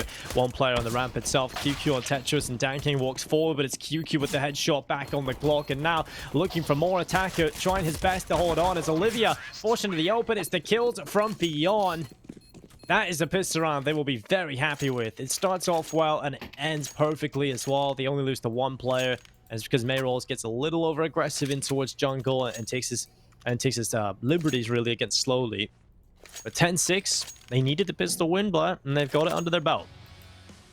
They have, and this is maybe the first step into this comeback. I love the post plants they had there. There was almost no chance with Tyloo. They should have peaked together. They the spacing between Slowly, Attacker, and Dankin was really off. I would rather all three of them kind of peak towards the Tetris area together and just ensure, like, you're a man down, just try and take advantage of that fact. Try to take advantage of just grouping up together and getting instant trades, or just, triple peaking or double peaking the pistol players. But all could have, would have, Stinko, as Beyond a win the pistol. And now we're facing off against the force buy of Tyloo's. Deagles galore, a CZ for Danking, and of course somebody with a scout, and he's all alone towards a B bomb site. Oh, Olivia. Needs to be careful here. He'll walk forward. A minute on the clock here at this point. And the bomb is making its way back towards A, but look at the positions taken by Tyloo. They've got players in Palace, and quickly moving around the backside is Danking. If his teammates can hold on to this A site long enough, this flank could become potent. Onto Attacker, I feel, in towards the Underwood. To really step up with this Deagle alongside Slowly. He's in towards the fireboxes, waiting on by. Now the push comes through. Gonna check Attacker surely at this point, but he looks away at the wrong time, and Attacker's gonna find the headshot. Kane to see going down. Keep an eye on Dan King. He's coming around with a flank in the CZ. He gets one kill off the back of it. He pushes forward, but it's somebody with the kills, and Mayrolls goes down as well. And it's Tyloo with the pistols. Beyond have been so good in these scenarios this entire series, but it's Tyloo that just wrap around and suffocate the Beyond Esports players. And that is just horrible. How? Why are you so... Look at... I think Tyloo are more of a boa constrictor than they are a dragon at this point. Just wrap themselves around their neck and just suffocate there. There's nothing Beyond could do that. They were just everywhere. Dan King coming around with the ramp flank. You had Attacker under the wood, player inside of the site. Everyone was everywhere for Tyloo. You couldn't do anything if you're Beyond. Where's the utility? Why are you just walking out into the site, like just like slow peeking out where you don't know if it's a stack or not? It's just not worth it, right? Just even a basic execute, even just a standard matchmaking A execute, just storm the A bomb side and just try and take the fight against pistols. That would have been better than what they did over there. They looked lost, like headless chickens.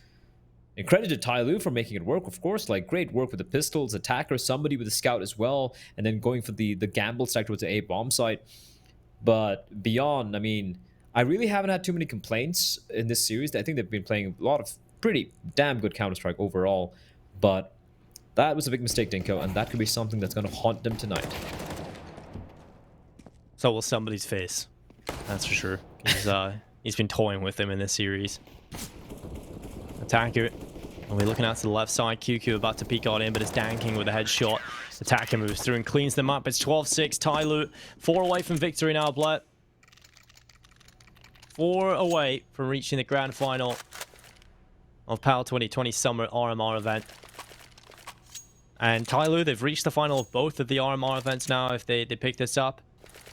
They lost the last time against Tiger. But waiting for them in that grand final spot is Invictus, the only team that has been able to take down Tyloo so far in this tournament.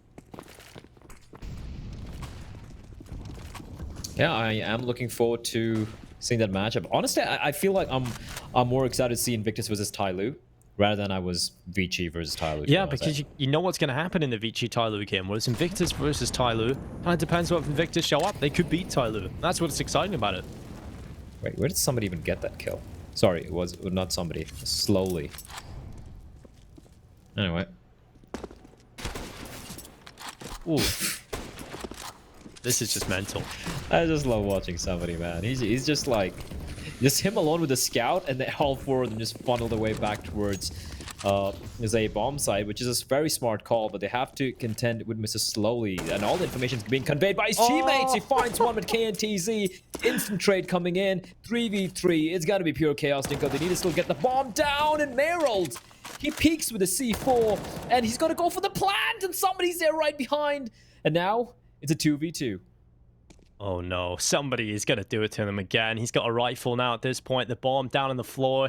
KNTZ tentatively moving forward, picking it up and planting on the other side of the triple box, but the spam is there. Somebody doing damage. He's dropped KNTZ down to 27 HP, and now Summer trying to get involved himself as well on the FAMAS, but it's somebody that shuts him down through the boxes. It's on to QQ. A 1 versus 2. He'll get rid of Summer, but now it's a 1 versus 1 up against the Beast, and it's somebody with the 3K. He eats them up alive, spits them out, and there it is. 3 rounds away from victory. Tyloo, they just can't lose rounds with somebody on their team right now. Somebody just doesn't give a shit anymore, Dinko. He doesn't care. It's a He 1v1. doesn't. It's a 1v1. The bomb's down. He can just play the time. He can just make the guy, you know, the players just struggle to try and retrieve the bomb. But he's like, I'm just gonna face, yo. I'm not missing a shot. I'm just gonna murder each and every one of you. Welcome to somebody's nightmare where you are the one who's hunted and he's Mr. What's the guy? Freddy. He's basically Freddy right now. Yeah. It's only 21 kills for somebody, but it's only 19 rounds played, and it's just been so... Every kill has been so impactful. It's insane. Well, flashbang out on towards the A-bomb side. Attacker's going to be trying to hold on. He gets 1 kill, but Olivia is there with a snapback on the Deagle, but it doesn't matter. This is a round Tyler will not be losing. They clean it up. 14-6. 2 rounds away from victory. And this is do or die time for Beyond Esports. The purchase up coming in. It's the 8Ks across the board. And Tyloo, they look to try and close it. They win this one. Their money is gone. And they most likely find themselves at grand final spot. It's... I'm just kind of getting a sense of deja vu, where... If you remember the game against Divine Vendetta yesterday for Tyloo, close map on map 1, and map number 2 to just wake up and just destroy Divine Vendetta on this map. And it's pretty much the same thing, right? Beyond almost taking the map, Tyloo fighting their way back and winning the series in a close fashion, and then they just wake up and just smack them down into the ground, reminding them who is the king right now of Asian Counter-Strike. 14-6. 2 more rounds of Tyloo. And at the moment, Dinko, it's looking pretty grim for Beyond. Well, the flashbang up, and now Attacker's sprinting in the action. He will get 1 kill, but STK trailing on back. But that's what Attacker's good at. Just getting that 1 kill has sort of weakened the attack of Beyond, but at least they're able to trade it back. They've got some control of middle. STK there alongside the bomb carrier in the form of Mayrolls, who has taken significant damage down. But KTZ attempting to make a play, but somebody catches him out in the apartments, takes him away. And now 5 versus 4 with a man advantage in favor of the Chinese roster. Beyond will try their best to make a little bit of space on this A bomb site, but it's their only option left. They smoke off jungle, they try to funnel the 3 players up through Palace and 2 from the connector area. Dan King on the repositioning comes away from the angle. You know they've got this advantage, and there we go. Force SDK to peek into him, and Dan King takes the favorable fight. Another flashbang over the top. It's a big double kill, and Summer cleans it up. Just playing perfect Counter-Strike right now. Tyloo want that grand final spot. They want it quickly as they can possibly get it. And it's 15-6, just 1 away. Absolutely just brutalized. That was clinical from Tyloo. Just clinical stuff. And everyone just stepping up. Summer, you know, he went into overdrive on map number 1, Dinko and Inferno, but now it's back to the usual. He's just calling, he's just kind of pulling the strings, the master of puppets for his team, while everyone else, yeah, normal services have resumed. Tyloo, they're back in the game, and 1 round away from facing off against Invictus, the only team to have beaten Tyloo, the only team to have taken even a map off Tyloo so far in the Perfect World Asia League 2020 summer. And I think it's going to be a very, very exciting final it's going to be seeing tomorrow. A Tyloo wanting revenge is a Tyloo that sounds very scary for me as well, so that'll be fun to watch. STK though, he'll be heading his way through it beyond, taking their last moments here in PAL 2020 Summer. It has been a pretty interesting road for Beyond. They started off looking like one of the strongest teams in this tournament, one of the most impressive at least. They've beaten everybody they should. They've taken the fight to Vici, taking their best map off of them. And now they try to fight against Tyloo. They nearly walk away with Inferno. But Tyloo have shown their class. It's not done yet for Beyond. They have got a man advantage in play at the moment into round number 22, but Summer, oh, he nearly pulls it back, but STK snaps his head right off his shoulders, and now it's a 2-man advantage, followed up in mid 3. It's on slowly in towards the ladder room, who's actually managed to get 1 kill back in alongside somebody, and this could be working out for Tyloo still. Somebody's still alive, so you can never really count them out, but luckily he goes down to QQ, and KTZ with a final frag as well. Beyond not done yet, we still stay alive as Tyloo start to purchase up their weapons. 9 in a row, Dinko? Do you believe? I mean, we have seen Tyloo choke here on Mirage specifically in these scenarios, but not today. Yeah, I feel like they're going to win in just the most Tyloo way possible. Like, you know, tanking, just running in with the AWP, using like a shotgun, or maybe somebody just picking up a 4 kill from behind, like a quad kill from behind. But see, my issue is, Blair, we haven't seen Beyond be able to find any consecutive success here on this map. So they're going to have to try and turn that around right now. That is true. They've struggled. And this could almost be it. KTZ replies back with Summer's there. The 2 of them are there. And Danking finds 1 Summer, perfectly reads KTZ. 2 more kills remaining. QQ replies back though. But Danking, he's there to finish it off. 2k, 3k for him to seal the deal. And there you have it, ladies and gentlemen. Tyloo will be joining Invictus in the grand finals of the PAL 2020. They lost the previous time to Tiger Dinko, but they're coming for that throne this time around. Yeah, they're looking for revenge. It was a fresh roster then, trying to get things working for them. They've come into this event looking a little shaky, taking a loss to Invictus, but since then have been utterly dominant, not dropping a single map to any other team in this tournament. They continue the 2-0. They continue their match win streak. We're going to bring Jason and Hawker in to talk about this one, because this semi-final, we kind of all predicted this to be a very one-sided affair for Tyloo. The first map impressed. The second was more of what we expected, right? Yeah, I think that's fair. I think somebody especially putting on a show, like you were saying throughout the game, he was having another great game by his standards. I think someone that I've also been impressed by Tyloo, the more I've watched them, is slowly. He's just so consistent for this team, right? When I saw these pickups, these new pickups that Tyloo made, I was probably more excited for Dan King, because I'd heard he was this kind of young and really explosive player, but slowly I think provides that level of consistency and reliability that Tyloo need in some of these positions. And you saw him playing on the B side of Mirage Mirage there, where you need someone who's reliable. That's where Slowly plays, but somebody was just all over the map, all over this series. Some of these rounds he had were just ridiculous, but that's the way somebody plays. When he has a good game, when he's on, he is so hard to handle. Guys. I'm going to bring something back up after the first match.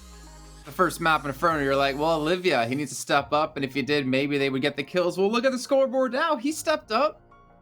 But QQ, no one else did, though. Exactly. SDK, QQ, and KTZ didn't. So, I mean, I think this is kind of what something I've mentioned similarly before about like having that extra gear as a team, where Tyloo can always seem to step it up. You know, when you see Beyond go up against Tiger and having to push them to the brink and still just barely beating them, it led me to believe that going against Tyloo, they wouldn't have that extra step, that extra bit of oomph to close out a game versus Tyloo, to take him in a match versus Tyloo. It seems like they started things out to be almost able to when we think back to Inferno, but then in 16-14. But I feel like all their energy just got thrown into that map. And once they lost it, I feel like they lost a lot of steam, a lot of momentum. And then again, Tyloo going over to Mirage is a very scary affair. But I feel like they were just out of energy. I don't know. I think mentally they were a bit drained and a little bit frustrated because they had the opportunity to take that first map, to have that one map buffer, and then potentially go over to Dust 2 as like a decider map. But I mean, you can't really knock somebody slowly too much. I mean, you see 23 kills, 19 kills, even Dan King up to 19. Some are having more of a quiet game, but it doesn't seem to matter when you're up 16-7. And that's the same scoreline we saw happen the last time these two teams met on Mirage in the group stage. But all in all, I think we did get the result like you guys were saying. It's the result we expected. Tyloo winning 2-0. Not necessarily as close of a match as we expected with the first game, but that does mean we have our grand finalists now, with Invictus Gaming up against Tyloo to determine which team will be taking home the biggest portion of the RMR points, where Invictus are currently sitting on 0. The MVP, I'm assuming we should all know who it's going to be coming into that match if we have one. Maybe the MVP is going to be us. Nope. You know, it's never us. Maybe we want to be the MVP for once. It's going to be somebody. You can see again, 6 opening kills, 7 multi-kill rounds. And I feel like somebody, just like in our first series, when Flying was, what, 12-1 in opening kills? He, again, was able to really step up, having 6-1 so far in this match as well.